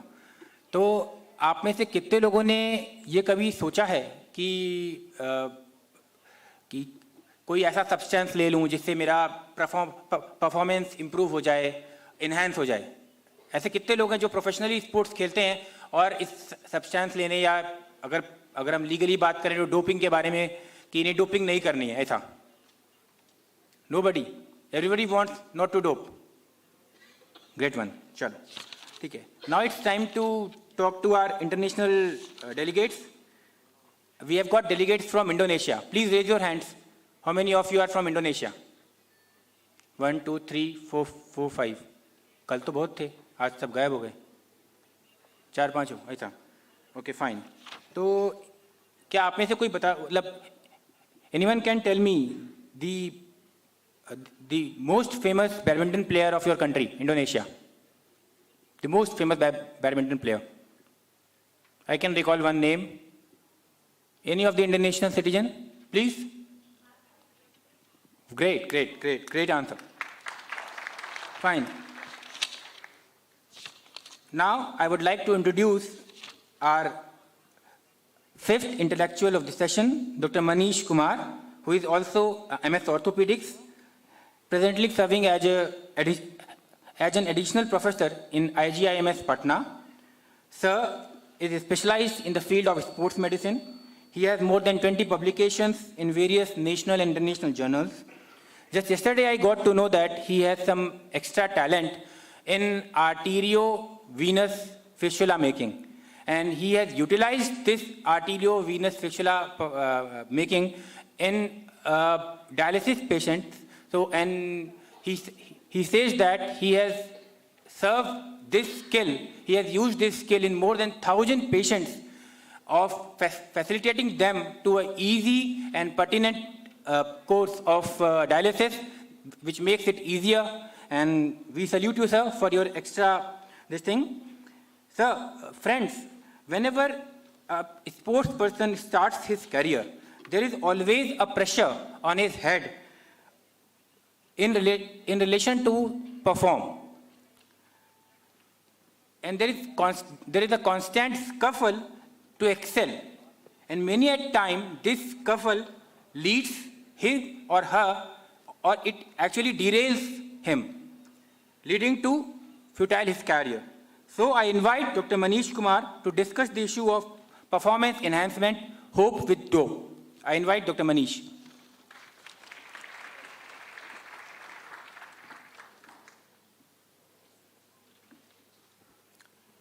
Thank you, and good afternoon to everyone. See, first of all, I would like to thank Dr. Assis sir and the entire organizing team for inviting me here and be a part of this event. You see, this performance enhancement drugs, it is not a new concept. It has been in vogue for last many years, and in spite of the repeated and hard work of the WADA and many similar organizations, the doping in sports is still prevalent. Now, the athletes are using these types of performance enhancement drugs for the purpose of getting a better edge in the sport at the stake of their health and reputation. So let's see if there is any hope with the dope. Now see, what are these PDs, the performance enhancement drugs? Basically, they are used or banned substances which are used by the athletes as a way of cheating. Now, why they are banned? They are banned because there is an unfair advantage over the other competitors. The claims of doping has been seen in almost every professional sports, and WADA has banned almost more than 192 performance enhancement drugs, and there is always a high risk to the athletes who are using them. Now, new types of PDs are constantly being developed, as are the methods to detect them. So in 1999, an organization was set up by the name of WADA to look after these issues. Now there are, according to the WADA Code of Conduct, there are certain drugs which are prohibited groups of drugs. Now, in order for a drug to fit into that prohibited list, it needs to fulfill at least two of the following three criteria. It is or potentially is performance enhancing. Secondly, it is or potentially is harmful to the athlete's health. And lastly, if it violates the spirit of the sport. So, two factors has to be fulfilled. Now, because there is a harmful and long-lasting side effects with these drugs, and thereby gaining an unfair advantage, it devalues the spirit of the game. So finally, what is the goal of WADA is, it is to protect the athlete's fundamental right to participate in a doping-free sport and promote health, fairness, and equality for the athletes worldwide. So that's the goal.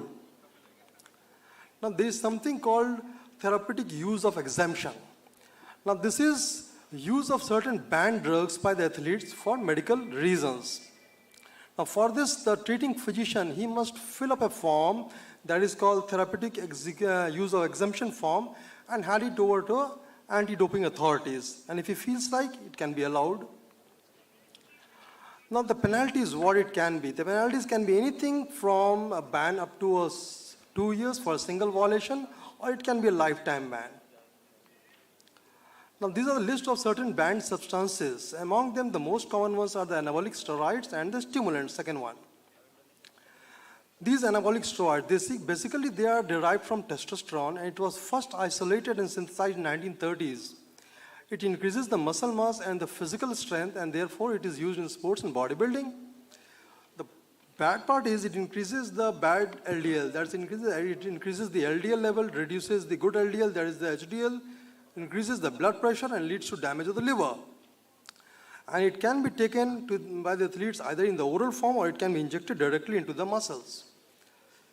So this is the commonly used anabolic steroids. The second one is the stimulants. It directly affects the central nervous system and it speeds up the part of the brain in the body. It increases or it reduces the tiredness and fatigue and increases the alertness, competitiveness, and aggressiveness. So some of the common stimulants which is found by anti-doping tests, they are the amphetamines, cocaine, ecstasy, and methylphenidate. Nicotine and caffeine. They are also frequently used stimulants, but they are still not banned by the WADA authority, but they are under this WADA monitoring program.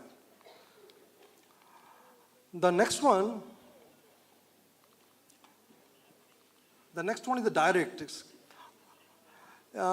One becomes amazed at how can the diuretic help in the doping. So basically, these diuretics are used by athletes to reduce the weight, and there are certain sports where weight is a very important criteria, like boxing, running, rowing, horse racing, all these things. So, and the second thing, it has got an added benefit that it can quickly flush out of the chemicals which is present in the body. So that can be, so it acts like a masking agent. Some examples of diuretics used. Jamaica's female athlete Veronica Campbell-Brown, she was tested positive for a banned diuretic in 2013. Famous cricketer Shane Warne from Australia, he was banned for a diuretic used in 2003 and ultimately he could not play the 2003 ICC World Cup. The other mode of doping is blood doping. Blood doping is basically a fundamental part is that you need to increase the RBC mass in the body. And as you know, the RBC carries oxygen. This allows more oxygen to the working muscles, and therefore it can increase the aerobic capacity of the muscle as well as the endurance. So there are three methods of increasing the RBC mass in the blood, and that is by erythropoietin, synthetic oxygen carriers, and by blood transfusions. Erythropoietin has been used for endurance in athletes for a very long time. And the most common sports affected by this erythropoietin use, that is cycling. The health risks, it can thicken the blood, lead to clotting, heart attack, and strokes. Death of numerous athletes have been seen by this erythropoietin, and most of them were cyclists.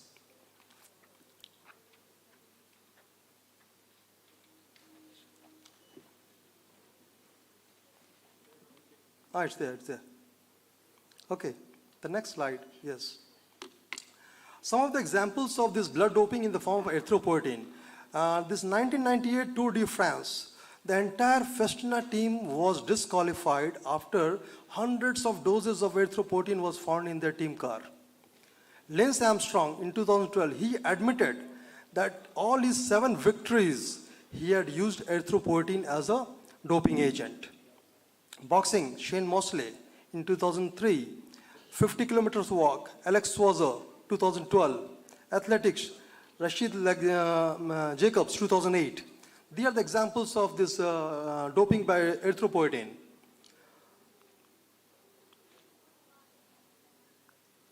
The next mode of doping, the blood transfusion. One cannot imagine how a transfusion can help in doping. So basically, before the introduction of erythropoietin, this blood transfusion was commonly used and it's still being used. So what the athletes are doing, just before the beginning of the competition, a few weeks before, they are getting their blood withdrawn and the plasma component is infused back, whereas the RBC component is stored. And just before the event is going to begin, he gets the RBCs infused in them. And this leads to a high concentration of RBC in the blood, which increases the oxygen supply to the tired muscles. So some examples of this blood transfusion. Carlo Maninta, he had transfused 2 pints of blood prior to winning medals in 1980 Olympics. In 1984 Olympics, 1/3 of the US cycle team, they had received transfusions, resulting in almost 9 medals. In 2007, Alexander Vinkorov, he was in the Tour de France, and he had reached the 13th stage of the race, and his blood was found to contain 2 types of red cell the cell population, and this was suggestive of an allogenic transfusion. So setting the benchmark above which an athlete is a drug cheater not is a difficult issue. So high levels of hormones is not always a cheating, and low levels of hormones is not always innocence. So the Finnish cross-country skiing champion, that was Eero Mentarenta, he won 2 gold medals in 1964 Winter Olympics. The reason behind was he had a genetic mutation which led to increased amount of erythropoietin production in his body. So that was his natural thing. But so how to catch them? So the fair benchmark is very difficult. So for this, biological passport was generated in 2009. So what is a biological passport? This is basically a personalized electronic record of athletes' biological values, which is developed over time from multiple collections of blood samples. And these biological passports, there's data on the different levels of substances in the body, and that is being checked by the testers to see if there is a sudden jump in the level of any substance that can suggest a doping. The biological passport. So what are the long-term effect? Scientist Christian Gunderson,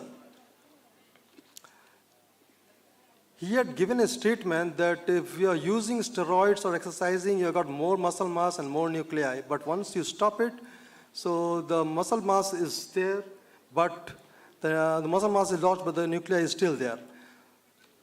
So in conclusion, what we can say that while we believe that all athletes compete solely for the love of the game and the true spirit of the sport, the truth is that there will always be those who try to find a way to get that competitive edge.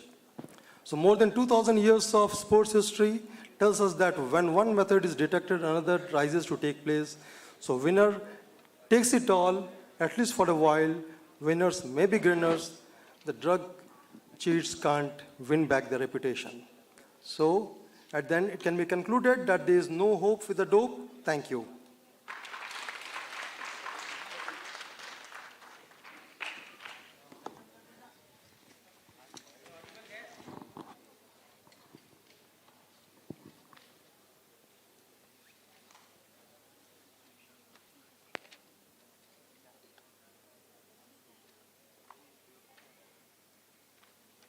Hello. No. Hello. Okay. So you people please get ready to ask your queries. By the time हम शुरू करते हैं, तो sir पहला question मैं ही पूछता हूँ अपनी तरफ से, and it's not only my question. It's actually in the mind of I think everyone कि जब हम स्पोर्ट्स को चूज करने की बात करते हैं, स्पोर्ट्स को चुनने की बात करते हैं, whenever we talk about choosing sports wisely. And whenever we see the example of Mahendra Singh Dhoni, to start with the soccer player, then he becomes the great cricketer. And it's not only about Mahendra Singh Dhoni. It's about, actually, one of my patients 3-4 years back, he was a very good medium arm pacer. And he was very good at that. Or he played at the state level. But recently he came back and now he's a sprinter. He's 100-meter runner, 400-meter runner, and he's representing at national level. And hopefully he will be proceeding towards the next Olympics. So how would you say when and how to switch amongst these sports whenever we play 2-3 sports? Dr. Ankit, please.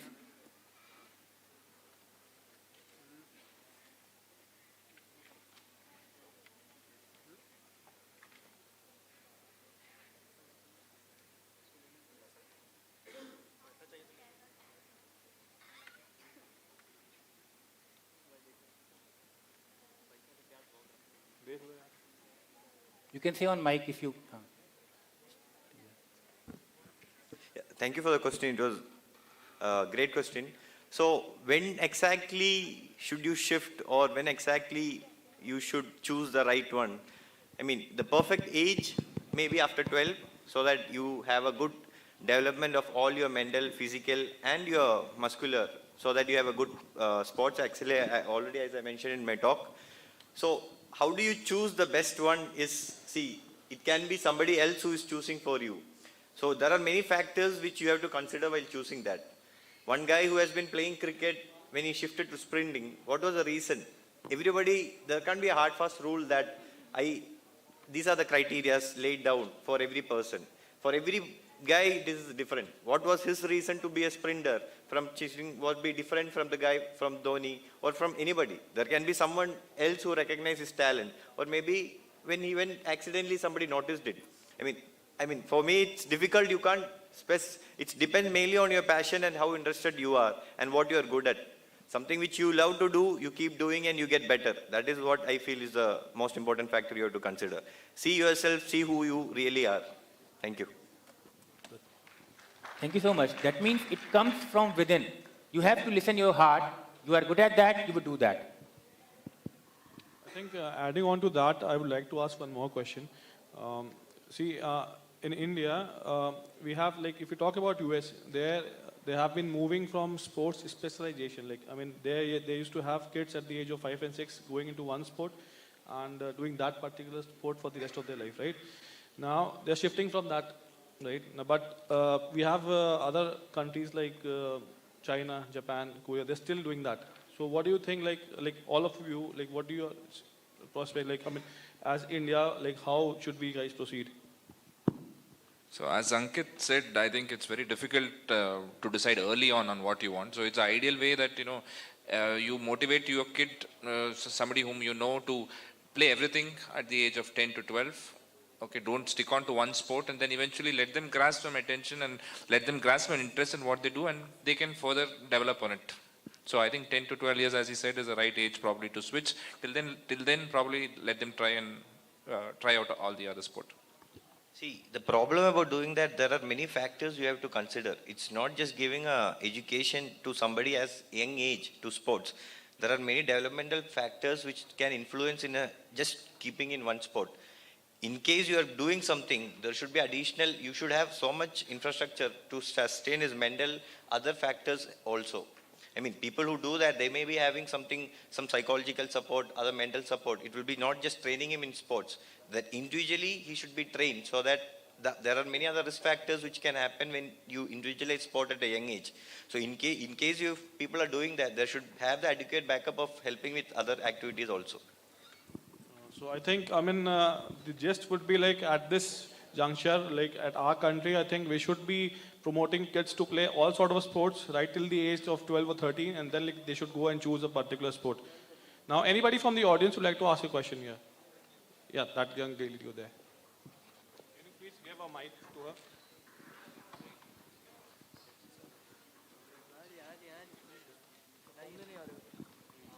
So,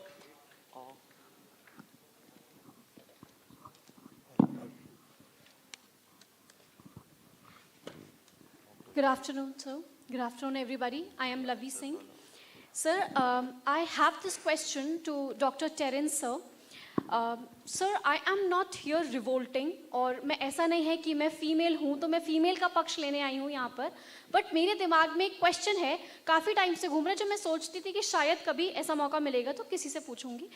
मुझे sir, आप जानते हैं कि girls and boys में sports में आज सच कोई difference नहीं होता, मतलब ऐसा लोग कहते हैं. हाँ, थोड़ा फिजियोलॉजी डिफरेंट है, वो अलग बात है, but why is it still that as per the reports, category A cricketers को maximum 7 crore का at least उनको salary दी जाती है, and category A females को on the other part 50 lakh salary दी जाती है. I do not know what the reason basically is, but still मेरे को जानना है sir, why is the difference? Like क्या वजह है दोनों के बीच में? It's a very difficult question to answer. But I would say one thing, that this scenario is not only in sports, it's there everywhere. Okay, I am an orthopedic surgeon. We are all orthopedic surgeons. And now we have a lot of lady orthopedic surgeons coming in. Okay, now you can say, I think everybody agrees on this thing, right? And most of them are interested in arthroscopy. That's a different thing. So scenarios are changing. In a few days back, in a few years back, probably we didn't have any lady orthopedic surgeons. You didn't have a Premier League for ladies before. Yes, these are all social stigmas which were there for some time, prevailing in our society, which is not under our control.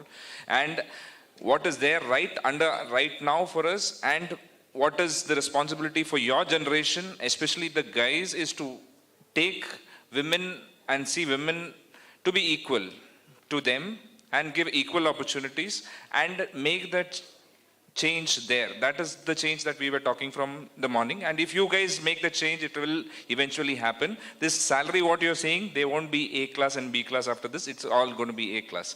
So you guys have to make the change. And the change is happening and it is good for the society. Okay, thanks. Sir. Thank you. And so one more question. Sir, this question is directed to the panel in general, not any specific. So I have a doubt always in my brain, like which one to choose the most, like which is the most appropriate for the youth. Is it the gym or is it the outdoor sporting?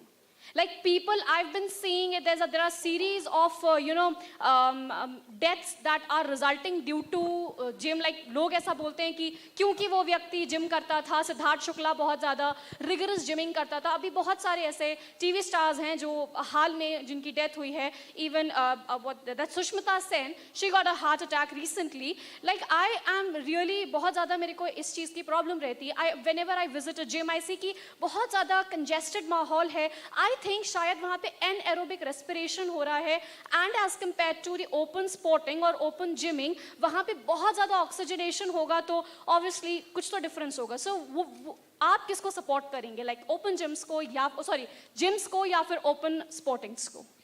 Yeah, that's a good question. I think basically जो है, both of these have their own place. Okay, so in particular sports, ऐसा नहीं है कि आप gym नहीं, मतलब आप gym को बिल्कुल avoid कर सकते हैं. Certain sports require it.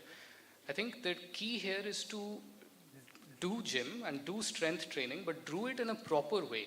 I think the issue arises when people go to the gym और वो strength training करते हैं, but उन्हें पता नहीं होता है कि उन्हें कितनी strength training करनी है, वो बिना guidance के strength training करते हैं. I think that is a problem. जो आप issue बता रही हैं about the gym being quite congested, I think जो gyms जैसे जो modern gyms आ रहे हैं, they're well ventilated, and I think people are realizing this issue. Obviously for cardio training, जो कि strength training से काफी अलग होता है, तो for your cardio training, I think outdoor sports, running is again a very good, as good as running in a treadmill in a gym. I think it's better to run outdoors. Definitely, I would agree with that. For the cardios. For cardio, yes. But strength training आप outdoors बहुत limited कर सकते हैं. वो equipment आपको सिर्फ gym में मिलता है. Okay, sir. So obviously gym, you can't completely avoid a gym, especially with certain sports. Okay, thank you. And so my last question is to Dr. Ankit sir. So last question, please, sir. Just one question from each. So please, last question to Ankit sir. I think we are really sorry. Like we'll limit the question. We'll give you a chance again if the time permit. Any others? Please, Yeah. mic to that. Somebody from Indonesia right there. Yeah.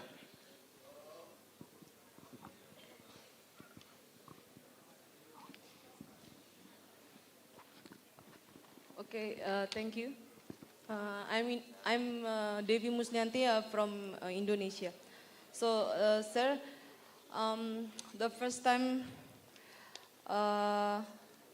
this moment I feel very much happy. So, then I meet so many experts in this kind of things, like orthopedics and others doctors. So, I have questions about what the different physiotherapies and orthopedics. I mean, like if I have a problem during the workout, for example, which place I should visit? Like I go to the physiotherapists or orthopedics. Okay, I think I can understand that question. I mean, what she's trying to say is that if somebody's getting injured somewhere, should that person go to an orthopedic surgeon or a physiotherapist? Yes, right? yes, because, sir, wait a minute. I will limit to that one question, please. Wait a minute, sir. Wait a minute. So, if in the session of the workup, so we sometimes we have like acute healthy problem, even the permanent healthy problem. And then to avoid that kind of things, should we do any kind of check-up before do any workout, or do some like regularly checking up about the something? And then what kind of that checking up? So So you just want to ask which all investigations one should do before going to play in particular sport? Yes, yes. Or you have any advice like we do Right, first, or we do regularly 1 year's annually something? Okay, I got your question.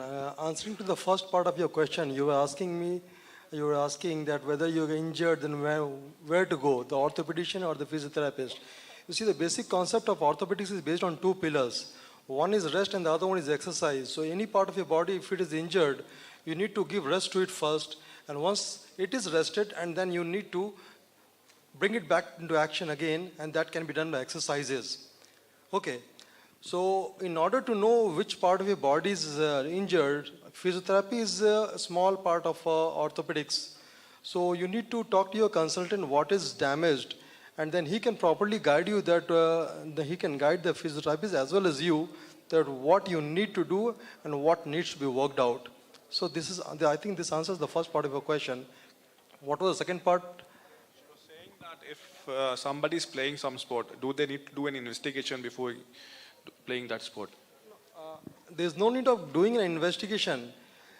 Before performing any activity or any workout, you need to train your body first before you go for a workout. So similarly, the sport, it is also a workout. So you need to train your body first. With isotonic exercises are always better. Well, now one student was asking what kind of exercise to do, indoor or outdoor. So isotonic exercises are always better than the isometric exercises. And regarding the doping which I was talking of, the endurance can be built up by your breathing capacity. If your lungs are good enough, so more amount of oxygen can be taken and transferred to the exercising muscles. So if your lungs are good enough, good amount of alveoli is functioning, so that can be helpful. Now we take up the third question. Okay. So, I am here, Aryan Shrastha, and my question is that sir said the whole dope is not good. Well, in recent time, there's a bodybuilder named Arnold Schwarzenegger, and I know that most of the bodybuilders use dope to boost up their body. And recent time, I am seeing the meme where Arnold Schwarzenegger have a cigar in his hand and saying that I don't find a hideout for smoking a cigar. So dope is totally bad for us, or there are some asteroid which is good for us? Okay. तो you want to ask कि जो हम dope करते हैं, dope करना केवल हमारे health, मतलब ये केवल इलीगल है कि ये हमारे हेल्थ के लिए भी हैजार्डस है? You wanted to ask. And sir, क्या ये हमारे हेल्थ के लिए सही भी है? मतलब ये हमारे हेल्थ के लिए हैजार्डस है कि नहीं है? You want to know. अच्छा, अब इसके पहले इंस्टेड कि मैं आपका क्वेश्चन यहाँ पुट करूँ, I just wanted to ask कि suppose if you are a sports person और आपको डोप करने के लिए कहा जाता है, suppose, and I give you immunity कि आपको मतलब it would not be illegal for you. So would you go for doping or not? No sir, if I know that this will harm my body, so I am not going to dope it. Now I am going to say that it will not harm your body. Then I will maybe. Then you will maybe. Yes sir. So here the question arises. Whenever we play a sport, there should be a sportsman spirit. We should give a fair chance to our opponent. हमें अपने प्रयोग दूसरी तरफ का खिलाड़ी है उसको एक गेम की फेयरनेस को मेंटेन करना चाहिए, गेम की ऑनेस्टी को, इसकी प्योरिटी को मेंटेन करना चाहिए. Then only the sports can be. हम हमेशा बात करते हैं ना कि आईपीएल, आजकल क्रिकेट देखने का कोई फायदा नहीं, सब तो बिक रहा है, और अभी हम बोलते हैं कि नहीं बढ़िया यार डोपिंग कैसा कर सकते हैं. तो now I put forward the question of him that he says if doping is only illegal और doping is also hazardous. I think you have answered the question yourself. You said that if it is harmful, I would not take it. And my entire presentation was suggestive of that the doping there is no hope for a dope. So I think you should not dope. But sir, some ideal bodybuilders are dopes. So like my ideal bodybuilders are not, and someone said that he doped in his time, and some many bodybuilders are doping. So that's why I'm confused. See, if one understands the bad effects and the side effects and the long effects of doping or taking anabolic steroids, then of course you would not do it. If you do not know it, then you're going to do it. Thank you, sir. And I have a last question about the career on the sports. May I, sir? Sir, in the career of sports, don't you think that the career of sport is become low in India because of the audience. Because I can see in the sports there is a audience biasness. Like India, every Indian knows about Portuguese team, Brazilian team, Neymar and Ronaldo, Messi. But here we can see that the Sunil Chetri have to promote Hero Football League. So don't you think that audience is also the barrier for sports promotion? See, every industry is, maybe it is sport, everything, every market goes through three phases. One is emergence, then it stabilizes, and then it gets saturated, right? What you are seeing about the European football clubs, they have already reached that level of saturation. They have been promoted from many years and many decades. The Indian football market is just growing now. It has emerged and it is just in that escalation phase. When you're going to see the saturation, the same fame and name and the money that is there with the European football clubs, the same fame is going to be with the ISL also. So it's going to be true in near future. Thank you, sir. Now, in the last 1 minute, I would be asking a one sentence answer from all of you, starting from Dr. Manish. The role of authorities in motivating sports. The option is family. How do you suggest a family to motivate such sport? Family of a sports person. Of course, family is a very important component for any person being promoted. So if the family members, he feels that this fellow has got a talent in certain field and he can excel in it, so he should promote. Dr. Ankit, society. Society can motivate. Being a good audience and go watch the match, support them, and make what is the best in the sport. Fans. I think Ankit has partly answered it. Fan makes the sport. Fan makes the sportsman. So without fans, the sportsman is nothing. So major part. Government. Yeah, I think the government role is important. I think the infrastructure needs to be developed from the grassroots level. So the grassroots level athletes need to have all the facilities rather than just the top level. Thank you so much. Right now we'll be moving on to the facilitation of the speakers.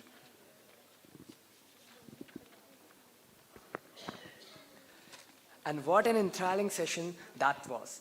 I'd like to congratulate all of you, our speakers, for sharing their wisdom, and our audience for their dedication and active engagement in this learning experience. Finally, I'd like to call upon the stage Dr. Ashish Kumar sir to present mementos to our esteemed speakers and moderators as a token of appreciation. Sir, please.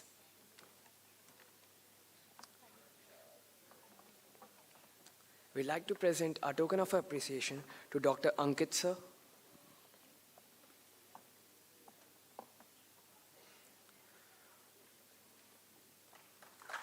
We thank you, sir, for your presence here.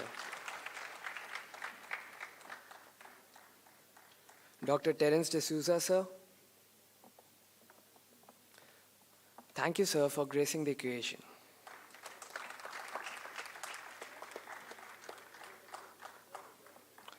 Dr. Anirudh Sharma, sir.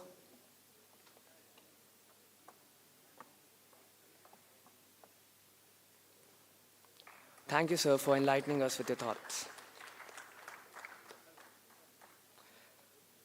And Dr. Manish Kumar, sir. Thank you, sir.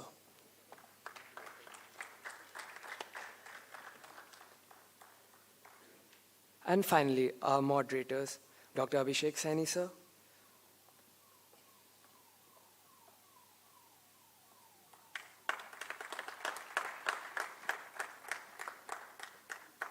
And Dr. Abhishek Agrawal, sir. Without them, the event would have been gone so smoothly. Thank you. I humbly thank you all for gracing this occasion. And with this, we come to the end of session 2. Now, before the beginning of session 3, some announcements, so kindly pay attention. The international delegates and the faculty members shall get the reimbursement from the registration desks outside.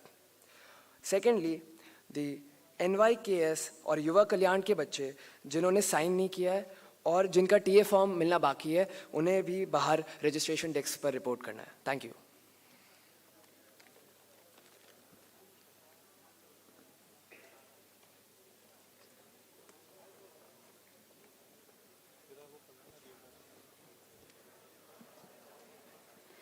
लम्हों की एक किताब है जिंदगी, सांसों और ख्यालों का हिसाब है जिंदगी, कुछ ज़रूरतें पूरी, कुछ ख्वाहिशें अधूरी, बस इन्हीं सवालों का जवाब है जिंदगी। आध्यात्म हमारे जीवन के इन्हीं सवालों का जवाब देता है। Celebrating the will to live and live well indeed, I welcome you all to the session 3. Life is a combination of body, senses, mind, and the reincarnating soul. Ayurveda and yoga are indeed the most sacred sciences of life. To elaborate on the same, I would now like to hand over the proceedings to our moderators for session 3, Dr. Ritu Tiwari ma'am and Dr. Vandana Avasthi ma'am. Ma'am, please.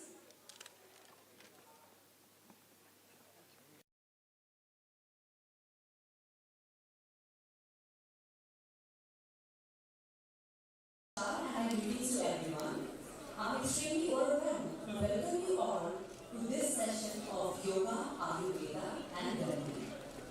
So I'm Dr. Ritu Tiwari from the Department of Physiology and I will moderate this session along with Dr. Vandana.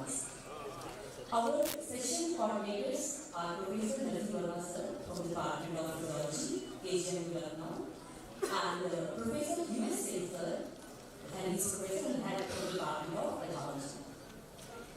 Now, it is my privilege and honor to invite and introduce all these speakers of the session. So I heartily welcome Dr. Vidya Sundaresan on the dais.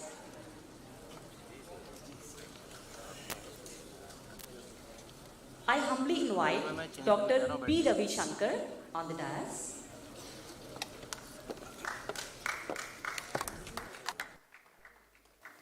I feel elated to welcome Dr. Amarjeet Yadav sir to join the dignitaries on the dais.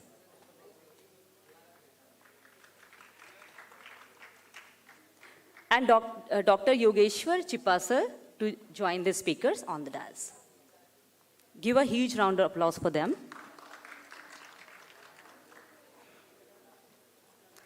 So a very quick question to the audience, because here they feel lousy and they are sleepy. Do you think that the gold, silver, dollar, rupees should be considered as a real wealth? Yeah, exactly. The answer is no. The correct answer is it's your health, which is the real wealth. So the keys for health are diet, ahara, lifestyle, vihara, and mental makeup, which we call vichara. So here I graciously invite Dr. Vidya Sundaresan. She's a woman of virtue and simplicity. And we are so lucky that she found a way to be with us today despite of distance and her hectic schedules. So she's MD, MPH, FACP, FIDSA, FAMWA, and she's professor and chief in Infectious Disease Department, Southern Illinois University School of Medicine. She's program director in Infectious Disease Fellowship, medical advisor, Sangamon County Department of Public Health, governor is ACP Illinois South Chapter. So ma'am, please welcome and share your thoughts with us. Podium is all yours.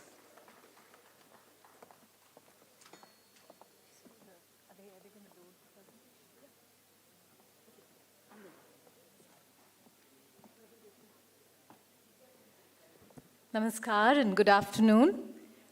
I am extremely grateful for this opportunity to be here and talk about yoga and Ayurveda, and I was being asked to talk about perceptions of yoga and Ayurveda from the United States of America.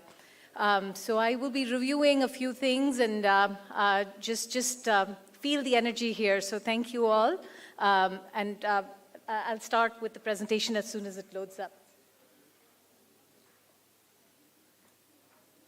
So in the next 8 minutes or so, I'm going to talk about some facts, some terms that we use in the definition of health, and the definition of health as a continuum. I'm also going to talk about some proven benefits of yoga and Ayurveda in studies which are already published. And then I'm going to talk about perceived gaps with yoga and Ayurveda, especially in the Western world. And lastly, I'm an infectious diseases physician, so right after COVID, we are seeing a lot of patients with post-COVID syndromes. So exactly how is yoga, mindfulness, and the practice of some of the integrated medical practices, how do they help our patients with post-COVID syndromes and other issues in the post-COVID era? So I'll start with the WHO definition. This was in fact formed as part of their preamble in their constitution in 1946. Can you imagine? The concept of holistic health has been defined all the way from 1946. And WHO says health is a state of complete physical, mental, and social well-being, and not merely the absence of disease and infirmity. So सिर्फ बीमारी ना होना health नहीं होता. Physical, mental, social well-being is defined as health per WHO. Fast forward a little bit, and now we are talking about holistic health. And what's the difference between holistic health and what WHO says? And here, in this case, we are also adding emotional, and maybe even spiritual, maybe even financial health. So we're also taking into account the space we're in. So how is one individual affected and how is their health impacted by the environment? What's going on? But it's still the health of this individual, their health in perspective with the community and all the parts, extending that definition a little bit more as holistic. And then lastly, now we are talking about a concept called One Health. And very apt for our theme for G20, Youth 20, Vasudhaiva Kutumbakam. Here, One Health, a collaborative, multi-sectorial, transdisciplinary approach, working at the local, regional, national, and global levels, designing and implementing programs, policies really implement what happens to people's health. So very important, policy, legislation, and research to achieve better public health outcomes and achieving optimal health outcomes by recognizing a shared environment. So not only at this time are we thinking about the health of individuals, but also the impact of climate change, the impact of what happens to other living beings, plants, animals. So all that is also taken into account in this concept, in this continuum of One Health. So when I was asked to give this talk, I was looking at resources, and NIH is a credible resource. National Institute of Health is a credible resource, and they have a National Center for Complementary and Integrative Health. So yoga is described under that category.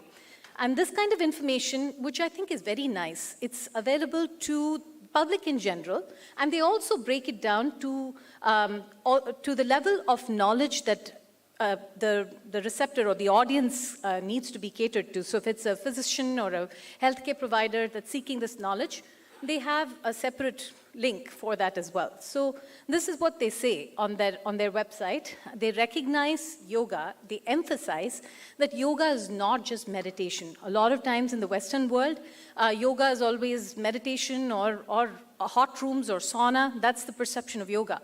But they say that yoga, the triad of yoga, which is postures, asanas, breathing techniques, pranayam, and meditation, dhyana. So they do recognize that. And they also recognize that the studies that are being published in yoga don't take into account the differences, because it really depends on the difficulty. There are different types of yogic practices. Intensity is different. So they don't really take into account. So the studies can be a little flawed. So they do acknowledge that. So proven benefits of yoga, general well-being. There's definitely a lot of studies with over 1,000 subjects that have been studied all the way from 2012 to 2021. A lot of studies that do say that with yoga there's relief of stress, supporting good habits. A lot of times with the community of yoga, people feel that they're automatically eating better because of that circle of good habits a group that helps them stay on target and follow these good practices. Improving mental and emotional health, and that way resilience is improved and general mental well-being is improved. Sleep. Sleep, they have specifically studied patients with cancer, women, patients with osteoarthritis, knee pain. So in that groups, particularly sleep has been shown to be improved. Balance, they published 15 studies. 11 out of 15 show that balance in elderly people improved. Low back pain, neck pain. In fact, this made it to the guidelines for American College of Physicians. They recommend yoga as a non-drug best method for back pain. So that has been recognized. And tension headaches and osteoarthritis, there's a lot of benefit there as well. Weight loss, the data with weight loss, if it is done consistently, and if somebody is enrolled for maybe a residential course, 1 month, 2 months, in those situations, the result is better. Home practices, and depending on the component of yoga that is employed, the weight loss results can vary, but it is gradual and moderate amount of weight loss that has been associated with yoga in the studies that have been published. Smoking cessation, with one session alone, the craving for smoking has been known to come down. So that's another benefit. Anxiety, depression, menopausal symptoms, chronic diseases like COPD, HIV, asthma, multiple sclerosis, fatigue is always, that also comes down with yoga. And in pregnancy, you have to be careful. With pregnant women, they have to be counseled. They can't take too much heat, so hot yoga should be avoided. They should avoid getting dehydrated. They should not be doing exercises on their back. So all this has to be told to them. And then with children, American Academy of Pediatrics recommends this for reduction of stress in children as well, and heart disease as well. There's studies with that as well, that there's proven benefits. All these studies, multiple studies, and you'll see 14, 15 review articles where they're doing meta-analysis and proving the benefits. The problem is the sample size is not very large, and the statistical methodologies too. In these studies, one of the criticism has been that it's not been the best. So those two things, I think we definitely have scope to improve. Next, I'm going to switch gear to some publications from New York Times and Harvard Health. They have a very large readership, and they, in fact, constantly have articles, yoga for everyone, yoga to make you strong. So this is also publications which people really read on a regular basis to improve their knowledge about yoga. CDC, we all hear the name CDC, particularly with COVID. They have this initiative where for children aged 9 to 13, they have this online platform for just tips on healthy living, and teachers have this toolkit to also incorporate yoga in school with the benefits which are yet to be studied. The preliminary studies show a lot of benefit. Switching gears now to Ayurveda. With Ayurveda, again, I'm going back and referencing the NIH website here. They did talk about systematic reviews, and they did talk about randomized controlled trials as well. With Ayurveda, you can see the first question that they asked there is Ayurvedic medicine safe? And then they do acknowledge this as an ancient, one of the oldest medicine systems from India. So they do acknowledge that. So only 44 papers for randomized clinical trials, and 246 for systemic reviews. So perceptions, I'm just going to take about half a minute to talk about this. For yoga, people want to learn from that authentic way. Sometimes they feel like learning from an app may not be best. A lot of times you see even Facebook messages popping up, yoga for 7 minutes and things like that. A lot of people download that. Without a qualified instructor, that may not be the best thing to do. Different studies show that female patients are mainly enrolled. White patients with higher level of education, high-income patients were the ones in the studies. A lot of times yoga is associated with Hinduism, so that's another perception. Ayurveda, safety concerns, because FDA has not really approved a lot of the things with Ayurvedic medications. And for me as a physician, drug-drug interactions, I always ask about what herbal medications are you taking. So drug-drug interactions become important, and this should be in the curriculum for schools. So holistic medicine, again, these two are part of that. With COVID, again, neurosciences, you can see those images where the amygdala fires less when people are meditating. So I'll end with One Health. Purnamadam Purnamidep Purnat Purnamudachyate Purnasya Purnamadaya Purnameva Vashishyate. A quote from Sanskrit which tells us we are a part of the whole. So here, the concept of One Health, coming back to that, we are a part of the whole, and we cannot be looked at in isolation. Thank you very much. Thank you, ma'am, enlightening your lecture. Now I would like to invite Dr. P. Ravi Shankar. His topic is health and investment. Sir, please.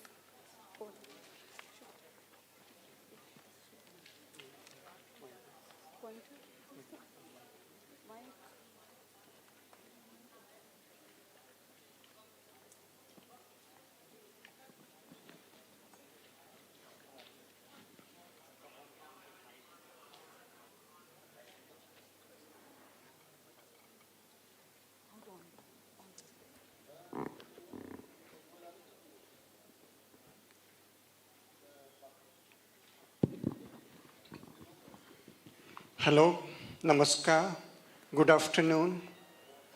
I think we have a small audience. Many of you have escaped, okay? So maybe that makes our job either easier or more difficult. I don't have the skills of Rakesh, sir. Of course, you saw the ice breaking yesterday. So what I'll talk about, can we start the slides? Okay.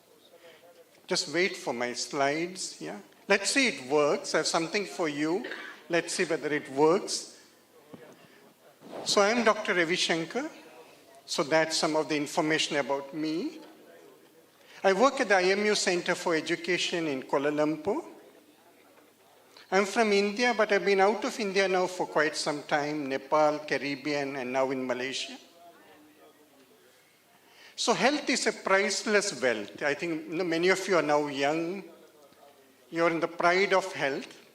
So health is something we realize only when we begin to lose it. So invest while you can.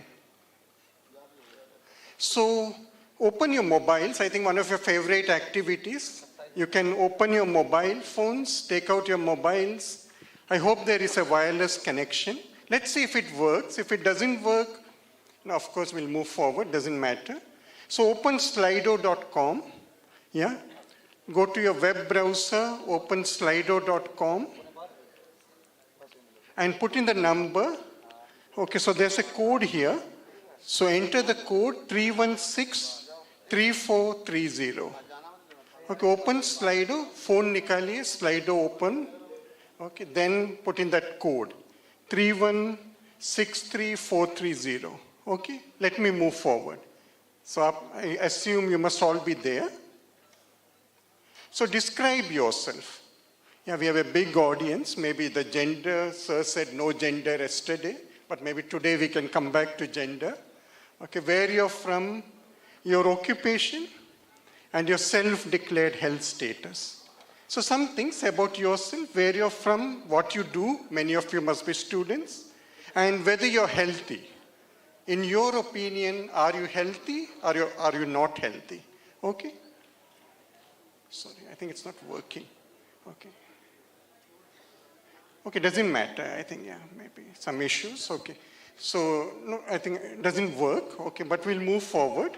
So what we'll do is, this has already been covered. What exactly is health? Health is not merely the absence of disease or infirmity. So no problem. Yeah, so this is the WHO definition, which someone has already told you. Maybe some other time we can use Slido. Maybe due to some reason did not work. If it works, it's very nice.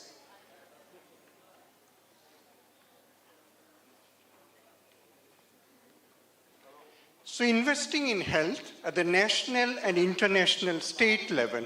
So how much should a state invest on health? And even what percent of the GDP should a state invest on health?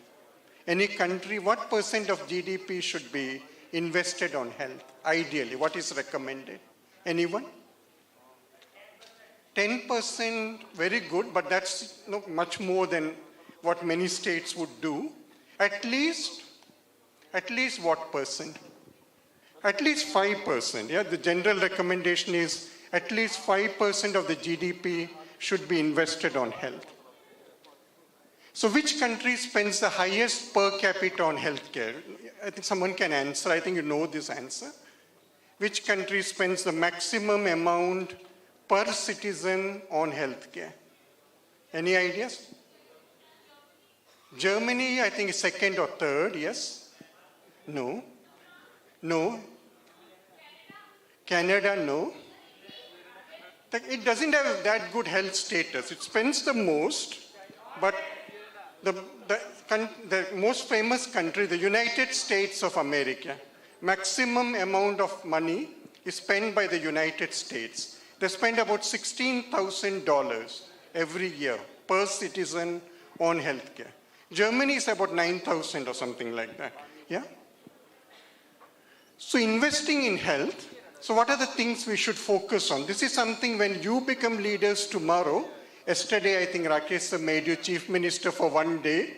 We hope you'll be chief minister for a few years, yeah, moving forward. So always female education is very important. Education is important for everyone, but especially for the female child, very important. Transportation, so that you can easily access health services. Primary health care. Primary health care, I think, is Prathamik, yeah? Prathamik Arogya, whatever you provide in the primary health care center, very important, because for the least amount of money, you can get the maximum amount of benefit. Health at a personal level, some challenges will be non-communicable diseases. Do you know some non-communicable disease? Diabetes, very common. Cancer, heart disease. These days, diabetes has become very common, yeah? Especially in India. I think becoming the diabetes capital, not something which is good. And many people now have a feeling that they have arrived in life only if you have diabetes. Yeah, aapko diabetes hai? Oh, very nice. Okay, you have arrived somewhere. Yeah, that kind of feeling has come. So invest in health, nutrition, yoga, Ayurveda, already covered. Yeah, let me talk about some things which we did not cover much. One problem which has happened is we have always been in search of light. Yeah? We started by lighting the lamp. Good to be in search of light. But paradoxically, there is something we are now missing. We do not have darkness. Yeah, in our life, we do not have enough darkness. Darkness has its own, darkness is very important. Light and darkness are two facets of two opposites. In darkness, many important things happen in the body. Many important hormones are produced, sleep, restfulness, many things happen in darkness. So darkness is now something we are missing because artificial lighting is everywhere. And we have been, we as human beings, millions of years of evolution. Over so much of time we have evolved. And over the last 150 years, we have seen so much change. Yeah, before, maybe the last 3,000 years, we did not see much change. The last 150 years, we have seen so much change, and the human body is struggling to keep up. So much change is happening. We are struggling to keep up with the change. Sleep. Yeah, how many of you think you're getting enough sleep? Maybe you can put up your hands. All those who think you're getting enough sleep, yeah, can you put up your hands? Okay, even among you, the young youth, there's a challenge of getting enough sleep. So what happens as you age? Naturally, our requirement for sleep will decrease. Okay, so what do you think? This Slido won't work. Are you getting enough exercise? All those who think they are getting enough daily exercise, put up their hands. Okay, we have some people, only 2, 3, 4, 5, okay, any more? 7, 8. Okay, we have only, what about the others? So many? You think you're not getting enough exercise? Okay, so again, that's a problem, no? already covered, yoga and meditation, Ayurveda. Let me not go into that. Again, we are running short of time. Okay, I think some issues. So how to stay healthy as healthcare professionals? Just think about it. Some of you are doctors, others are medical students. You have the challenges. I think someone asked that question. You have so much challenge, irregular meals, stress, night duties. There are so many things which can have a bad effect on your health. How to stay healthy when you have all these challenges? And as if a doctor is not healthy, how can you take care of others? And that's a very important, a question which you have to think about. If you yourself are not healthy, how can you take care of other sick persons? Yeah? So guide to healthy living, something I believe in. I do not always succeed in following this. Life is too stressful, too demanding. Stay in tune with nature. Do what you love. Again, this has been said. Someone talked about sports. When your love becomes your occupation, you're doubly blessed. Be passionate about something. There's a lot of passion in Bollywood, of course, we know that, yeah. Bollywood is a very passionate place. So I'm from the city of Bollywood, from Mumbai.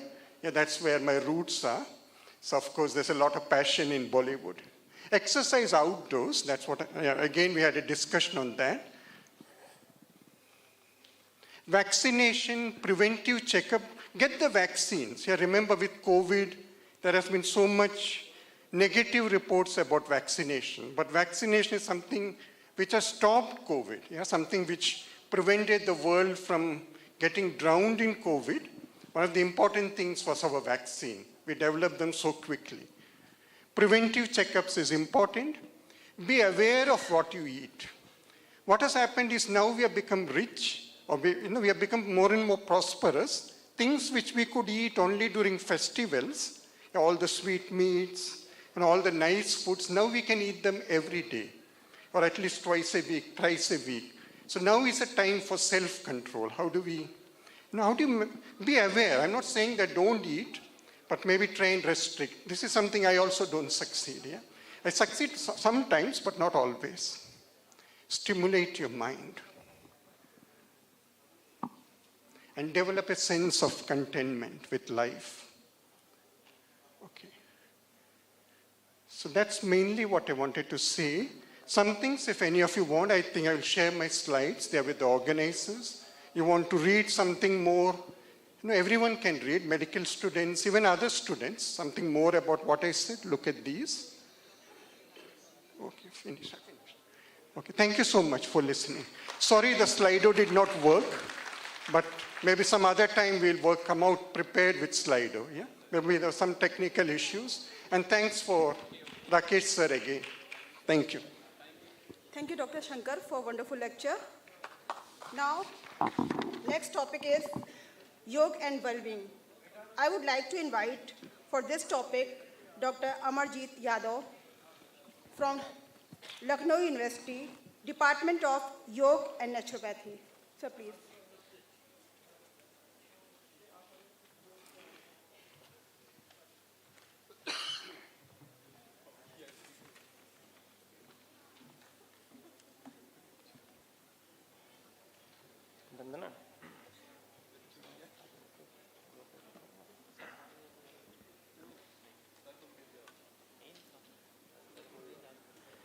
नमस्कार।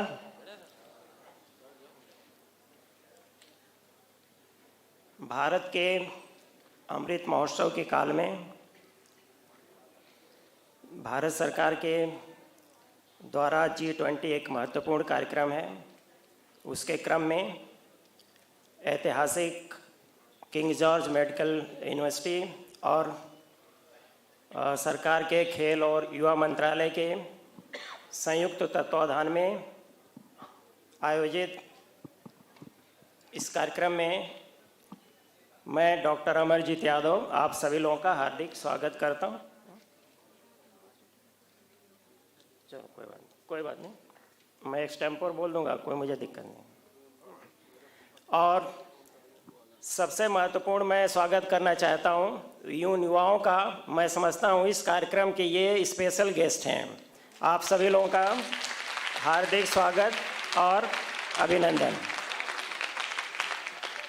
Slide में कोई problem आ गई, कोई बात नहीं, मैं extempore बोलता हूँ, कोई दिक्कत नहीं।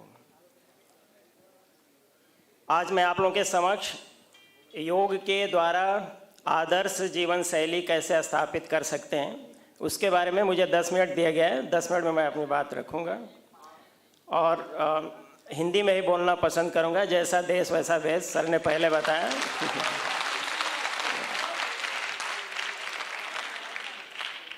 जैसा कि आप सभी लोग जानते हैं, भारतवर्ष विचित्र संभावनाओं वाला देश है। इस देश में बहुत ही प्राचीन समय से ज्ञान, विज्ञान, आयुर्वेद, चिकित्सा, स्वास्थ्य, जीव जगत, मोक्ष, माया, इन सारे विषयों में इस देश के मनुष्यों ने बहुत ही गहरा चिंतन और मनन किया है।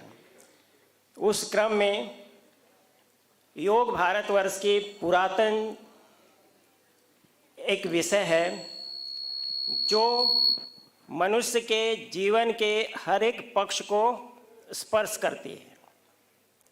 मनुष्य का शारीरिक पक्ष हो या मानसिक पक्ष हो या सामाजिक पक्ष हो या आध्यात्मिक पक्ष हो, फिजिकल लेवल पे, मेंटल लेवल पे, सोशल लेवल पे और स्पिरिचुअल लेवल पे, योग एक ऐसा विषय है जो सारे पक्ष को स्पर्श करता है।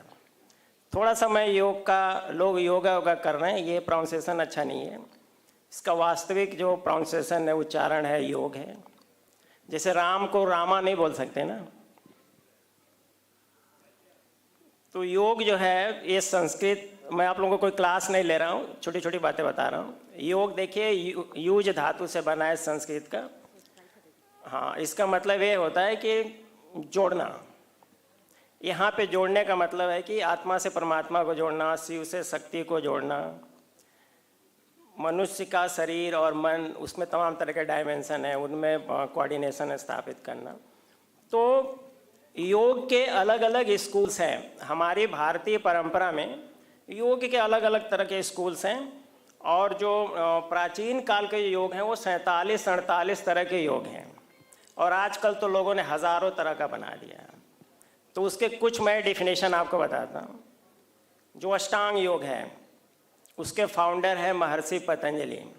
उन्होंने योग को बताया कि योग का मतलब ये होता है कि चित्त वृत्तियों का निरोध करना योग, और चित्त का मतलब होता है कि मन, बुद्धि, अहंकार तीनों को मिला के चित्त बनता है और इसका जब हम निरोध कर लेते हैं तो आप समझो आपके साथ योग हो रहा है। उसके साथ उन्होंने अपनी तमाम तरह की प्रैक्टिसेस बताए। अब गीता में योग का, अब स्लाइड आप छोड़ दो, हम बोल देंगे इसे। गीता में योग का अपना एक अर्थ बताया है और युवाओं से ज़्यादा संबंधित है, ये सबसे संबंधित है। उसमें कहा कि अपने कर्म में कुशलता ले आना योग है। आप किसी भी फील्ड में हो, विद्यार्थी हो या शिक्षक हो, इंजीनियर्स हो, डॉक्टर्स हो, किसी भी फील्ड में आप हो, अपने कर्म में कुशलता ले आइए तो फिर सक्सेस का रेट बढ़ जाता है। इसके अलावा हठ योग है, ज्ञान योग है, मंत्र योग है, भक्ति योग है, फिर 47-48 तरह के योग हैं। उसमें जाने की ज़रूरत नहीं है। अब ये हम समझते हैं कि आइडियल लाइफ स्टाइल, योग के संबंध में आदर्श जीवन शैली क्या है। तो योग ये कहता है कि आदर्श जीवन शैली का मतलब हो गया, आइडियल लाइफ स्टाइल का मतलब ये हो गया कि आपका आचार, विचार और व्यवहार ठीक है या नहीं। ये जो आइडियल लाइफ स्टाइल के, आदर्श जीवन शैली के भारतीय परंपरा में विशेषकर योग में ये 3 पिलर्स हैं। यदि आपका आचार, विचार, व्यवहार अच्छा है और साथ ही साथ आप हेल्दी हैं। हेल्दी होने का मतलब ये नहीं होता कि आपको कोई बीमारी नहीं है। योग में कई तरह के शरीर हैं, तो यहाँ पे 2 शरीर की बात करूँगा। ये तो जो स्थूल शरीर आप देख रहे हो, ग्रॉस बॉडी, इसके अलावा सूक्ष्म शरीर है। तो इन दोनों स्तर पे आपको कोई बीमारी नहीं है, बाकी आपका आचरण अच्छा है, आपका विचार अच्छा है, आपका विहार, आपका लिविंग अच्छी है, तो आप आइडियल लाइफ स्टाइल को उपलब्ध है। यहाँ पे क्या होता है, आइडियल लाइफ स्टाइल का मतलब लोग समझते हैं कि बहुत बड़े घर में हम रह रहे हैं या बहुत बड़ी गाड़ी से हम चल रहे हैं। या बहुत अच्छे हम कपड़े पहन रहे हैं या बहुत ही बड़े लोगों में मेरा बैठना उठना है, ये आइडियल स्टाइल नहीं है।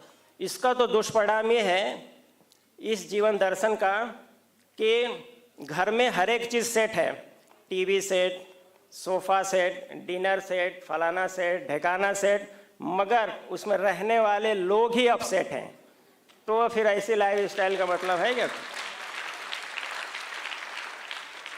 तो इसलिए आचार विचार और व्यवहार और आइडियल लाइफ स्टाइल कोई बाहर की वस्तु नहीं है। योग ये कहता है आपके अंदर की वस्तु है, और फिर उसके लिए फिर अलग अलग प्रैक्टिस का अभ्यास करने की बात की गई है। अगला फिर योग से किस तरह से हम आइडियल लाइफ स्टाइल को उपलब्ध हो सकते हैं, या आइडियल लाइफ स्टाइल योग के माध्यम से कैसे ला सकते हैं। तो इसके लिए देखिए महर्षि पतंजलि ये कहते हैं कि अष्टांग योग की साधना करें। सर थोड़ा सा अटेंशन चाहेंगे सर प्लीज़। तो यहाँ पे कहा गया है कि अष्टांग योग की साधना करिए। यहाँ साधना का मतलब ये नहीं है कि किसी विशेष प्रकार का वस्त्र पहन लीजिए, बाल बढ़ा लीजिए और इस कलर का कपड़े पहन लीजिए। यहाँ साधना से मतलब आप किसी भी तरह का, सर जैसे पहने हैं, सर जैसे पहने, मैं जैसा पहना हूँ, किसी भी तरह का वस्त्र पहनिए, मगर यहाँ अभ्यास का मतलब है। वहाँ बताया गया यम नियम। यम का मतलब होता है सोशल कंडक्ट और नियम का मतलब होता है इंडिविजुअल कंडक्ट। यम नियम फिर आसन, आसन जो आप देख रहे हो, जो पोस्चर मैम ने बताया तमाम तरह का, उसके बाद प्राणायाम, उसके बाद प्रत्याहार, फिर उसके बाद धारणा, उसके बाद समाधि। हम क्या समझते हैं योग का मतलब समझते हैं कि जो आसन, जो बॉडी पोस्चर है, हम लोग उसी को योग समझते हैं। अरे भाई ये आसन योग नहीं है, योगासन योग नहीं है, प्राणायाम योग नहीं है, ये योग के ढेर सारे ऑर्गन्स हैं, उसका एक छोटा सा हिस्सा है। देखिए योग का जो अभ्यास है, विशेषकर आइडियल लाइफ स्टाइल के रेफरेंस में, तो योग का जो अभ्यास है वो 75% क्या 85%, 85% मेंटल प्रैक्टिस है योग का अभ्यास, और 15% ये फिजिकल। जो लोग हम ब्रीथ वाला प्राणायाम करते हैं या अलग अलग पोस्चर करते हैं, और आप समझो कि टीवी देख के आप आसन कर रहे हो या प्राणायाम कर रहे हो, आपको वो सब लाभ नहीं मिल रहे हैं जो उससे ओरिजिनल लाभ आपको मिलना चाहिए। देखिए आसन करने के लिए सबसे पहले आहार आपका अच्छा होना चाहिए। यहाँ पे सात्विक आहार की बात होती है। रात में आदमी मुर्गा खाया और सुबह योगा ट्यूटर आ रहा है, उनको योग सिखा रहा है, आसन सिखा रहा है, कहाँ फायदा करने वाला है? करने वाला है क्या? देखिए एग्जाम्पल, ये ग्लास है, ठीक है ना, इसके नीचे छेद हो, आपसे मैं बोलूं पानी भरो, रुकेगा क्या?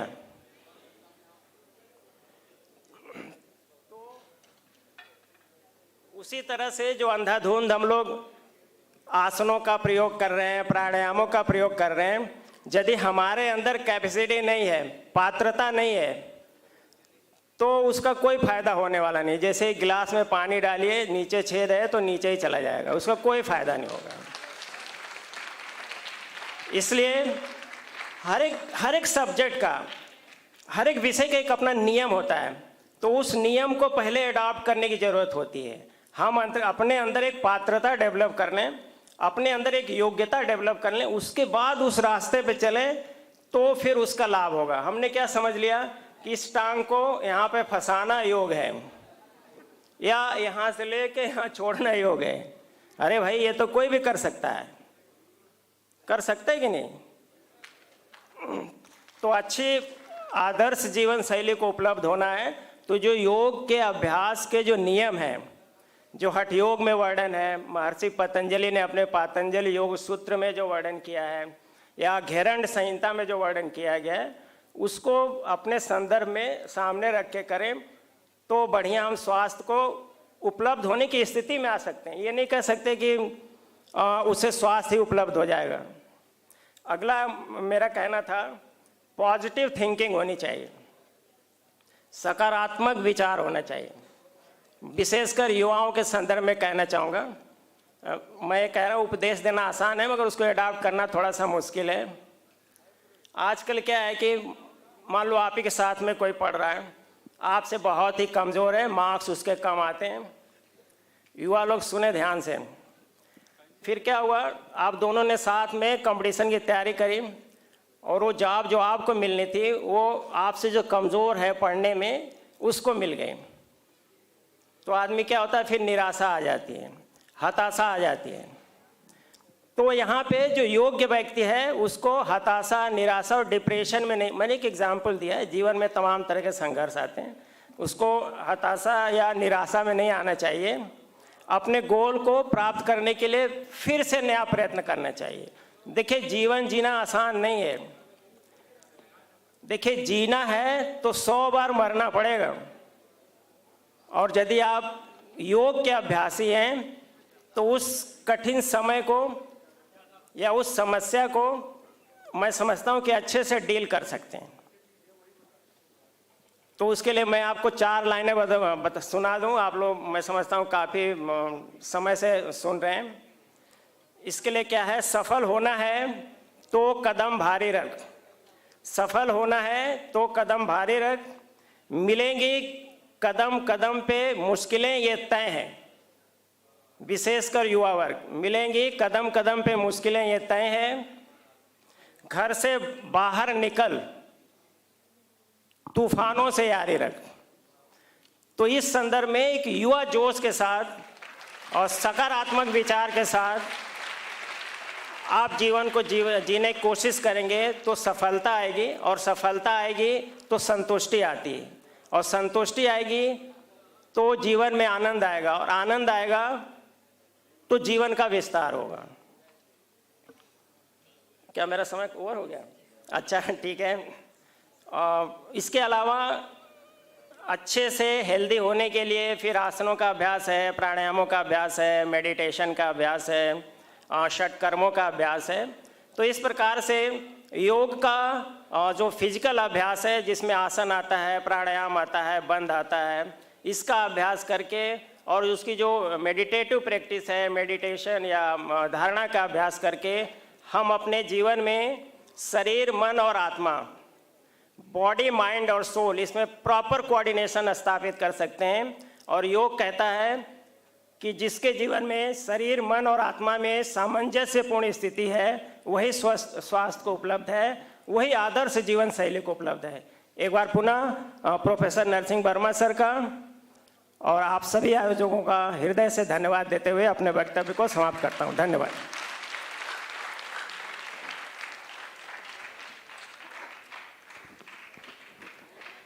Thank you, sir, for sharing your unique perspective on yoga.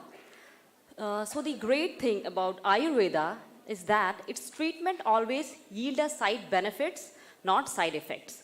So here we move forward toward the next presentation, that is Ayurveda. Is it underutilized or overhyped? So I invite Dr. Yogesh Chipa sir, PMS MD Ayurveda, Nadi Vaidya, Senior Consultant, Shri Shri Cancer Care Department at Shri Shri College of Ayurvedic Science. And his area of interest are Panchakarma, Ayurvedic formulation, cancer and Ayurveda, and chronic disorders. So here I invite sir to deliver your speech.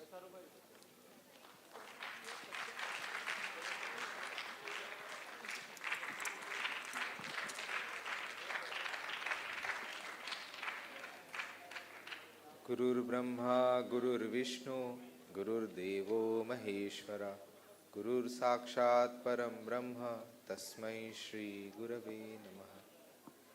So thank you so much for invitation. So KGMU and the Ministry of Youth Affairs and Department of Youth Affairs for inviting me on this dais. So my topic is Ayurveda underutilized or overhyped. So I'll go through the slides.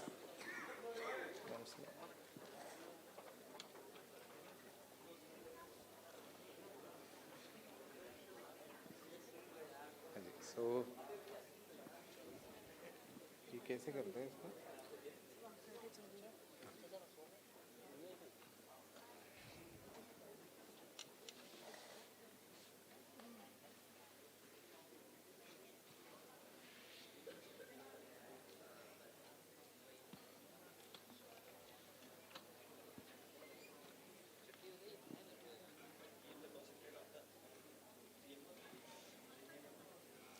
So what is Ayurveda? Ayurveda के बारे में क्या कहा गया है और हम लोग क्या जानते हैं इसके बारे में, ठीक है? सो आयुर्वेद के बारे में बहुत सिंपल बताया गया है. सो द फर्स्ट इज आयुषो वेदः आयुर्वेदः. माने क्या, आयुर्वेद किसको कहते हैं? तो जो हमारे जीवन शैली के बारे में बताया है, और इसे ही हम कहते हैं द साइंस ऑफ लाइफ. हम आपसे पूछना चाहते हैं कि हम लोग नए कार खरीदे, नए फ़ोन खरीदे, तो हमारे साथ एक मैनुअल आता है, तो उसको कैसे इस्तेमाल करना है. क्या हमने कभी सोचा, क्या हम जब पैदा हुए उसका मैनुअल कहाँ था कि अगले 10 साल कैसे होंगे, अगले 20 साल कहाँ से होंगे, हमारे बुढ़ापे का क्या होगा? तो इसका कोई मैनुअल नहीं था. हम तो ऐसे ही आगे बढ़ रहे हैं और जब होता है तब उसके बाद ज़िंदगी ख़त्म. तो आयुर्वेद ऐसी शैली है जिसके बारे मतलब हमारे शरीर के बारे में दिया हुआ एक मैनुअल है कि आपकी बाल्यावस्था कैसी होगी, मध्यमावस्था, युवावस्था और वृद्धावस्था के बारे में. तो कहाँ से आयुर्वेद आया है? तो ये है ओरिजिन ऑफ आयुर्वेदा. सो ब्रह्म स्मृतमा आयुषो वेदा कहते हैं इसको. जैसे कि ब्रह्मा जी ने याद किया, फिर उसके बाद ये यहाँ तक पहुँच गया, जैसे अत्रि ऋषि और इसके यहाँ पे, तो इसके बारे में डिटेल दिया है. तो आयुर्वेद एक ऐसी पद्धति है चिकित्सा जिसमें अलग अलग विभाग है. So it is divided into the 8 parts, that is called अष्टांग आयुर्वेद. सो कौन कौन से है? काय, बाल, ग्रह, ऊर्ध्वांग, शल्य, द्रंष्टा, जरा और वृषा. माने काय माने इंटरनल मेडिसिन्स, जो भी हम जो देखते हैं अभी दवाइयों के बारे में, फॉर्मुलेशन, डिसीज के बारे में उसका. सर्जरी माने शल्य चिकित्सा कैसे करी जाती है. शालाक्य माने ENT और उसके बारे में कहा गया है. तो मेंटल डिसऑर्डर्स बच्चों के इसमें, और अभी जीरियाट्रिक्स करके है तो उसके बारे में क्या कहता है, और उसके साथ साथ एफ्रोडिजियाक थेरेपी. तो इस हमारी जीवन शैली की रसायन और उसमें कैसी होनी चाहिए, इसके बारे में भी आयुर्वेद में कहा गया है. तो कौन कौन से स्क्रिप्चर्स है यूजुअली हम इस्तेमाल करते हैं हमारी आयुर्वेदिक स्टडीज में? जैसे चरक संहिता, सुश्रुत संहिता, अष्टांग हृदय, शारंगधर, भाव प्रकाश और माधव निदान. तो इनके बारे में हाँ हम लोग पढ़ के और उसके हिसाब से हमारी चिकित्सा पद्धति का इस्तेमाल करते हैं.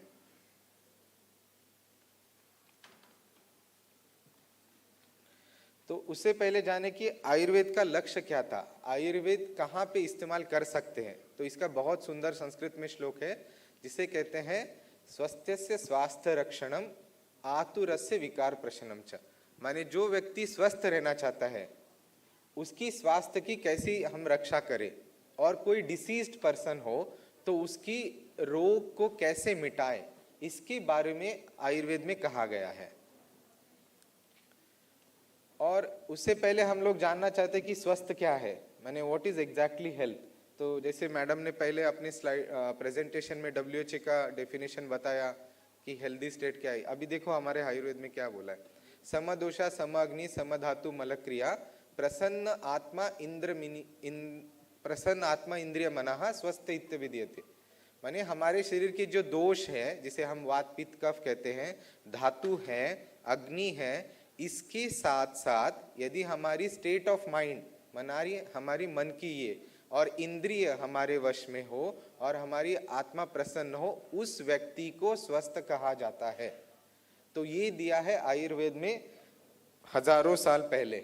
तो अभी इसको भी देखो कैसा हम लोग कोइंसिडेंस कह सकते हैं, अभी इस डेफिनेशन को भी ऐसे WHO ने कहा है. तो आयुर्वेद में कुछ बेसिक प्रिंसिपल्स है जो हम इस्तेमाल करते हैं चिकित्सा के तौर पे. तो जैसे कि पंच महाभूत है, त्रिदोष है, सप्त धातु है, त्रिमल है और अग्नि है. तो इन सारों के बारे में हम लोग इस्तेमाल करते हैं. तो जब भी कोई आयुर्वेद विशेषज्ञ हो, आपकी चिकित्सा कैसे करता है, तो सबसे पहले आपकी वो प्रकृति देखते हैं. प्रकृति माने आपकी बॉडी कॉन्स्टिट्यूशन, जैसे वात पित्त कफ में कौन सी बनी है और उसके हिसाब से आपकी इम्बैलेंस क्या है, माने आपका शरीर में कौन सा ये वात पित्त कफ दोष के हिसाब से कौन सा इम्बैलेंस या विकृत है, उसके हिसाब से वो चिकित्सा देते हैं. तो ये है प्रकृति और विकृत. इसके विशेष गुण भी बहुत ज़्यादा है, हम उसके बारे में कहीं और चर्चा करते हैं। और कौन कौन से ट्रीटमेंट मोडालिटीज़ आयुर्वेद में इस्तेमाल करते हैं, तो जैसे कि दव्यवापाश्रय है और उसके साथ साथ सत्वावजय है और युक्ति व्यापाश्रय। इसमें क्या है, जो भी आयुर्वेद वैद्य है वो आपकी पूरे चिकित्सा करके कौन सा ट्रीटमेंट आपके लिए उचित हो उसके बारे में बताया जाता है। जैसे कि शोधन चिकित्सा और शमन चिकित्सा कहते हैं। शोधन माने कि जैसे पंचकर्म चिकित्सा है, पूरे बॉडी का डिटॉक्स हो जाता है। शमन माने कि जो इंटरनल मेडिसिन्स है तो उसके बारे में हम आपको दिए जाते हैं। उसके साथ साथ कहीं पे शल्य चिकित्सा की जरूरत हो तो शल्य चिकित्सा के बारे में कहा जाता है आपको। इसके साथ साथ मंत्र मणि होमा के बारे में, जो आयुर्वेद पूरे, इसीलिए आयुर्वेद को कहते हैं होलिस्टिक अप्रोच। माने क्या कि ये हमारे साउंड वाइब्रेशन का शरीर के ऊपर कहीं ना कहीं असर होता है, इसलिए मंत्रों का उच्चारण भी कहा गया है आयुर्वेद में कहीं कहीं डिसीज में करना।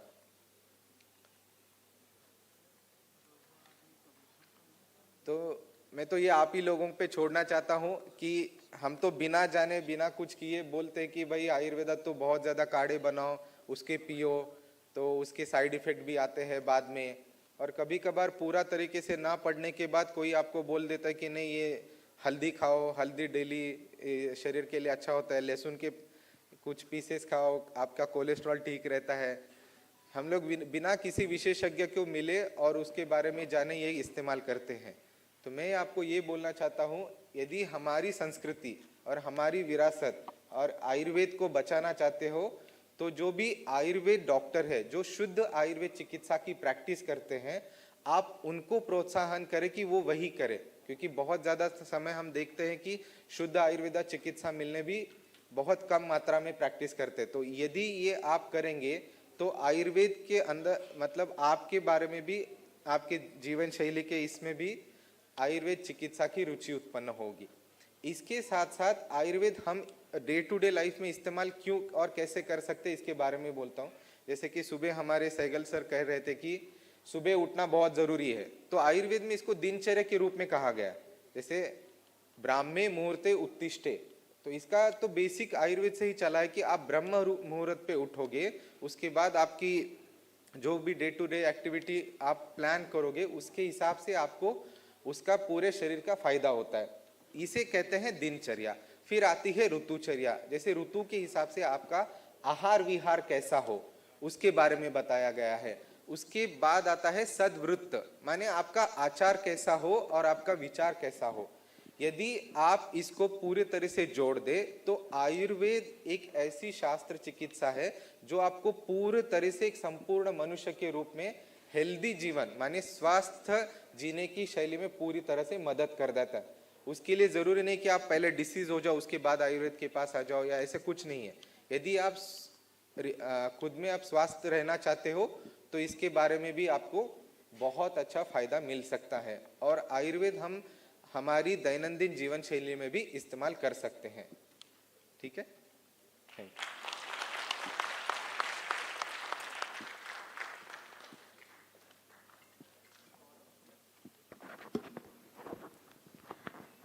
Thank you, sir, for presenting this paramount and ingenious presentation. Now this text is open for question and answer. So if you would like to pose any question, and my request to you that we have 30 minutes to conclude this session. So just you frame your question. It should not be too long. It should be meaningful so that they answer it quickly, okay?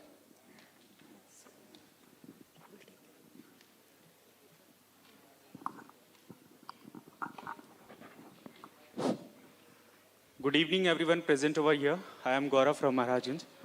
Sir, my question is that सबसे पहले तो इस बात की बताई कि हम एक ऐसे दौर में जी रहे हैं जहां आयुष पूरी दुनिया में एक बहुत बड़ी क्रांति ला रहा है। इसके लिए आप सबको बहुत बहुत बधाई। लेकिन सर, मेरा सवाल ये है कि जहां चरक और सुश्रुत से हम शुरू किए थे, जहां पूरे विश्व को हमने इंडियन मेडिकल सिस्टम से प्रभावित किया था, लेकिन सर फिर बीच में ऐसा क्या हुआ, वो कौन सा दौर आ गया कि सर जो वेस्टर्न मेडिकल सिस्टम है जिसको एलोपैथ कहा जाता है, उसको वर्ल्ड लेवल पे सर आयुष या फिर इंडियन मेडिकल सिस्टम के ऊपर ज़्यादा प्रायोरिटी मिली और ज़्यादा एक्सेप्टेंस मिला।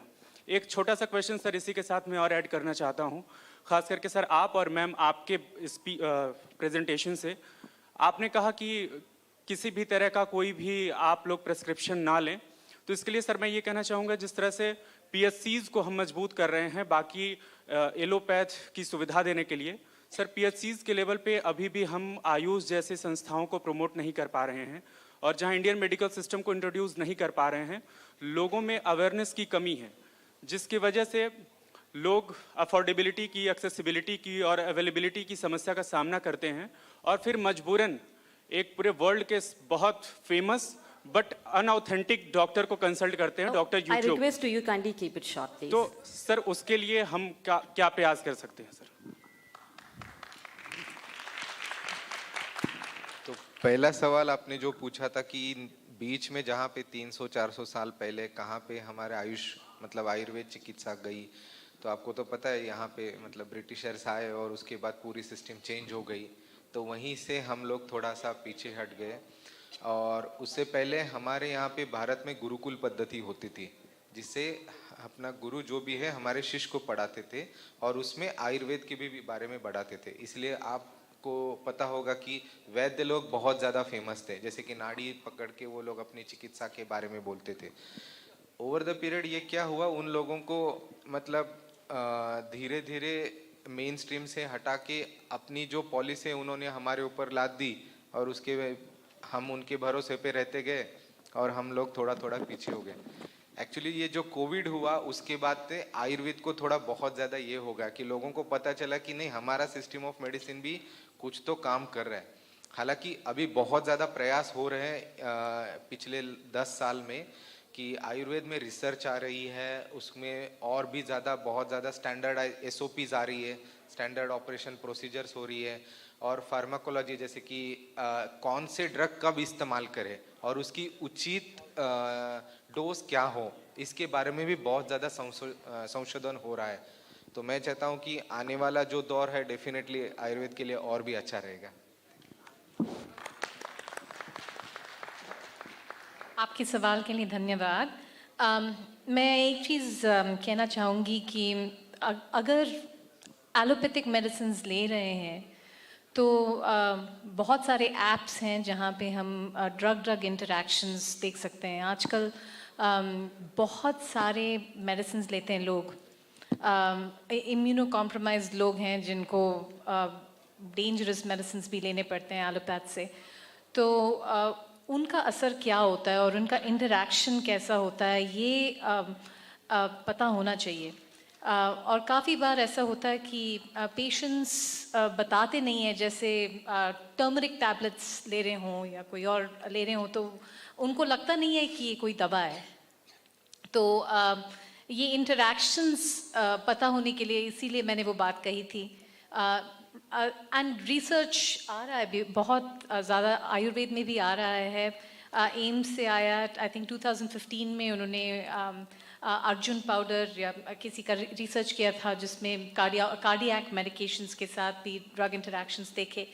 तो मैं यही कहना चाहती हूँ कि ये बहुत काम बाकी है अभी इस विषय में। तो हाँ, आप जैसे youth you should take it up because we can not throw the baby out with the bath water. माने जो अच्छी चीज़ें हैं उनको हम इग्नोर नहीं कर सकते। So we definitely want to use the benefits and adjunctive medicine. So अगर allopathic medicines ले रहे हो तो उसके साथ जो इसकी भी benefits हों बिल्कुल use करना चाहिए उनको। Thank you. Hello sir, I am Anuja Yadav और मेरा क्वेश्चन है एजे सर से। सर, जैसा मैम ने बताया कि हमारे हेल्थ के लिए 3 कंपोनेंट इम्पॉर्टेंट है, मेंटल, फिजिकल एंड सोशल। तो sir, as we know that United Nation ने WHO को एक स्पिरिचुअल कंपोनेंट मेंशन करने को कहा, and Brahma Kumari gives the first priority of spiritual component. So sir, can we say that spiritual component too much suitable for us?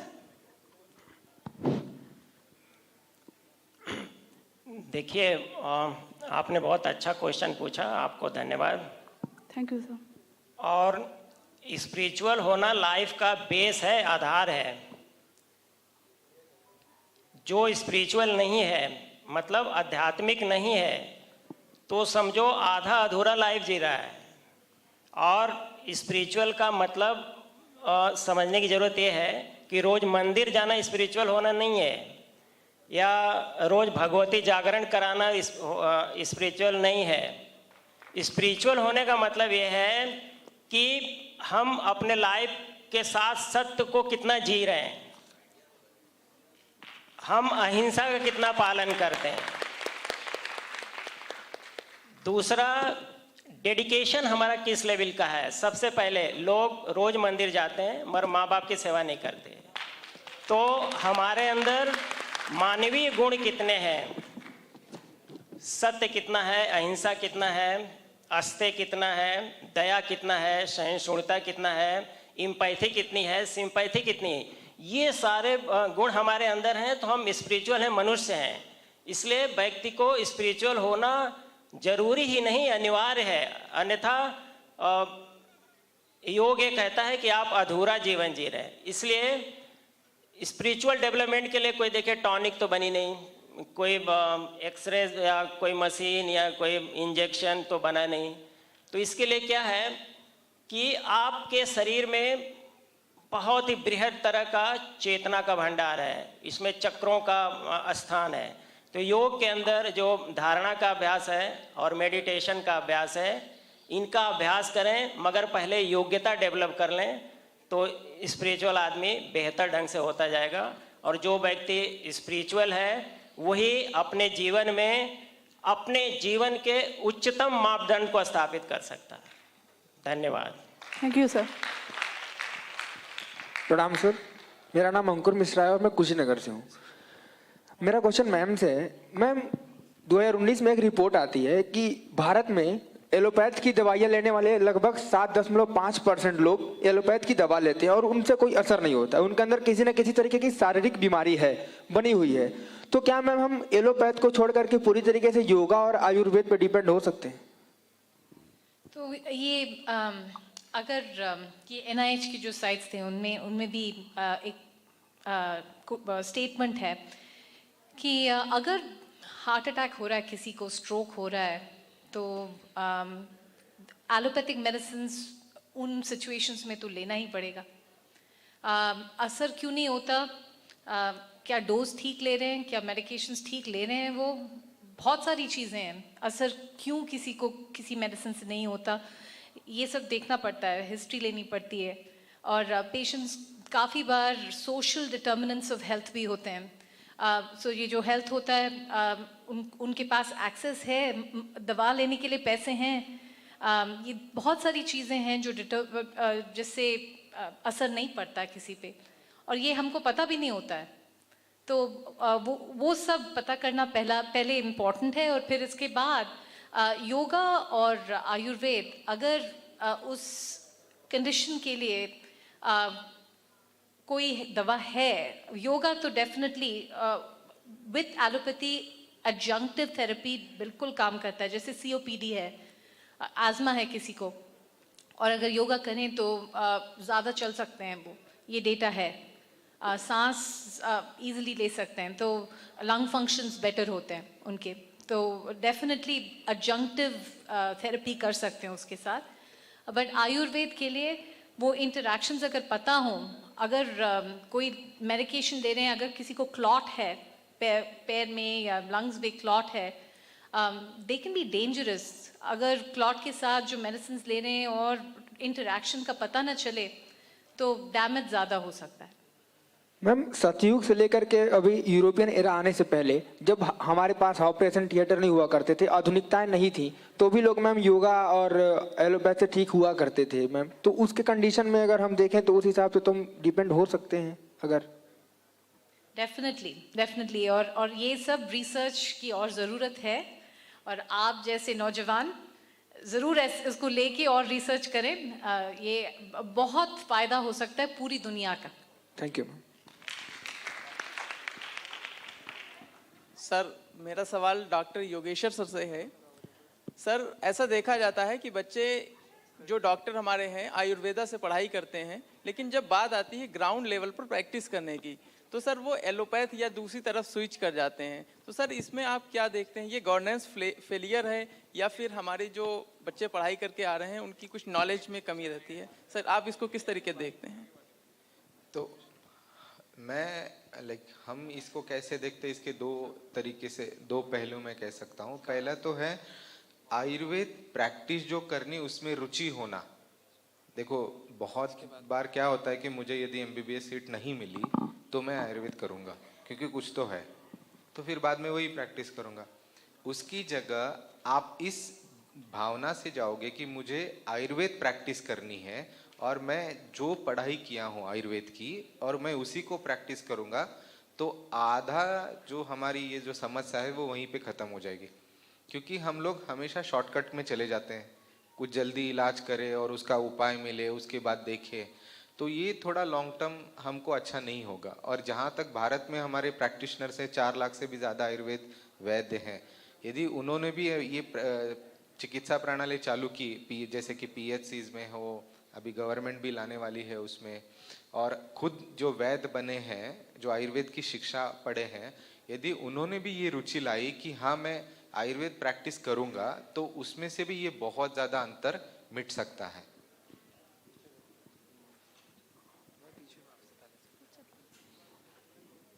Hello, my name is Kajal Sharma and I am from Varanasi. Ma'am मेरा question ये है कि जब old age में क्या है कि एक इशू आती है कि हमें जॉइंट पेन्स होते हैं, तो मैम उसका प्रॉब्लम ये आ रहा है कि मैम होम्योपैथी में या इंग्लिश मेडिसिन्स भी यूज़ करिए तो दोनों ही उतने इफ़ेक्टिव नहीं हो रहे हैं, दोनों में वो प्रॉब्लम पूरी तरीके से सॉल्व नहीं हो रही है। तो मैम क्या हम ये समझ सकते हैं कि योगा करने से ओल्ड एज में, मतलब हम लोग स्टार्टिंग से तो योगा करते नहीं हैं, तो जब ओल्ड एज में ये प्रॉब्लम आ गई है तो उस टाइम अगर हम ये योगा करना स्टार्ट करें तो क्या ये कम्प्लीटली ठीक हो सकता है प्रॉब्लम? पूरी तरह से तो नहीं, बट फ्लेक्सिबिलिटी में डेफिनेटली प्रभाव आता है। बैलेंस में जो स्टडीज़ पब्लिश किए हुए हैं, 15 स्टडीज़ पब्लिश किए, 11 में से 15 उनमें स्ट्रेचिंग और स्ट्रेंथ ट्रेनिंग दिखाया हुआ है कि असरदार है। और ऑस्टियोआर्थराइटिस डेफिनेटली, जो घुटनों का आर्थराइटिस है, उसमें definitely yoga is very effective. Water aerobics, so combinations हम काफ़ी देते हैं। और आपने ठीक पहचाना कि जो ओल्डर एज ग्रुप्स हैं उनको साइड इफ़ेक्ट्स भी ज़्यादा होते हैं एलोपैथिक मेडिकेशन से। So definitely, if yoga helps, they should try it, and there's enough data to show that it does. Good evening, ma'am. Ma'am जब हम बात योगा की करते हैं तो निश्चित ही जब स्वास्थ्य की बात करते हैं तो योगा हमेशा से सबसे ऊपर रहा है और आज भी वो सबसे ऊपर है। लेकिन वहीं पर अगर हम बात आज की युवा पीढ़ी की करें, आज के समय की करें, तो कहीं ना कहीं हमारी युवा पीढ़ी को लगता है कि अगर हम योगा की बात करते हैं तो वो हमारा पिछड़ापन दर्शाता है, और अगर हम जिमिंग की बात करते हैं, अगर हम जिम जाते हैं तो उससे हम मॉडर्नाइजेशन दिखा सकते हैं, अपने आप को जवान दिखा सकते हैं, और आजकल ज़्यादा चलन में है। तो मैम आप किस प्रकार से देखती हैं? वहीं पे अगर हम योगा की बात करें तो योगा ने हमें कभी नहीं सिखाया कि हम कोई भी सप्लीमेंट्स लें, कोई भी पाउडर लें या कोई भी मेडिसिन लें। लेकिन वहीं अगर आज हम जिमिंग करते हैं, अगर हम जिम में जाते हैं, तो मैम निश्चित तौर पर ही हमें सप्लीमेंट्स की भी ज़रूरत है, हमें पाउडर की भी ज़रूरत है। और मुझे कहीं ना कहीं लगता है कि वो सप्लीमेंट्स और पाउडर ही आगे चलकर एक ड्रग्स बन जाते हैं, एक नशा बन जाते हैं, जिन्हें छोड़ना हमारे लिए मुश्किल ही नहीं, नामुमकिन हो जाता है। तो मैम कहीं ना कहीं मुझे लगता है कि आज भी योगा सबसे ऊपर है, लेकिन आज की युवा पीढ़ी जो भ्रमित है, मैम आप उसको किस प्रकार से मार्गदर्शन दिखाना चाहेंगे? बहुत खूब, बहुत बहुत अच्छी बात की आपने। मुझे भी ऐसे लगता है कि gym is a package deal. अगर जा रहे हो तो ये छोटे छोटे विटामिन्स वगैरह पहुंच जाते हैं घर। तो योगा इनफैक्ट जो आप वेस्टर्न वर्ल्ड में भी देखें, अभी कोविड के बाद मेरा इन्वॉल्वमेंट अभी काफ़ी पेशेंट्स के साथ है जो कोविड के बाद उनको कोविड होता है। 1 में से 5 पेशेंट्स को इंसोम्निया या रात में नींद नहीं आती और ब्रेन फॉग, याद नहीं रहता उनको क्या कह रहे हैं, सोशल मीडिया की वजह से नहीं, उनको बस याद नहीं रहता. तो इट्स अ रियल प्रॉब्लम. तो माइंडफुलनेस, योगा, ये टेक्निक्स बहुत इंपॉर्टेंट हैं. और मैं जब सेशंस अटेंड करती हूँ अपने पेशेंट्स के साथ, काफ़ी लोग अमेरिका से योग निद्रा और ये सारी योगा वाले टर्म्स जो वो कहते हैं, हमको पता है ये हमारे टर्म्स हैं, हमारी हिस्ट्री से आए हैं, हमारी ट्रेडिशनल वैल्यूज से आए हैं ये सब. सो डेफिनेटली हमको गर्व होना चाहिए उस पे और उसको प्रोपगेट करना चाहिए in the right way. So I agree with you. Hello ma'am. Good afternoon to everyone. My name is Shreya Tripathi and I'm from Kushinagar. My question is for Vidya ma'am. So ma'am, how should I do meditation for more than 30 minutes? Because whenever I try to do meditation, I did not focus and concentration more than 5 minutes. And I go in that thoughts which are going in my life are my problems like and all issues. So generally I want to ask, how should I do meditation with more focus and concentration? I'm going to defer that also to Dr. Yadav. Mindfulness is something that is being identified. Mindfulness versus yoga, there's one difference. With mindfulness, you also are aware of what is happening and you accept the imperfections. Agar kuch ho raha hai to ho raha hai. It's fine, you accept it. And that seems to help a lot of people because focus, agar aap focus पे अड़े रहे कि मुझे इस पे focus करना है, इस पे फोकस करना है, तो काफ़ी बार फोकस नहीं हो पाता है. If you are accepting the imperfection, you get the results a lot better. Doctor Yadav, आप कमेंट करेंगे?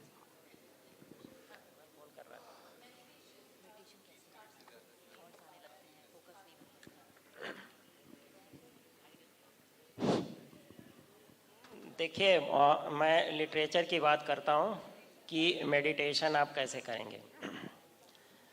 सबसे पहले लोग इस समय क्या करते हैं कि आसन कर लेते हैं, फिर 1-2 प्राणायाम कर लेते हैं, फिर मेडिटेशन करते हैं.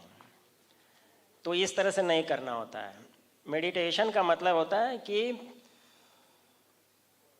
प्रत्याहार.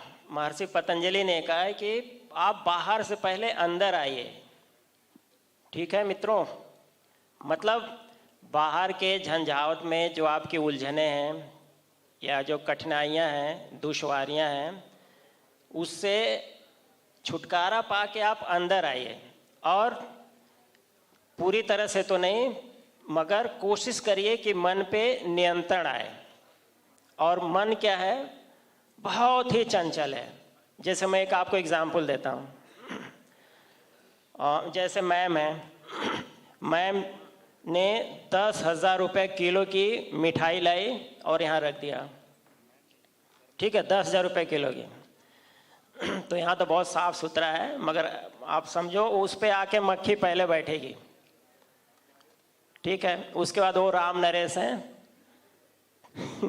ये 5 रुपये किलो वाला बगल में सड़ा आम ला के रख दे तो मक्खी वो 10,000 रुपये केजी वाली मिठाई छोड़ के उस 5 रुपये वाले सड़े आम पे आके बैठ जाएगी. तो इस तरह का मन की दशा है. तो क्या है कि पूरी तरह से तो हम नियंत्रण नहीं कर पाएंगे, उसके लिए खूब साधना चाहिए, मगर उस पर कंट्रोल करने की कोशिश करना चाहिए. और आप ये मान के चलो कि मेडिटेशन, योग का आप साहित्य पढ़ोगे तो मेडिटेशन और ध्यान दोनों में जमीन आसमान का अंतर है. मेडिटेशन तो मेरिडियन से बना है, इसका मतलब होता है एकाग्रता, किसी एक चीज पे एकाग्रता. और उधर ध्यान क्या कहता है, ध्यान धृष धातु से बना है. वो कहता है कि मन पे पहले नियंत्रण ले आइए, फिर बाहर से आप बाह्यमुखी से अंतर्मुखी होइए, तब आप किसी चीज को साधेंगे तो वो सधेगा. तो इसलिए मोटा मोटा कहने का मतलब यह है कि धीरे धीरे मन पे नियंत्रण की विधि सीख के फिर धारणा का अभ्यास पहले आदमी करे. धारणा का मतलब होता है किसी चीज पे कंसंट्रेशन, उसके बाद फिर धीरे धीरे ध्यान लगना शुरू हो जाएगा. और उससे पहले, मन पे कंट्रोल से पहले आहार की बहुत ही अच्छी व्यवस्था होनी चाहिए. आहार की व्यवस्था मतलब बैलेंस डाइट, या जो भी आप पढ़ते हो वो नहीं, सात्विक आहार, जिससे योग में 3 तरह के आहार हैं, राजसिक, सात्विक और तामसिक। तामसिक और राजसिक भोजन करेंगे तो ध्यान करेंगे तो दिक्कत आएगी, इसलिए सात्विक आहार चाहिए जिससे सतोगुणों की वृद्धि होगी, तो आपका मन और तन दोनों ध्यान की तरफ प्रेरित होगा। तो ये 3-4 चीजें हैं, पहले इसको आदमी कर ले फिर ध्यान पे आए। आजकल क्या आदमी समझता है, आंख बंद करके बंद है, और यहाँ मान लो हम यहाँ पे हैं हॉल में, आंख मेरी बंद है और मैं एक ज्ञान मुद्रा, चिन्ह मुद्रा, ध्यान मुद्रा मैंने बना ली। आम आदमी समझ रहा है ध्यान कर रहा, मेरा मन मेरे घर पे है, चाहे मेरे यूनिवर्सिटी के डिपार्टमेंट में है, मैं वहाँ पे हूँ, तन से दिख रहा हूँ, तो ये सब ध्यान नहीं है। तो ये सब चीज़ें करके मतलब मन पे नियंत्रण की जरूरत है, ये एक चाबी है ध्यान की, और उसके अलग अलग साधन हैं, उसको अपना के फिर ध्यान की तरफ आना चाहिए, क्योंकि ध्यान समाधि से थोड़ी सी पहले की स्थिति है, और ध्यान मतलब उसका एक निश्चित स्थान भी होना चाहिए, और खान पान अच्छा होना चाहिए, विचार अच्छा होना चाहिए, तब ये सब आप करो तो बहुत ही जो मेंटल प्रॉब्लम या स्ट्रेसफुल लाइफ है उससे निजात पाया जा सकता है। शरीर में जो एंगर हार्मोन्स का परसेंटेज बढ़ रहा है उसको कंट्रोल कर सकते हैं, हैप्पी हार्मोन्स, सेरोटोनिन, डोपामाइन, इस तरह के जो हार्मोन्स हैं उसका सिक्रेशन बढ़िया बैलेंस कर सकते हैं। धन्यवाद। Hello sir, hello everyone, myself Ashfaq Ahmed from Bhadohi. Sir मेरा क्वेश्चन आप सभी से है कि जैसे कि आज हम सभी लोग बात तो कर रहे हैं, पर हम लोगों को कैसे अवेयरनेस करें कि स्पोर्ट्स, योग हमारे लिए बहुत ही इंपॉर्टेंट है, क्योंकि आज का जो युवा है वो टेक्निक्स में इतना बिजी है कि वो इस सब पर ध्यान नहीं दे रहा है। दवा खाने के लिए वो रेडी है, लेकिन सुबह उठ के मॉर्निंग वॉक करने के लिए वो रेडी नहीं है, तो हम उनको कैसे अवेयरनेस करें?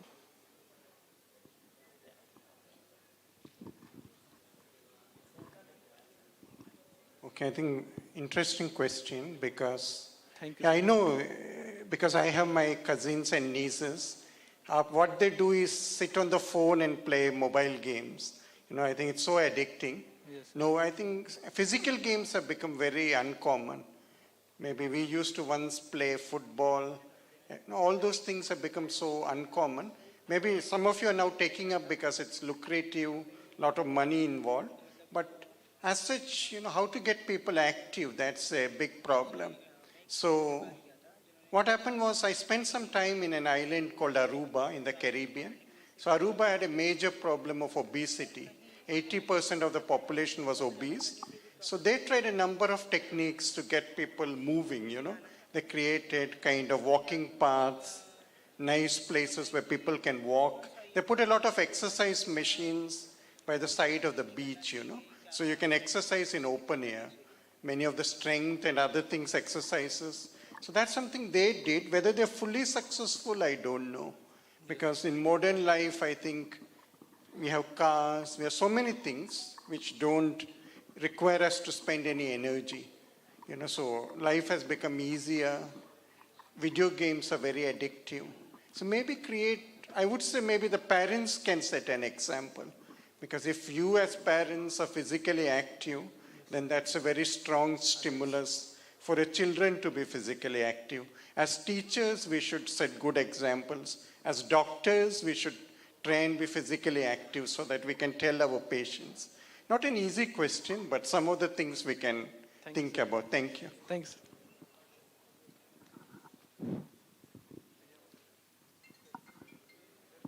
Good evening ma'am, my name is Shivani, मैं गाजियाबाद से हूँ। मैम, भारत को योग गुरु कहा जाता है, मतलब भारत में योगा की शुरुआत हुई, लेकिन फिर भी भारत को मतलब उसे एक्सेप्ट करने में इतना टाइम क्यों लगा? भारत ने 2015 में एक्सेप्ट क्यों किया कि इसको इंटरनेशनल लेवल पे में रिप्रेजेंट करना चाहिए? पहले क्यों नहीं मैम? मतलब दिमाग में तो आना चाहिए था जब हमारे पास ये चीज़ पहले से थी तो। हाँ, ये थोड़ा मुश्किल सवाल है, बट काफ़ी पॉसिबिलिटीज़ हैं। मुझे बस यही लगता है कि हमारा ये एटीट्यूड है कि हम we don't boast, you know, we are nuggets of gold and we just shine. So I think जो प्रोपेगेंडा है, जो एडवर्टाइजिंग है, वो काफ़ी और देश हमसे अच्छा करते थे, अभी नहीं, बट काफ़ी अच्छा करते थे, तो उससे काफ़ी फ़र्क पड़ जाता है। अगर ये प्रोग्राम्स अवेलेबल हों, एक्सेस टू दीज प्रोग्राम्स अगर वो अवेलेबल हों बाहर, तो ज़्यादा लोग उसको यूज़ करते हैं। तो बस मुझे ये लगता है कि एडवर्टाइजिंग नहीं हुई थी इसकी। So just to add to that, what happened was we were colonized by the British. When the British first came, they allowed Indian systems of medicine. So all Indians were educated in Ayurveda and all that systems. Then what happened, the British suddenly changed policy. They said these systems of medicine will not be allowed. All Indians will only learn Western medicine at the government level. And then, what happened is we were colonized by the British. Our mindset was influenced. We thought something the British doesn't approve of, that's not something we should look at, And maybe even after 1947, for so many years, our mentality was still colonized by the British. We had a servant mentality. Could be some of the reasons. But this change from the British, not allowing Indian systems of medicine, not sponsoring that from a government level, that was also a major decision. Something we can think about. Thank you. Hello everyone.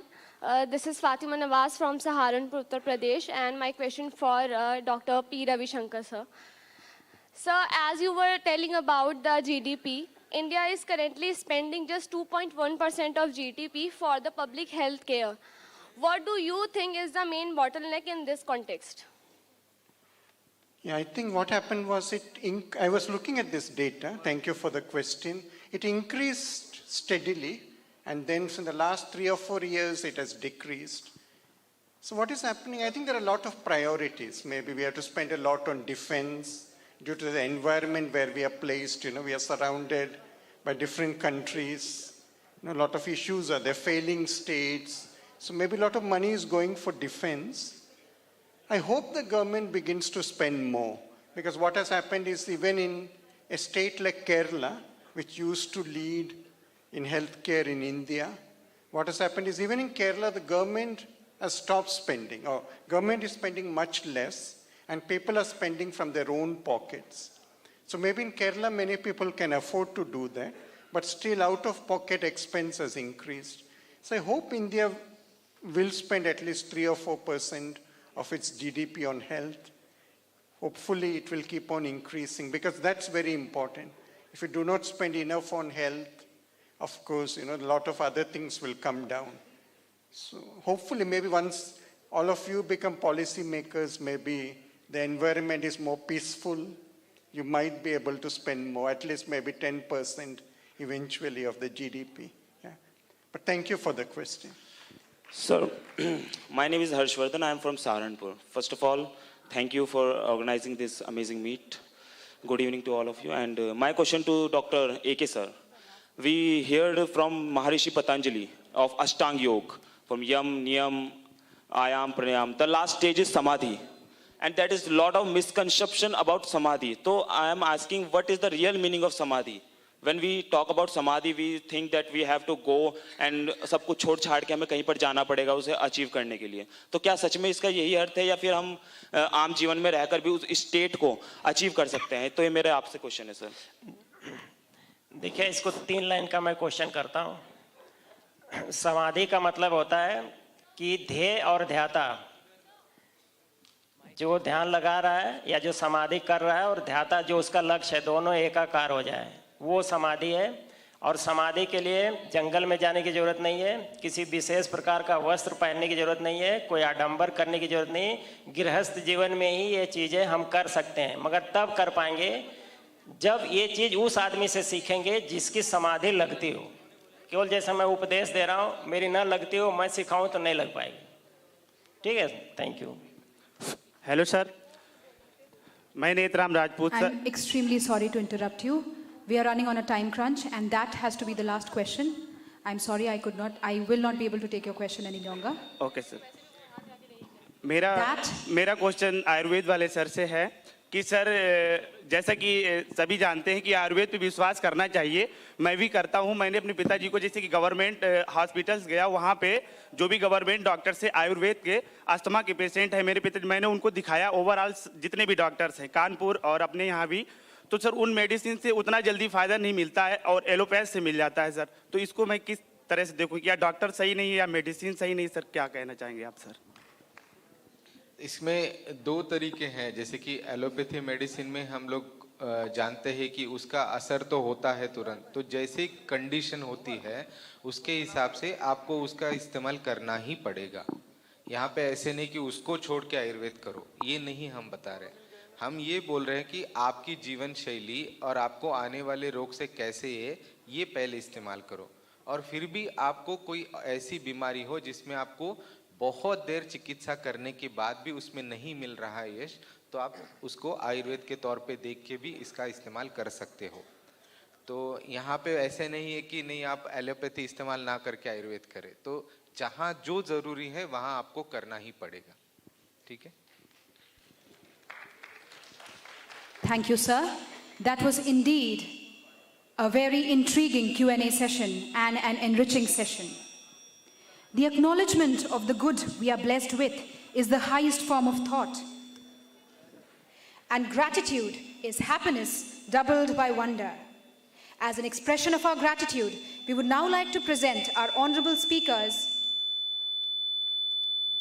and moderators with mementos. I humbly request our honorable session coordinators, Dr. Narsingh Verma sir and Dr. U.S. Singh sir, to kindly do the honors. Sir, please.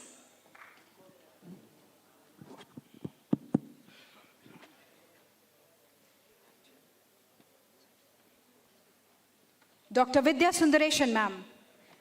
It was a pleasure to witness your talk, ma'am.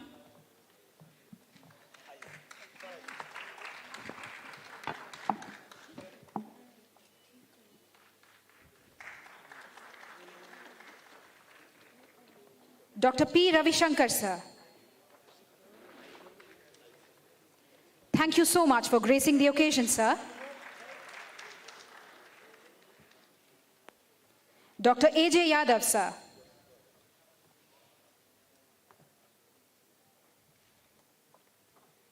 Thank you for your esteemed presence, sir.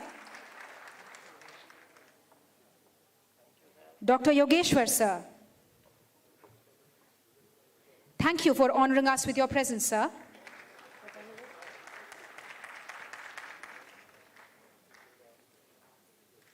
Dr. Ritu Tiwari, ma'am, and Dr. Vandana Avasthi, ma'am, for a spectacular moderation of the session.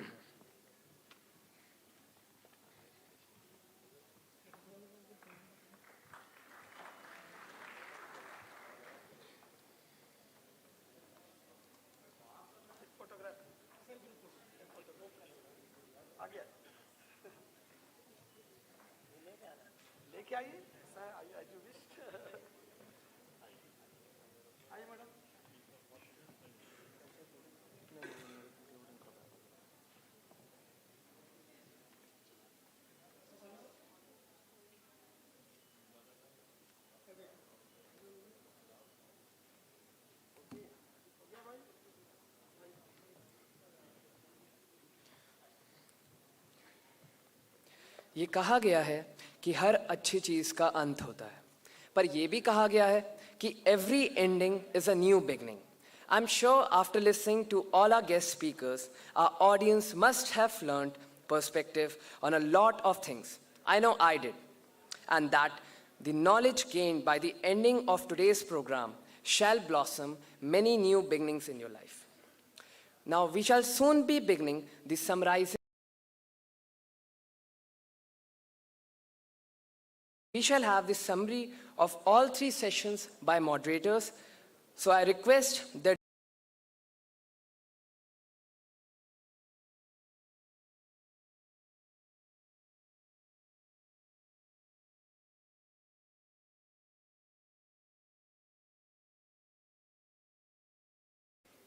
Thank you.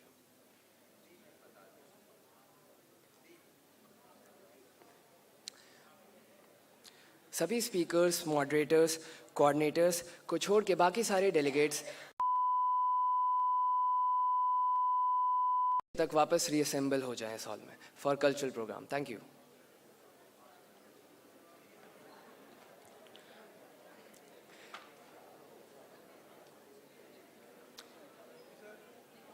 Now I'd like to invite upon stage our session coordinators for the day.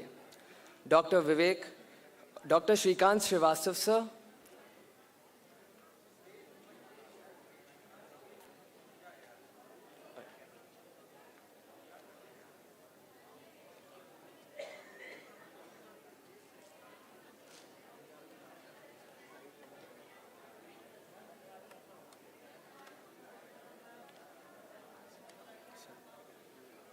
अभी हाँ अभी मतलब पहले DISE पे बैठा के फिर उसके बाद आप लोग को अनाउंस करते हैं सेशन को स्टार्ट करने का.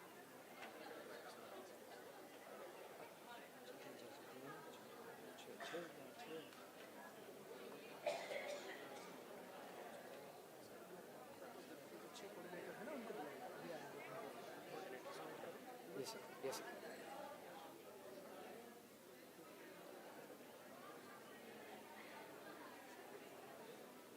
शुरू करूं? अब नहीं बैठेंगे अभी बैठेंगे अभी सेशन के लिए. कल्चर अभी बाहर बनेगा पहले वो कंक्लूडिंग के सेशन 6 लोगों को बुला. यस सर 6 लोगों को. I'd like to invite upon the stage our session coordinators for the day, Dr. Shrikant Srivastav sir. Yes sir.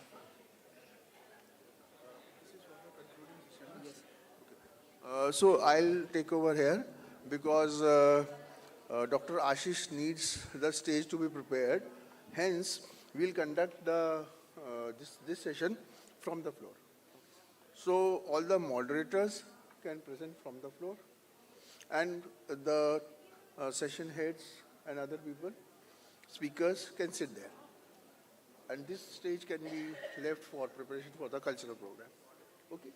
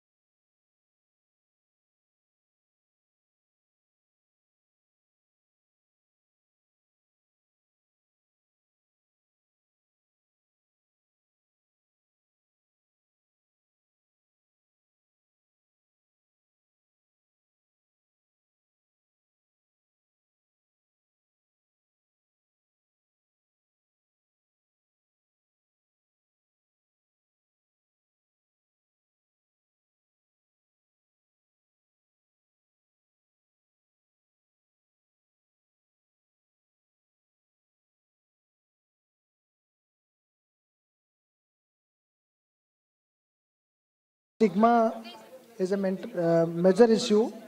So there is a role of media which plays an important role in sensitizing people. So media involvement in sensitizing the mental health issues to create awareness among people and to minimize stigma will be much useful. Then it has been seen that countries where pesticides are easily available, the suicide rate by using those pesticides is quite high. Many countries, those who put a ban on use of pesticides, the suicide rate was quite low. So restriction and monitoring on sale of pesticides and potentially lethal drugs might be beneficial in reducing the rate of suicide. Treatment gap and improving the access to, minimizing the treatment gap and improving the access to mental health care is important, and steps need to be taken in that direction also.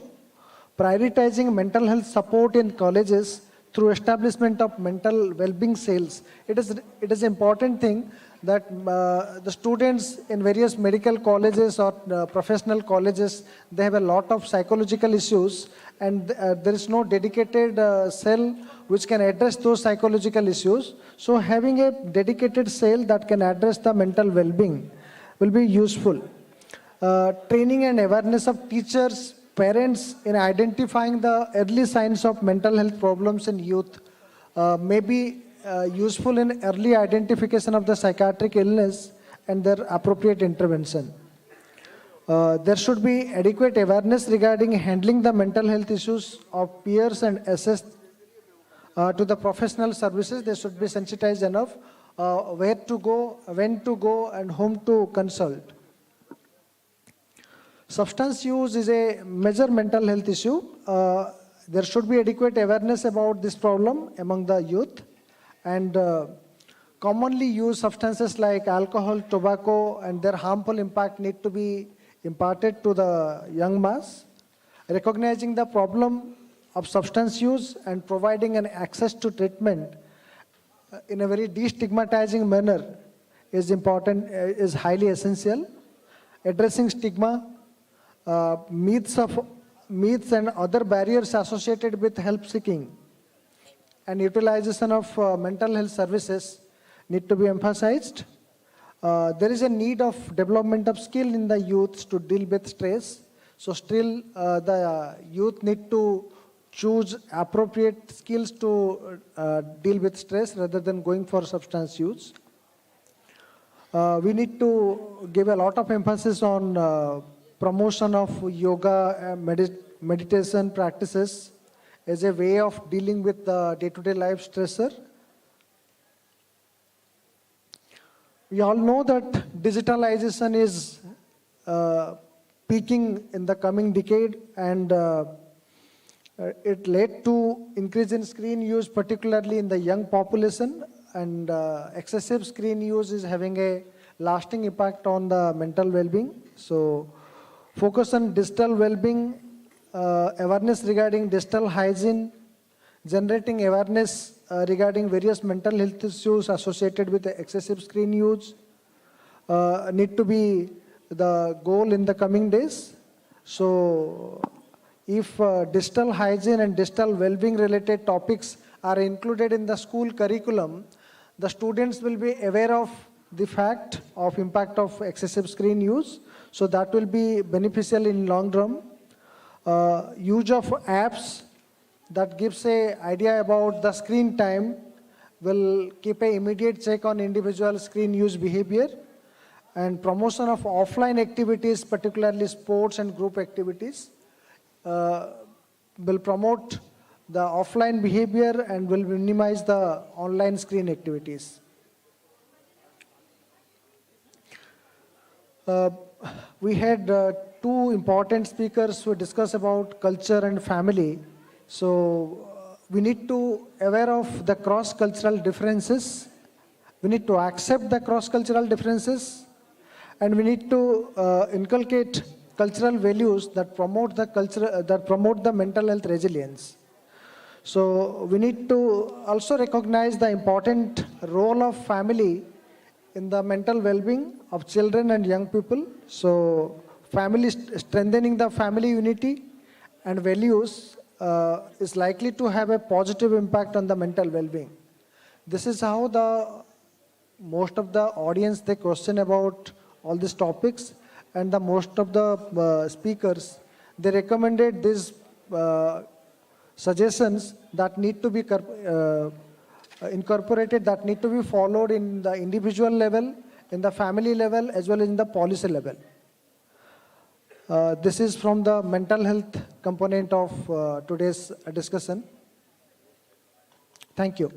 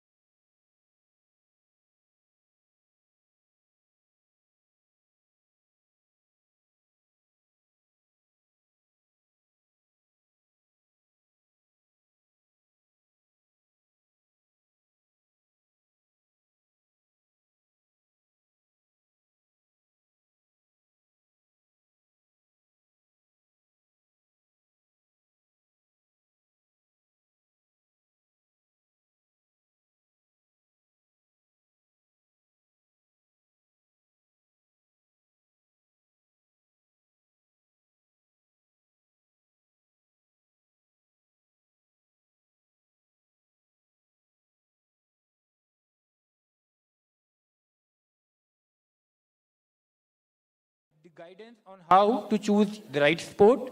When choosing a sport, it's an important thing to consider your physical abilities, your interest, your passion. He spoke about identifying your primary area of interest, recommending the age to start, because the earlier you start, the more time you get for training, for getting excel, and the more in time you will be performing. Okay, so it's always better to decide or to start early, around 10, 11, 12 years of age. And at the same time, you were having your puberty and all your hormonal level changes, so that your body can be built up according to that sport. Okay, and the need of family, of society, and government is also of very important, plays an important role. Okay, so in the second talk, taken up by Dr. Amit Joshi from Nepal, he enlightened us on the topic strategies to prevent sports injuries. अब now, जैसे मैंने बोला था कि खेलेगा India तो गिरेगा भी इंडिया, बट जब गिरेगा इंडिया तभी तो उठेगा इंडिया और तभी तो फिर खेलेगा इंडिया. तो sports injuries are actually the part and parcel of your sports, playing a sports. You cannot just get it away from it. Definitely there are various ways to avoid it, and whenever we talk about various ways to avoid it, we talk about 5 wrongs. There are 5, avoiding that 5 wrong things, you can actually avoid these sports injuries. Suppose wrong equipment. You have to use proper equipment while playing a sport. Suppose you are playing cricket, you have to wear a helmet. Okay, you have to wear gloves and all. Similarly, proper place. You are playing gully cricket. We all have been playing it. And while playing gully cricket, while playing patangbaji on gully, we usually encounter many of the incidences, and that used to be very sad. Okay, so proper, the wrong equipment, wrong place. The third is wrong biology. We cannot match the ability of a 12-year-old young child to a 25-year-old grown-up adult. Okay, so wrong biology should not be compared with. We cannot put a match in between them. Okay. Fourth important thing is that wrong technique. There is always a good technique. There is always a technique to improve. Suppose if you are catching, if you are at a catcher position, you are catching a ball, you have to recoil of yourself. Okay, so that you can catch the thing. So you should have a proper technique. The wrong technique gives you the sports injuries. And fifth and most important thing is that wrong emotions, wrong psychology.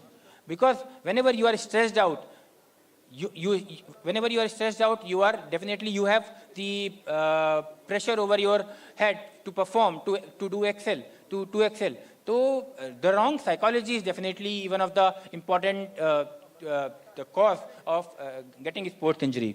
So to avoid these sports injury, there are various things. And when you get these sports injury, you should not neglect it. You should report a doctor or a sports injury specialist. You should explain that things and get it corrected. The third topic which we put about was the sports as a career. In this third world country, the sports as a career by Dr. Terence D'Souza, and he negated the myth that sports is just an entertainment. Now, it was used to be in past. Now it's a very well thing in sports, and very gracefully he spoke about it's not sports as a career. Whenever we talk about sports as a career, it's not only about sportsmanship. You are not only a player, you can make your career in different fields of different aspects of sports. Suppose you can be a sports analytic, very good job. You can be a sports surgeon, a sports physician like us. You can be a sports manager, okay? And you can be a sports physiotherapist. So there are various ways you can contribute to sports. Yeah, you can be associated with the sports. He also quoted that choose a job you love. If you love something, and if you make that thing your profession, kamal ho jata hai. So you need not to work anymore after that. So choose a job when you love is definitely a very strong thing. And he motivated the student to never get discouraged by magnitude of task. And because उद्यमे नि सिद्ध्यन्ते कार्याणि न मनोरथे न हि सुप्तस्य सिंहस्य प्रविशन्ति मुखे मृगा। मतलब मेहनत तो करनी ही पड़ती है। Once you come in the life, आप पैदा हुए थे तो मेहनत करके मेहनत पैदा हुए थे, आपकी पेरेंट्स ने मेहनत करी, और नाउ अब आपने जिंदगी भर मेहनत करी तब आप ये काम करते हो, तो मेहनत से तो आप नहीं भाग सकते। And the fourth topic was the sports nutrition. तो we all know nutrition plays a important part of life, part of our normal life, and it plays a crucial role in the sports section per se. And whenever we talk about sports nutrition, we talk about two things, macro and micronutrients. Carbs are equally important as proteins, and that fats are also equally important. So we should not have a myth कि fat नहीं लेना है. These all are also important. And similarly, pre-workout meals and post-workout meals, मतलब pre-sports meal and post-sports meal is of a point of consideration. Water is the utmost importance ingredient and utmost important nutritious factor, nutritious element. You should consume it definitely. And lastly, at a fifth talk, it was on performance enhancement, hope with dope. Definitely, Dr. Manish from Patna has elaborately spoke about what is the doping, what are different substances, how they improve your performance, and they come under doping. And mandate doping should not be done just because it's illegal. It should be done for two important things, because first of all, it's a health hazard. It's a potential, it carries a potential health hazard. And second important thing, you should be fair enough, because the game, a sports is live enough only if its purity is maintained, if its fairness is maintained. Okay, and you should give equal chance to your opponent. ठीक है, तो अब ये बात आएगी कि यार opponent ने अगर doping कर ली तो हमें equal chance नहीं मिल रहा ना, तो it's actually a vice versa. So you should be in a sportsman spirit, and you should do whatever ethical ground allows you. So these were the five topics on which we discussed, and I hope you must have gathered some valuable information in your life so that you can imply these things to be a better sports person or a better human being. Thank you.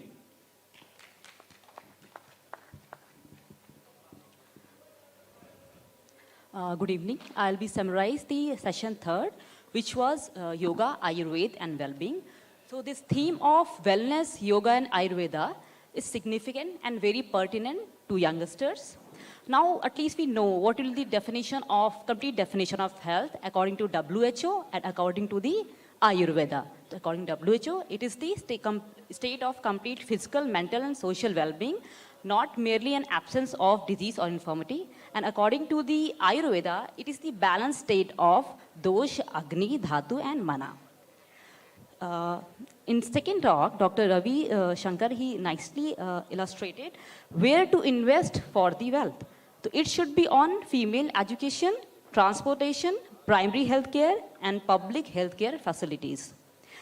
Now we are also aware of the major challenges of non-communicable disease as well as the infectious disease.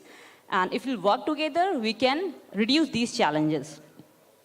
As circadian rhythm, it is very influenced by the Zeitgebers. So Zeitgebers are the external factors which influence our sleep as well as our lifestyle. So as we can take example like the food habits, temperature, sunlight, these are the Zeitgebers. So just avoid binge watch and Netflix, which is very common these days. Yoga is an evenness of mind, and it's proper collaboration of body, mind, and soul. The aim and objectives of yoga are physical health, mental health, social health, as well as the spiritual health. Dr. Vidya, she nicely highlights some proven health benefits of yoga, like creating general well-being by relieving stress, improving mental and emotional health, sleep, it helps to induce sleep in cancer patients, stretching and strengthening elderly people. It can be also used for tension headache as well as osteoarthritis. It helps to reduce the weight and reduce the anxiety and depression. It can be also useful for post-COVID-19 condition, which affects the patient's quality of life, and which is currently without treatment nowadays. So now the third talk was on yoga.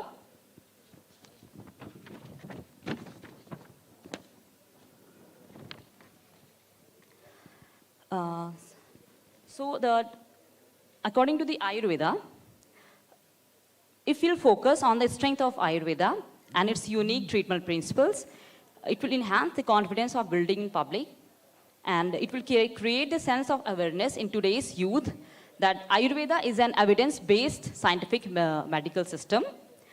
So the take-home message to healthy living is to stay tuned with the nature, do what you love, be passionate, exercise outdoors, vaccination is also part of it, preventive checkup, be aware of what you eat, stimulate your mind, and develop a sense of contentment. So it's a summary, so I'm keeping it brief. Thank you very much for your listening.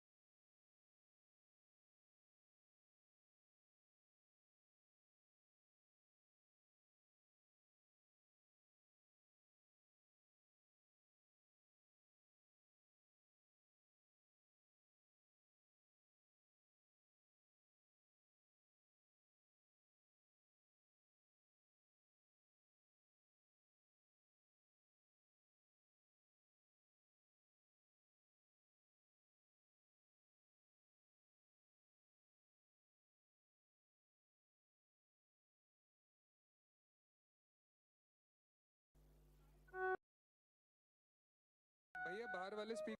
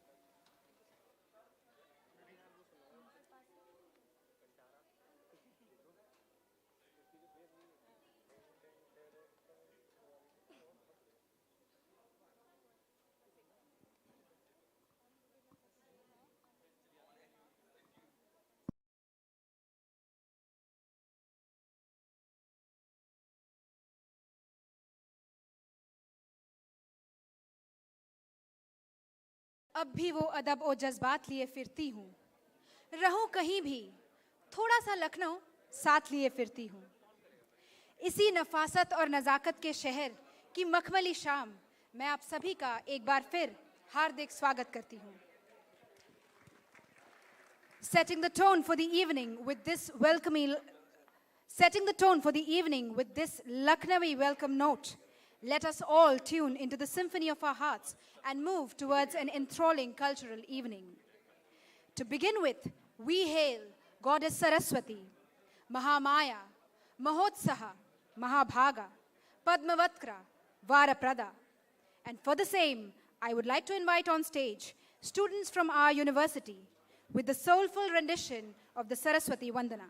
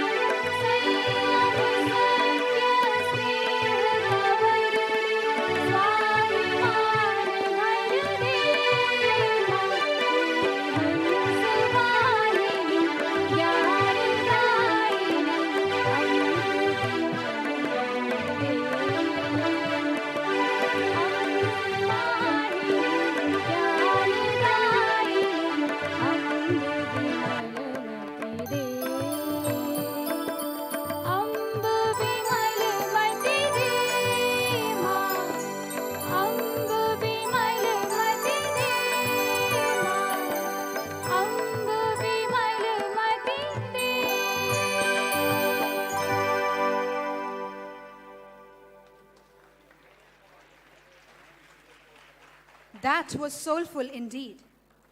King George's Medical University has a talented flock of nightingales among the girl and boy students.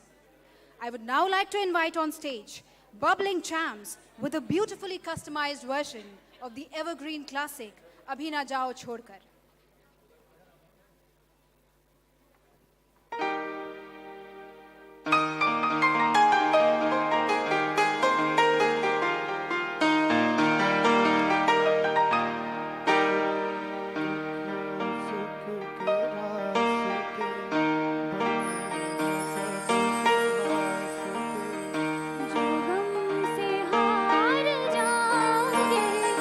तो किस तरह निभा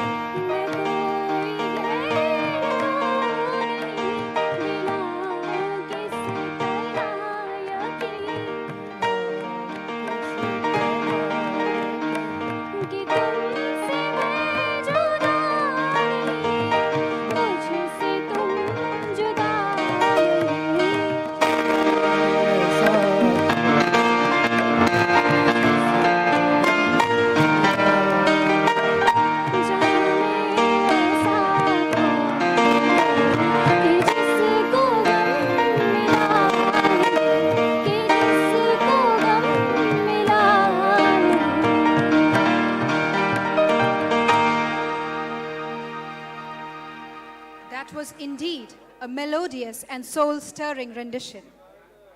When the voices of doubt start whispering, turn up the volume of faith and listen to your heart.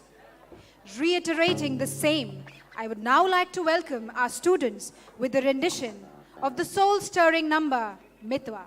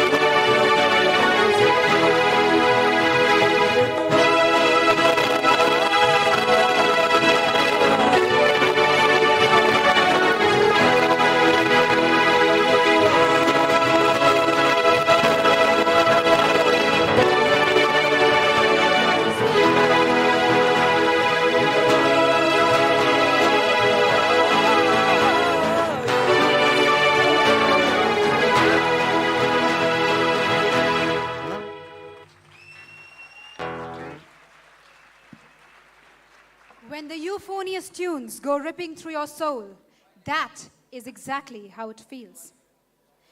The power of music is known to all. It can make us forget all our pain and can bring the sun when we can only see the rain. It has the power to help and heal the unfathomable emotions that it makes us feel. Celebrating music that sings with our heart and rhythm that touches our soul. We bring to you an orchestrated performance by the musicians of KGMU. You will now witness doctors set ablaze the flames of symphony and melody.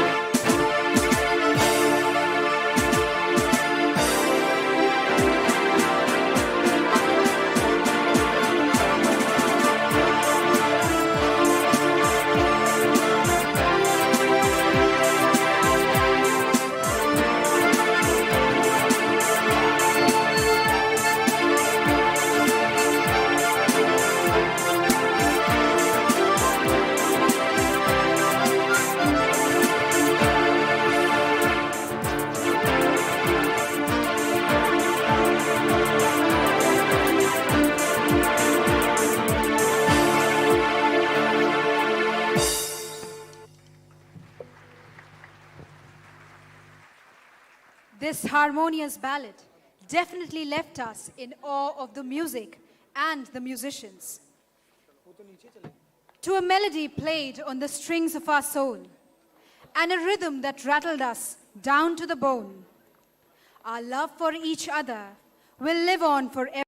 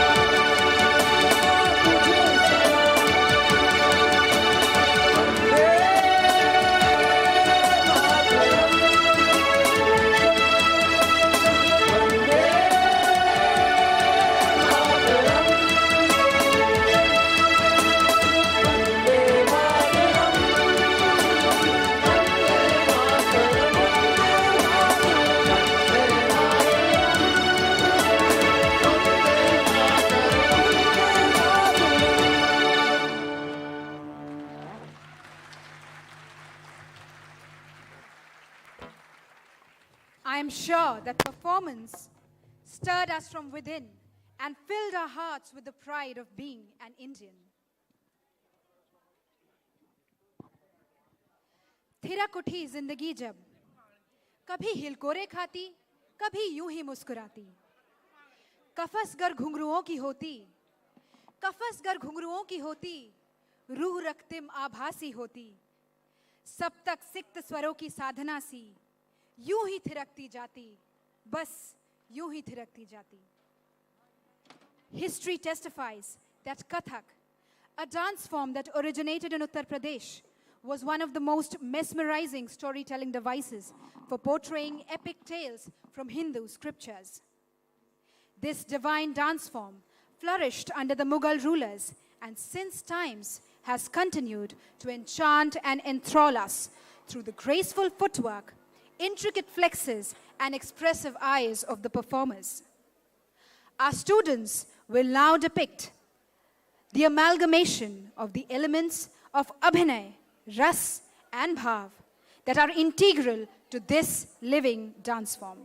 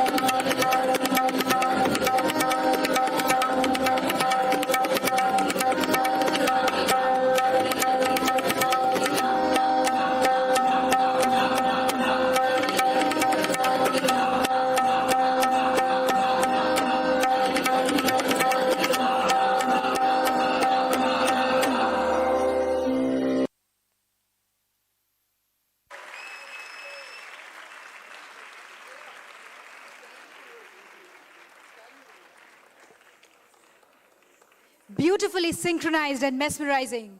I request our audience to kindly give this team a standing ovation. A well-deserved win.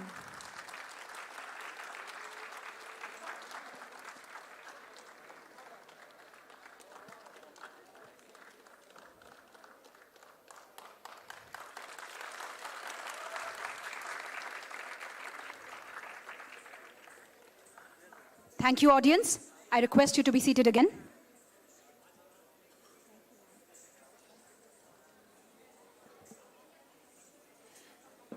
मैं KGMU हूं। मैं साक्षी हूं 100 से अधिक वर्षों का। स्वस्थ भारत के अमिट संकल्प और असंख्य श्रमिकों के बहे पसीने का फल हूं मैं। टूटे हुए हौसलों का संबल हूं मैं। हारे हुए सपनों का बल हूं मैं। हाँ, मैं KGMU हूं। मैं साक्षी हूं अनगिनत अंधेरी रातों का। ना झपकी ढुलकी मेरी पलकें मुझसे हारे संतापों का। मैं जगह जभी से जन्म लिया अनगिनत बीतते गए प्रहर। एक पल ना पल के झपकाई दे चिर जागृति का वरदान अमर। King George's Medical University is not merely a title. It is an emotion, one that enriches every soul it touches. अदम्य साहस, त्याग, सेवा और शौर्य से भरी KGMU की गाथा का बखान करने मैं मंच पर आमंत्रित करना चाहूंगी नर्सिंग सत्र 2021 एवं 2022 के विद्यार्थियों को। अथाह गौरव के साथ प्रस्तुत है KGMU की दास्तां। Their performance will display the ethos of service before self. 1870 का जब विजयनगर सम्राट कृष्णदेवराय ने सबसे पहले लखनऊ मेडिकल कॉलेज को बनाए जाने की पहल की थी और 1906 में Prince of Wales Royal Highness ने इस किंग जॉर्जेस मेडिकल कॉलेज की नींव रखी।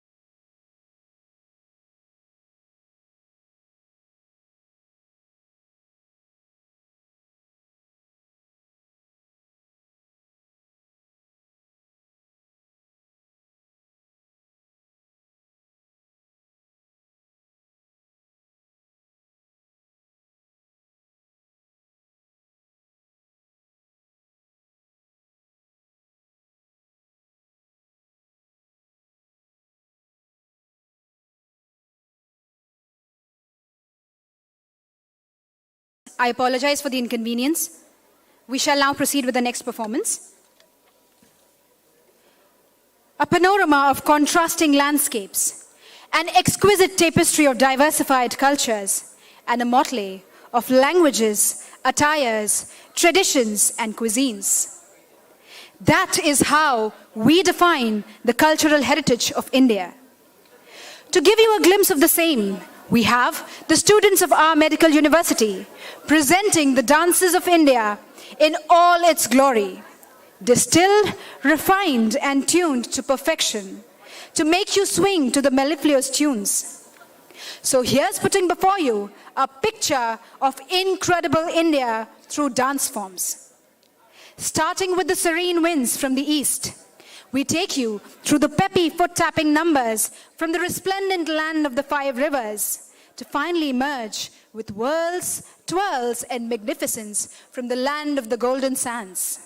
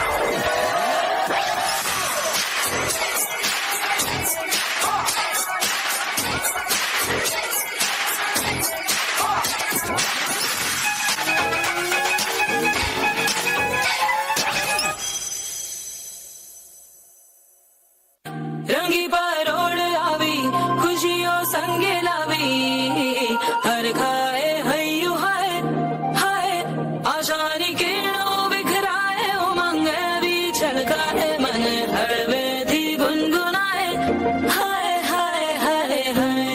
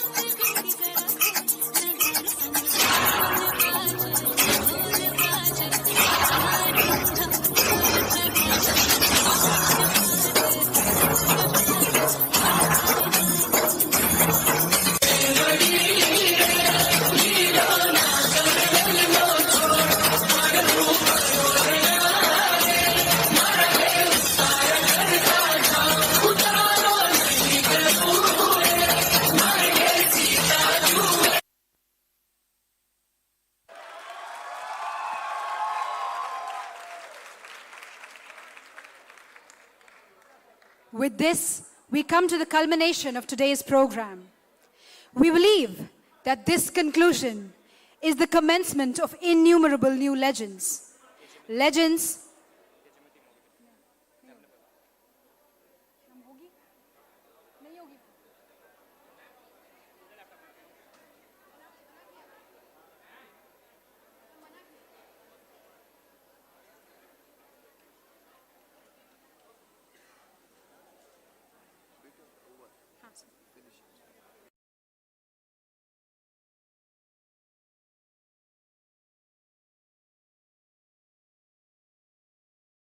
innumerable new legends.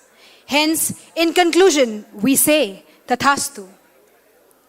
हो जन जन का आयुष अखंडित तथास्तु कि मंडित हो जीवन अपरिमित तथास्तु मस्तिष्क सुशोभित चंदन तथास्तु हो करतल की रेखा स्वस्तिक तथास्तु हो आयुष की क्रांति तथास्तु तथास्तु सभी और शांति तथास्तु तथास्तु.